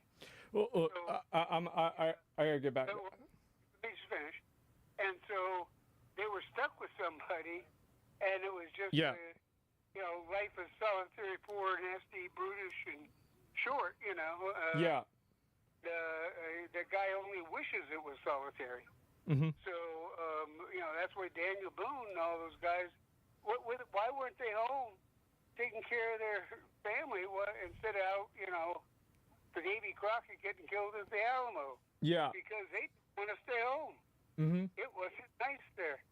So, it was, so now there's so many just mostly female-run households. Yep. That, so you got, on the girl's side, you got mom trashing men all the time, and what a problem they are, and how they're looking for Mr. Perfect or whatever. And on the other side, you got the son there with a mom who kind of has a permanent fucking case of the ass against men. Yep. And I know I had a mom like that. Yep. So, but nobody ever talks about that. So I wanted to just insert that thought because tremendously, since I get older I get, the less I do, and more time I have to sit and just sit and think about things. And this occurred to me a few years ago, and I refined the thought every once Really in a had to get while. that off his chest too. But this is I think it's a key issue. Yeah. All right. It's not just auxiliary point. I think it's a key issue. So. All right. Well, thanks. Yeah. No, he's definitely right. I mean, like it's guys and people that don't have any foundation for what a normal relationship looks like. So they look at like anime or somebody like Andrew Tate, and they're like, "Oh, this is what a man does. This is being a man means having this car." Farm? Do you want to live in a shed in the woods and make pie? God, not you and Shoe on Head. I mean, what is your ultimate dream? Do you want to travel the world? Do you want a nice big family one day? Do you want to own a farm? Do you want to live in a shed in the woods and make pipe bombs? Let me know in the comments, and I will see you soon with a new video. Oh. Bye! Yeah, no, I think so. What color is your Bugatti? Yeah, no, I think this was a great video. I really do. I held off on watching this for a while because I've just been focused on, like World War III potentially, right? That's been kind of like a topic. And so That's really it. And yeah, I'll link you guys the video. Make sure to give it a like. I mean, I think this was a great video. And should videos also tonight? Yeah, no, definitely. I mean, I think it's a fair take on it, especially from like a female perspective, right? I mean, like, because that's going to be a little bit different than the way guys look at it. And I think also like a lot of guys, there's just a lot. Honestly, if people that are on the internet all the time talking about this bullshit, there's a reason why they're on the internet, right? I mean, that's a reason for it, and it's that simple.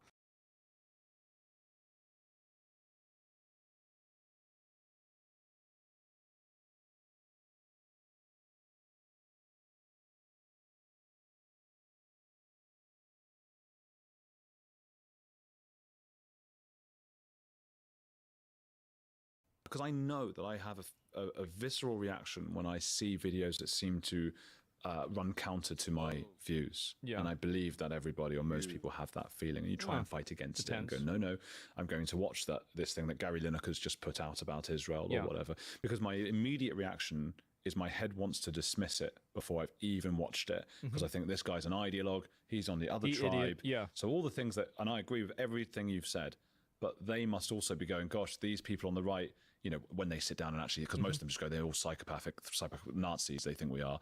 But if they really think about it, they go, why is it that they're not seeing the truth that we're seeing? So there must be another side to this story that you and I are just shielded from. I'm afraid there's not. And I have a lot of experience talking to the left on this, debating them, but also I always make every effort to understand the other side. And often I naturally take the devil's advocate position. So if someone's arguing my point, I quite often end up taking the other side. I don't know why, it's just a sort of quirk that I have.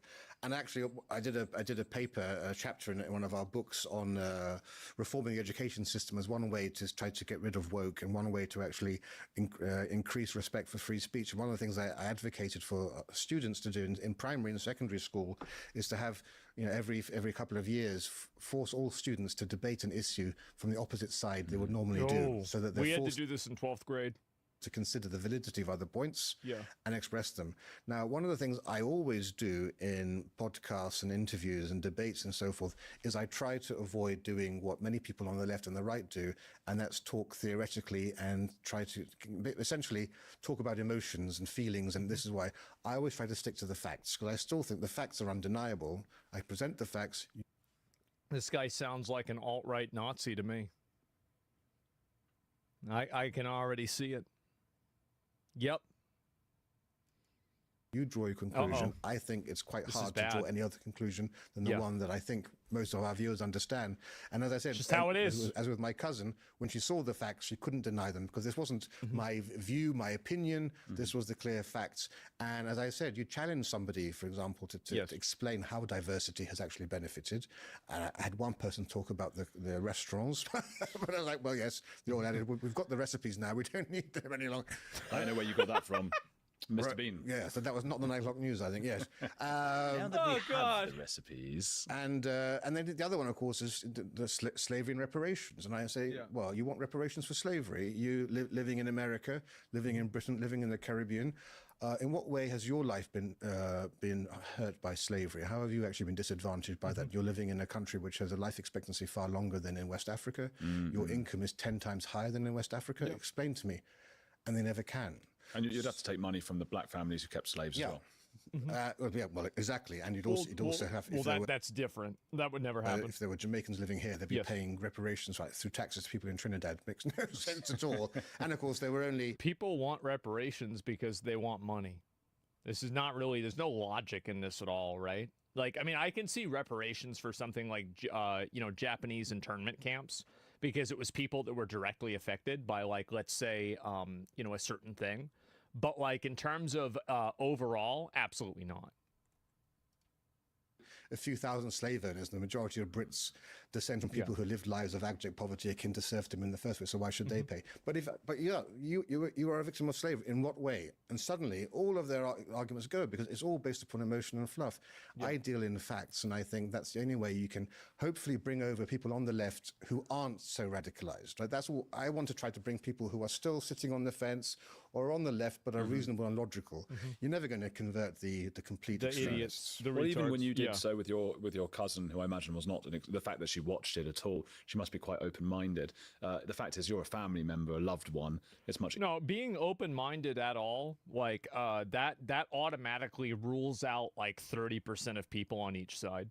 Probably 20% of people, maybe 10% of people on each side. Maybe it's not as high as 30, but it rules out a lot of people on each side.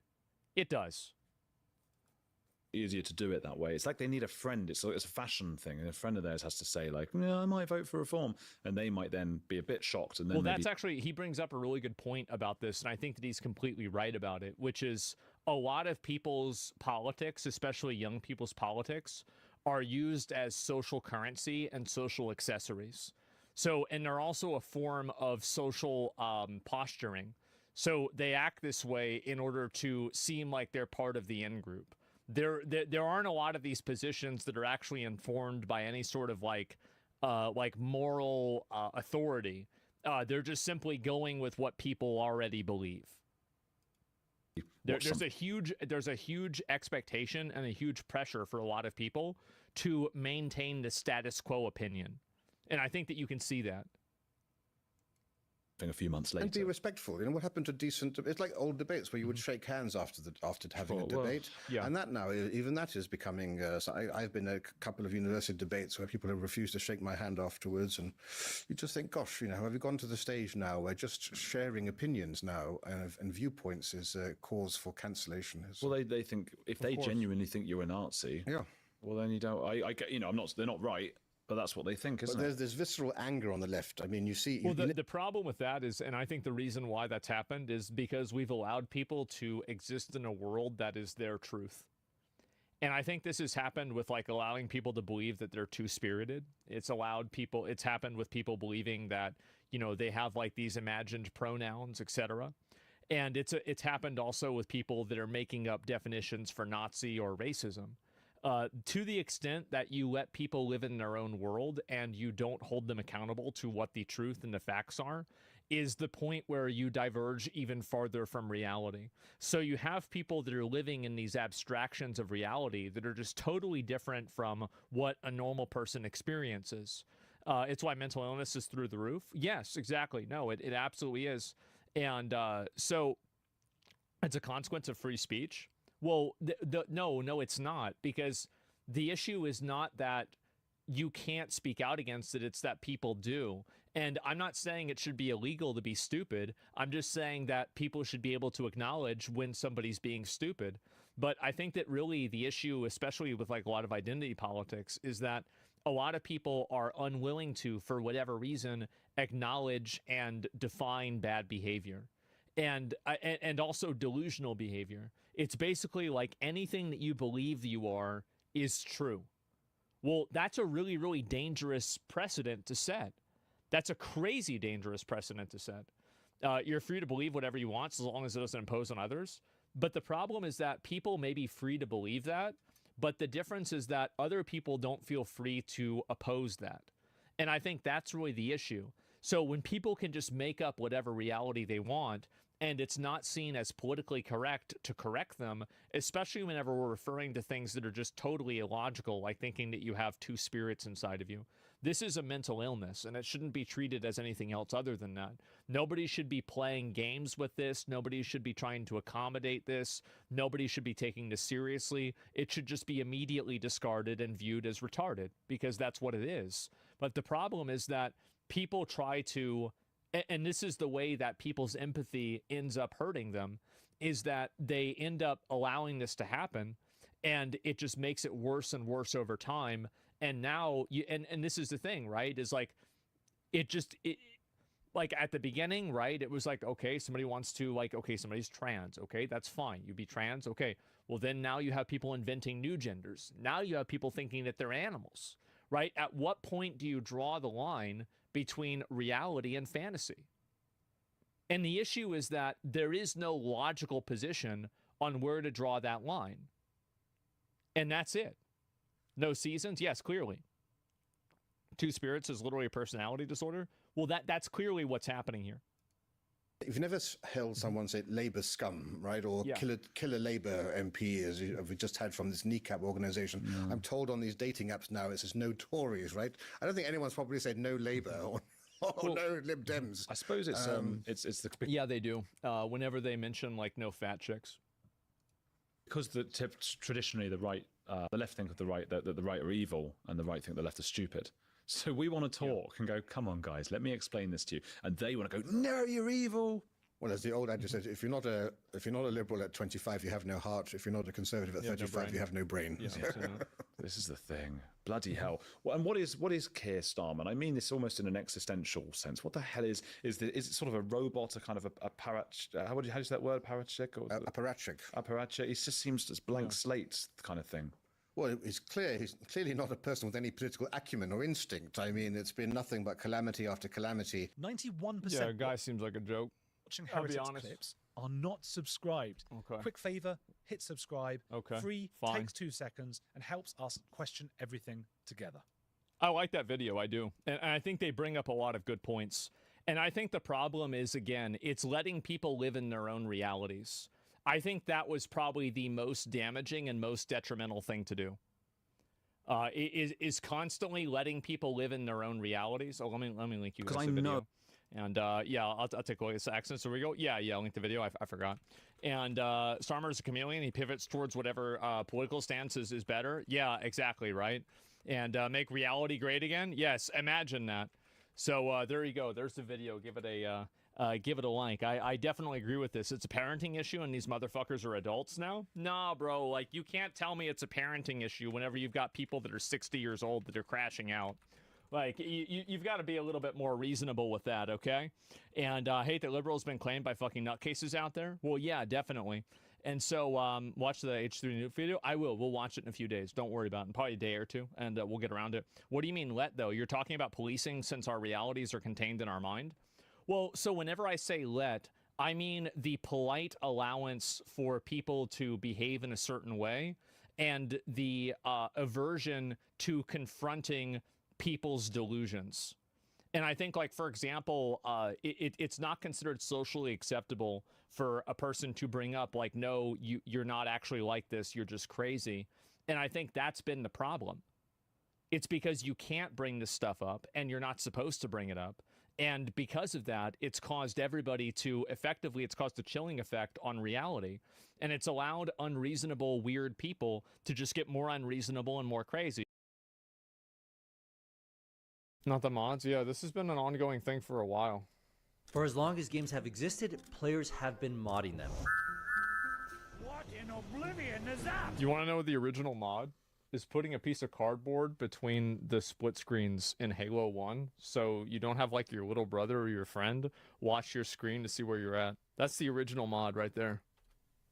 Whether they were creating entirely new experiences or just putting Thomas the Tank Engine in a game. But slowly, the creators of some of our favorite games have become outright hostile towards mods. And with some big changes happening in gaming, the future of modding might be in trouble, which seems odd. Some of the most successful games in history have benefited massively from modding. Skyrim has been released like 15 times at this point. Yeah. People keep buying it because of the modding community. The thing is, many people who play video games are creative. They want to make the experience their own. And if they have the tools to do so in a game that they already love, then they will. Incredible modding communities have created entirely new genres, turned mods into standalone experiences, and have given games communities that have lasted 20 plus years after they've been released. While a lot of mods change up gameplay and add new content, some of the most commonly used ones make very minor quality of life tweaks. Like, yeah, I think that's the way that most mods are. Like, it's just things that just make something easier to play.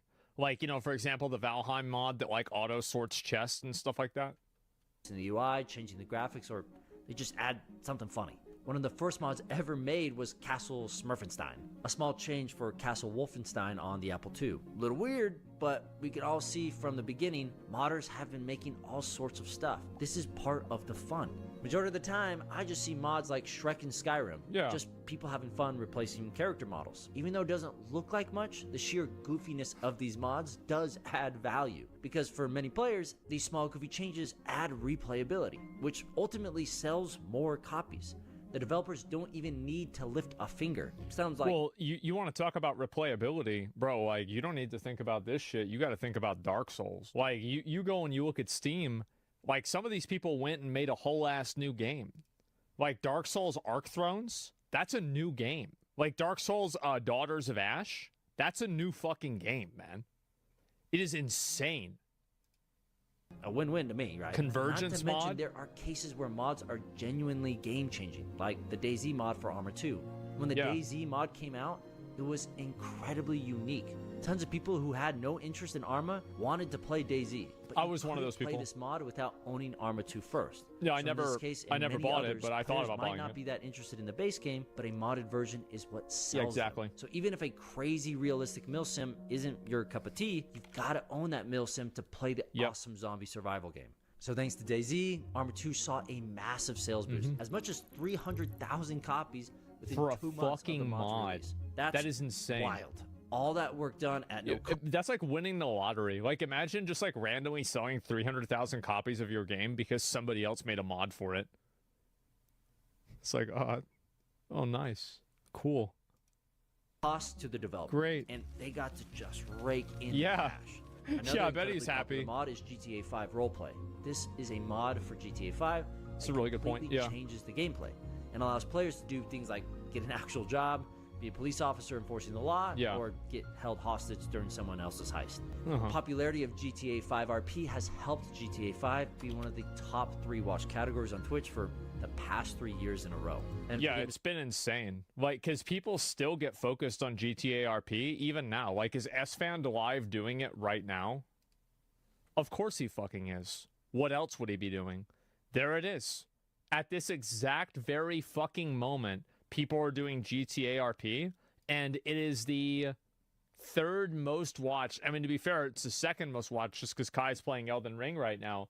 It is the 2nd most watched category on the entire platform. It is insane.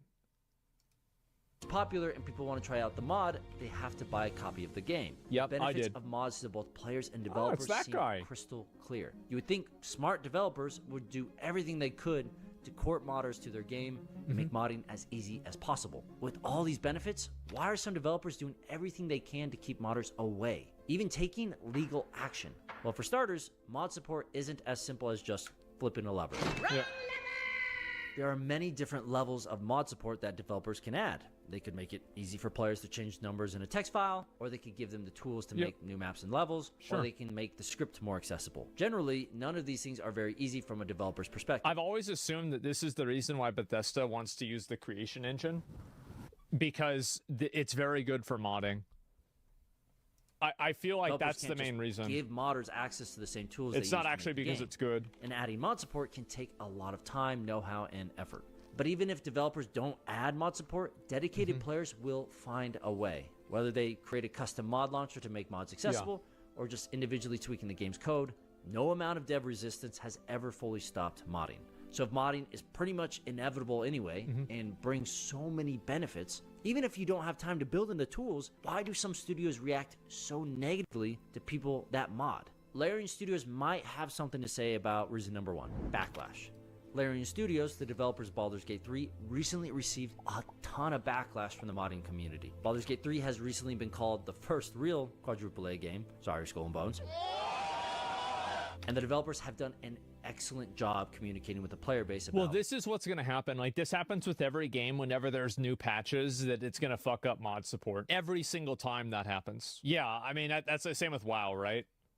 Updates. And while they don't have any official mod support yet, they are very pro mods. So what has people upset? Well, the game recently had a major patch which changed the game's script extender. So players with any mods installed that used the script extender couldn't play the game with mods until it was updated. And shortly after the patch, many mods were updated. I think that's so fair. Like, I'm sorry, but anybody who's complaining about this, I think is ridiculous.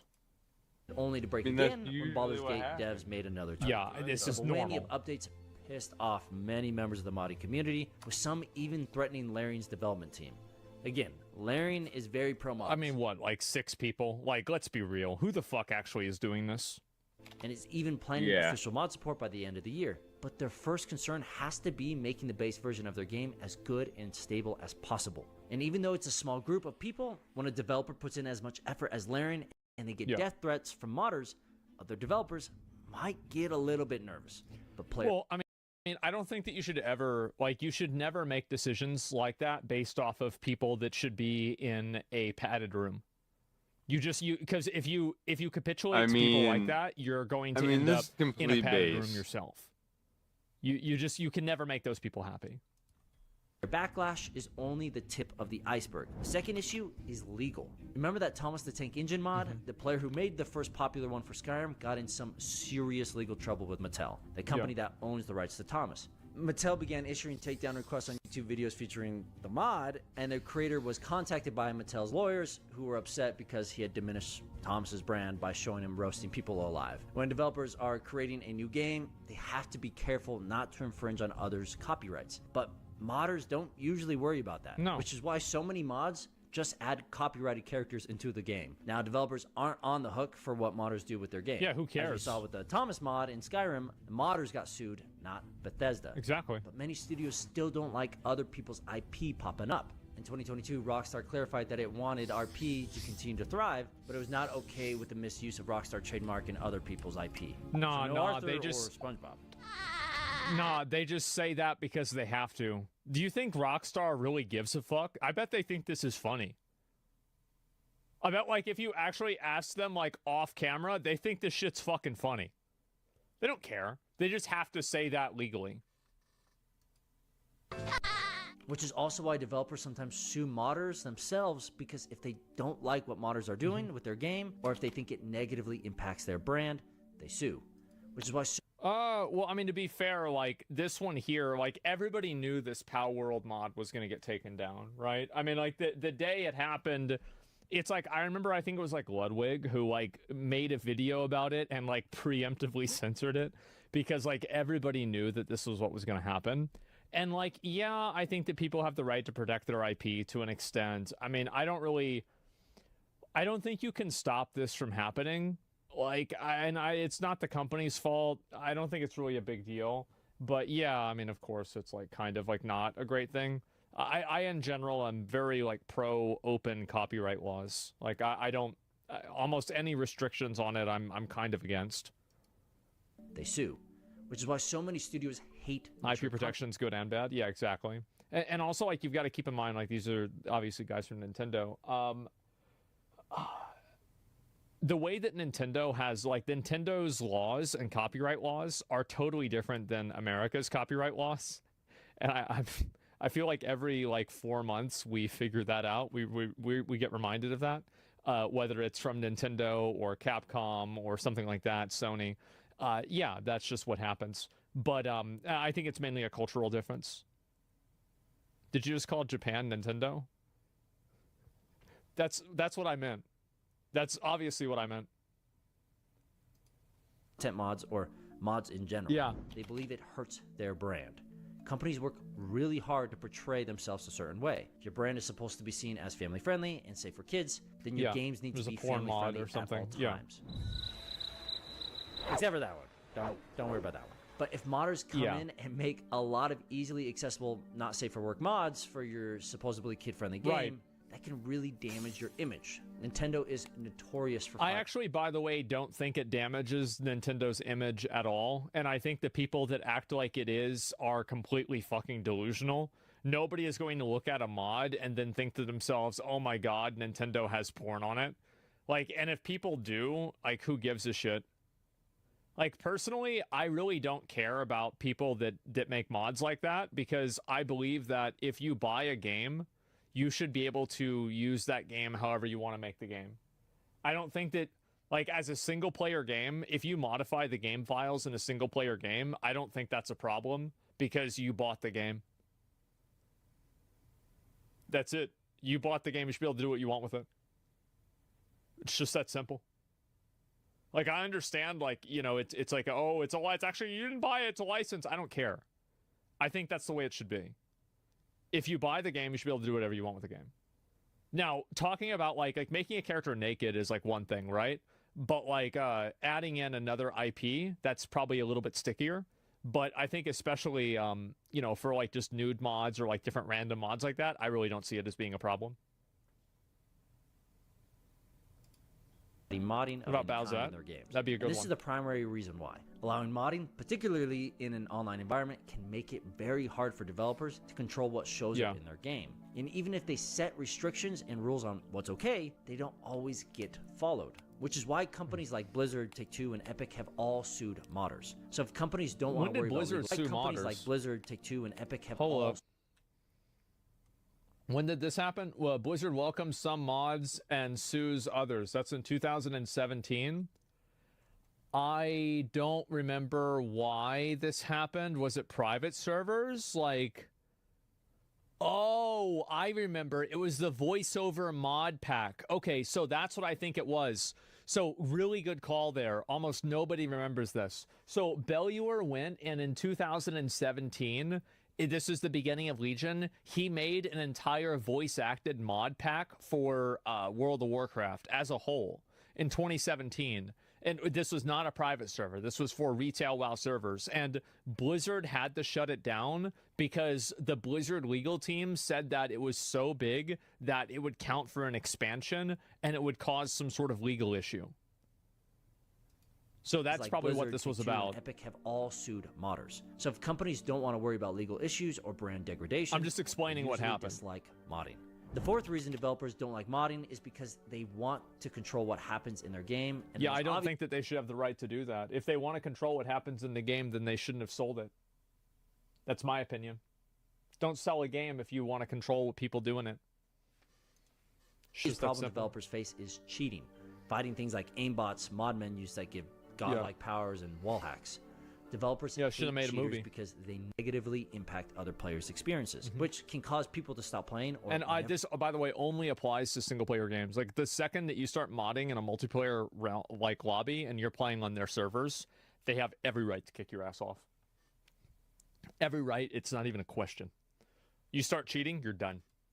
never buy the game. Pretty obvious reason to not like Life certain mods, sentence in and prison. I'm completely behind this one. Now, the Forced fifth labor. issue is something newer: third-party monetization. Yeah. What do I mean by that? Well, for example, NFTs are something that many developers have actively avoided, but third-party modders have tried to tie them to their servers in more than one game. In GTA, the rapper Lil Durk created his own RP server with NFT tie-ins, which Rockstar shut down real quick. Minecraft had this same issue, and Mojang informed everyone that they would not allow blockchain products in the game at all. So the question is, as a developer, do you allow modders to monetize their products that use your game? Many developers clarify in their game rules that all derivative products cannot be sold and must be available for free. But some developers... Yeah, I do think it's better that things are, like, just available for free. Like, that's the same problem that WoW has had. I go back and forth on thinking about, like, whether that's justifiable, that the company should be able to exercise that right. And I still am not, like, completely convinced one way or another. I think there's a lot of very strong arguments for both sides. So I'm not sure really, like, what's the more ethical thing to do. It's their game. Yeah, it's their game, but it's your money that you spent to buy that game, and then you should have the right to do with that game what you choose to do with it, right? So, like, what about your rights as a customer? So, like, I don't think it's really that simple, but case by case, yeah, I think it's definitely case by case. Let's watch their money. Consumer rights on the USA. Yeah. We were better at kicking ourselves cheaters ourselves and we ran our own servers. Yeah, in a lot of cases, right? allow monetization. Not For if you example, monetize that game? NoPixel, one of the most Well, I don't see the problem. Oh, look who it is. I don't see the problem. Like, if you monetize the game, why should they be allowed to tell you that you can't do that? I don't understand. That doesn't make sense to me. Because like if I buy a hammer and I build something with a hammer and then I sell the thing that I built with a hammer, should I not be allowed to do that? Why? You bought it as a customer and not a producer. If you want to resell the game, say that to the company up front, but you're not reselling the game. Like that, but that's not what's happening. Yeah, you're not. IP is a little different though. Yeah, but you're not though. You still have to buy the game. Yeah. And you still have to buy the game. And on top of that, it doesn't, like, so basically, I think that what's always bad with copyright is whenever something cannibalizes the product that it's made from a derivative of. So like, for example, if somebody just like buys a CD and then they burn the CD and then they give it to somebody else, that's bad, right? Because then the person who they give it to won't have to buy the CD. But if a mod isn't doing that and it's adding its own value, then, and you still have to like buy the original game, I don't really see how it's ethical to tell people that they can't do that. I can't imagine right now an argument that would convince me otherwise. I'd really have to think about it. A better analogy would be comparing games and music, other forms of entertainment. You can purchase music, but the artistic IP of it, you can't just go and rip the beats and create your own without giving value to the author. Well, yeah, but that's because you're selling the product in the same market. Paid WoW add-ons are also against the TOS. So if you can't, so remix songs, why are songs different? Yeah, I'd have to think that you can remix it.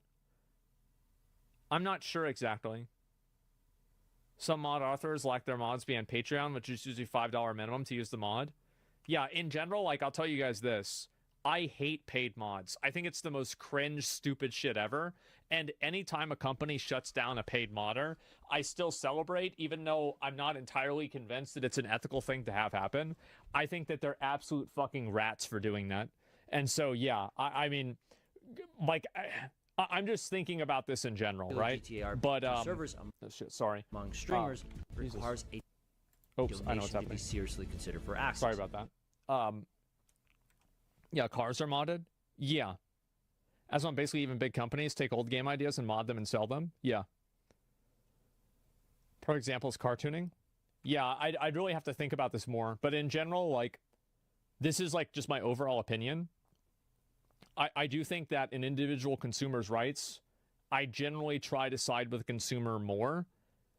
Like, if it's 50-50, I'd want to side with the consumer. But I don't think that, like, the consumer has the right to fuck over a company. So I'd really have to think about it. RP servers among streamers requires a donation to be seriously considered for access. And Rockstar hasn't shut that one down. So there's a tolerance bar somewhere. It just varies from company to company, and I see third-party monetization being more of an issue in the near future. So gaming has changed. Yeah, I don't think it's been a big enough issue for people to, like, really care about it enough.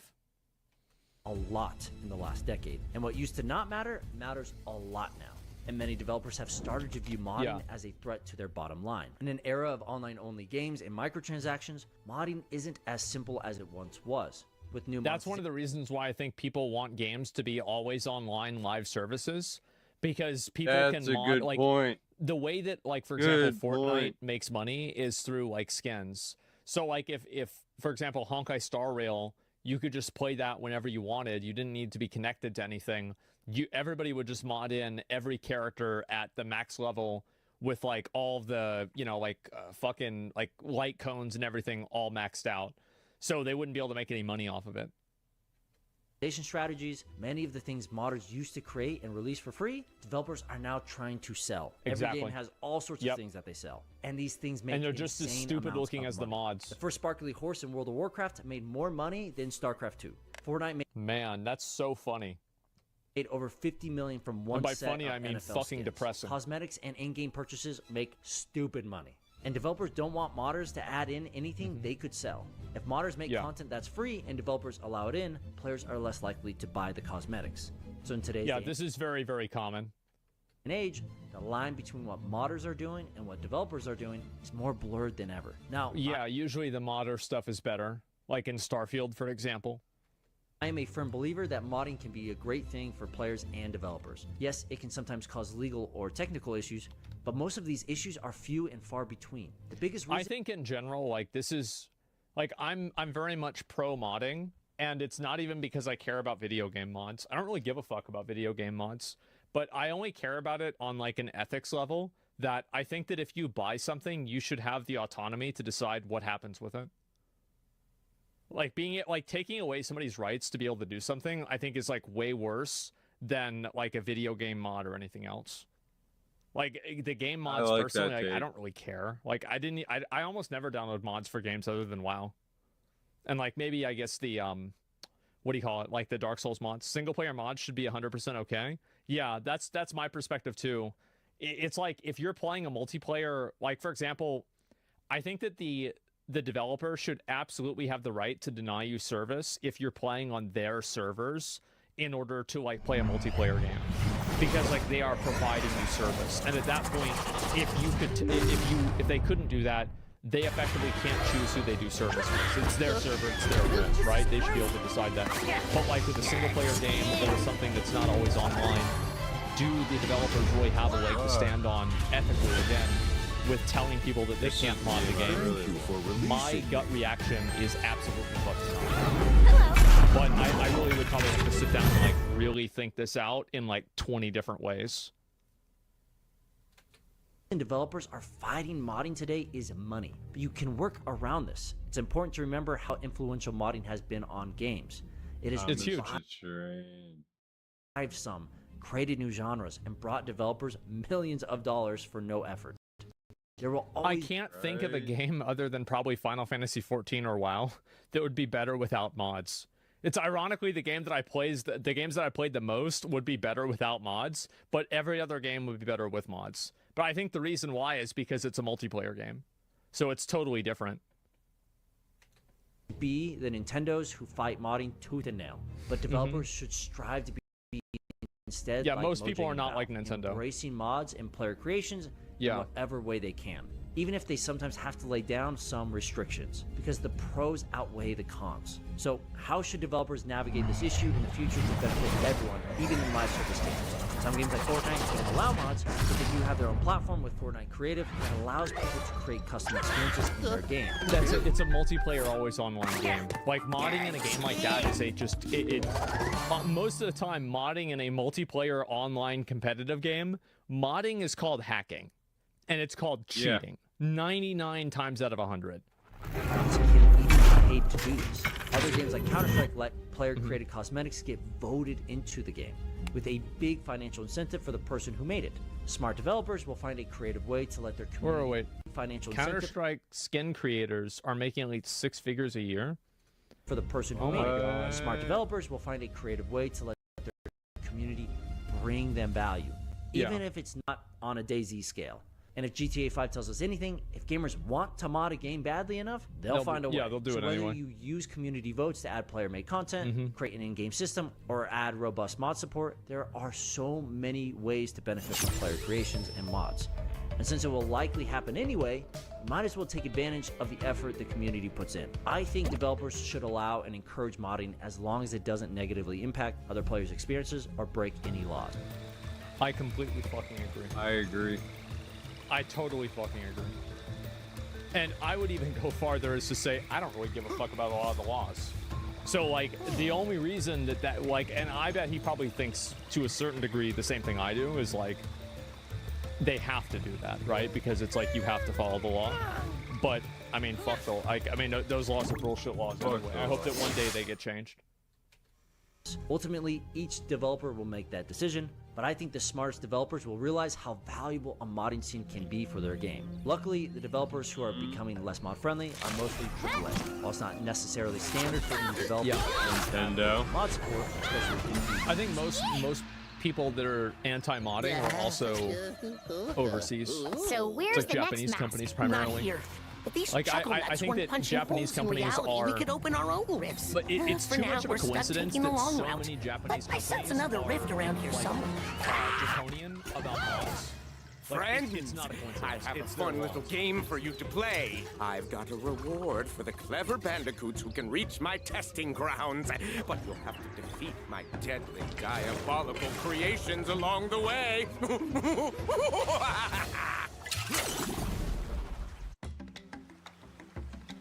It's so quiet.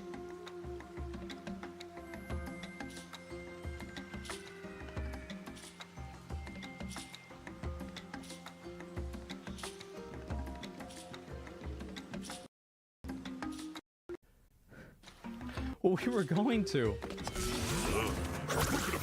Yeah, we were. That's crazy. I wonder. Yeah, I hadn't seen that setup plays quite a lot. Yeah, I know. Like we practiced it.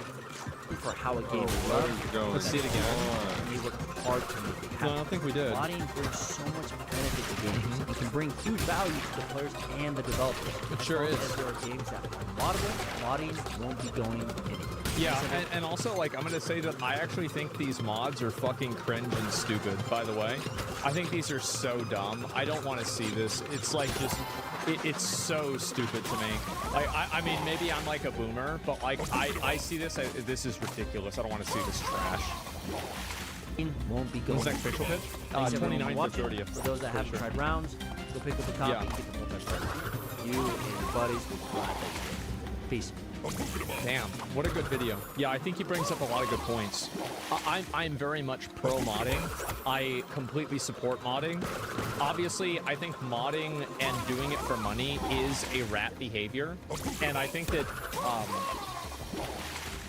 like, as I said, I don't know if ethically, like, people should be able to shut down modders for like making paid mods. I'd have to really think that out. Legally they can though, by the way. They legally can do it, so they will do it. And I will tell you this, that every time that one of them does get shut down, I'm happy because I think that most of the people that do it are just absolute rats. So yeah, that's my perspective. There's the video. Make sure to give it a like, give the guy a sub.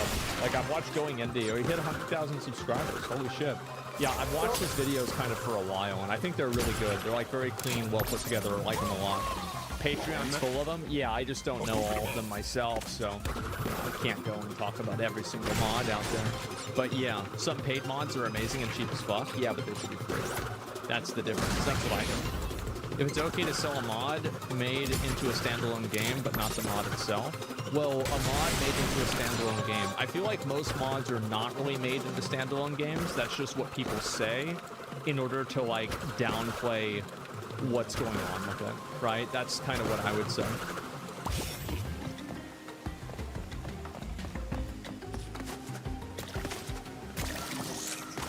I'll watch this. Do graphics sell games anymore? I think we're moving away from insanely high fidelity graphics, Chad. I had a funny observation.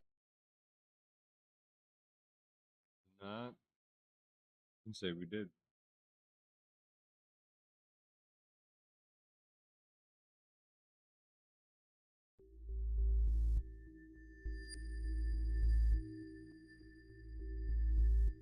When I arrived, unfortunately, my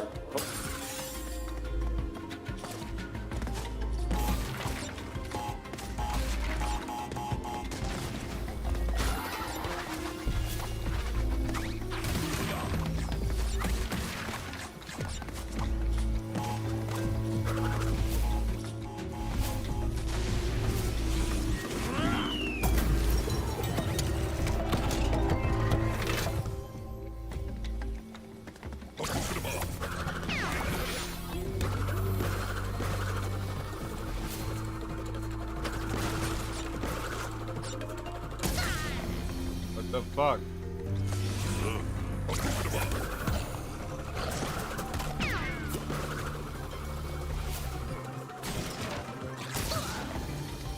Bro.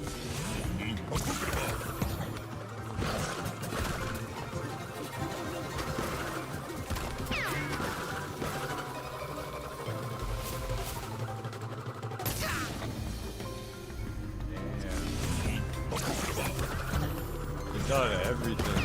Each fucking level.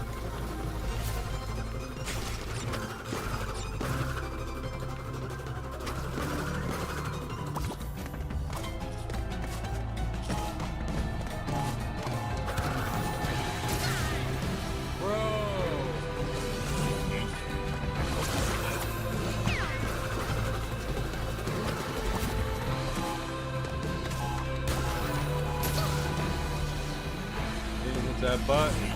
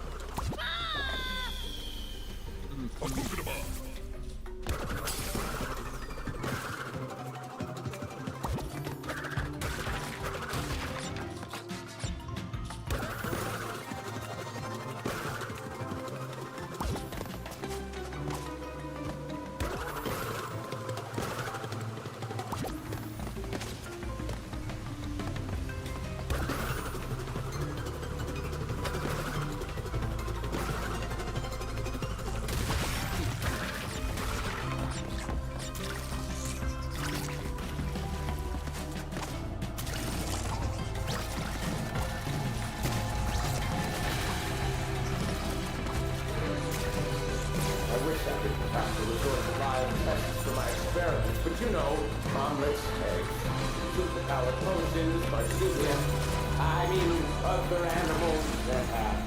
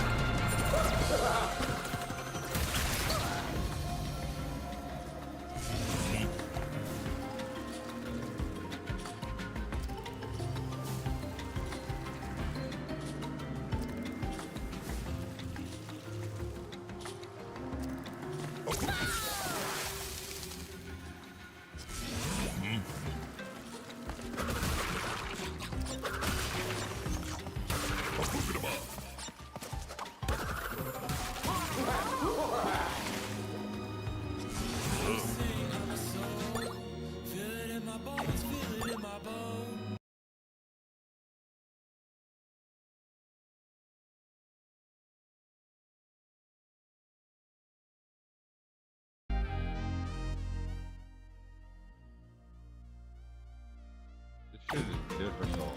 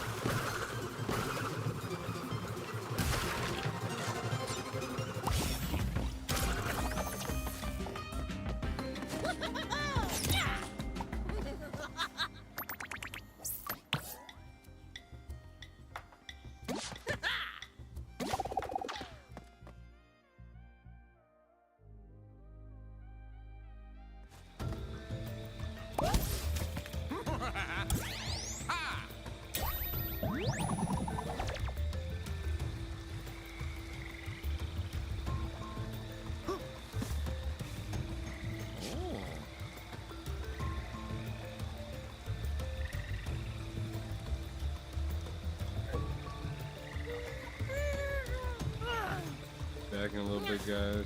Get a little bit of a break. Just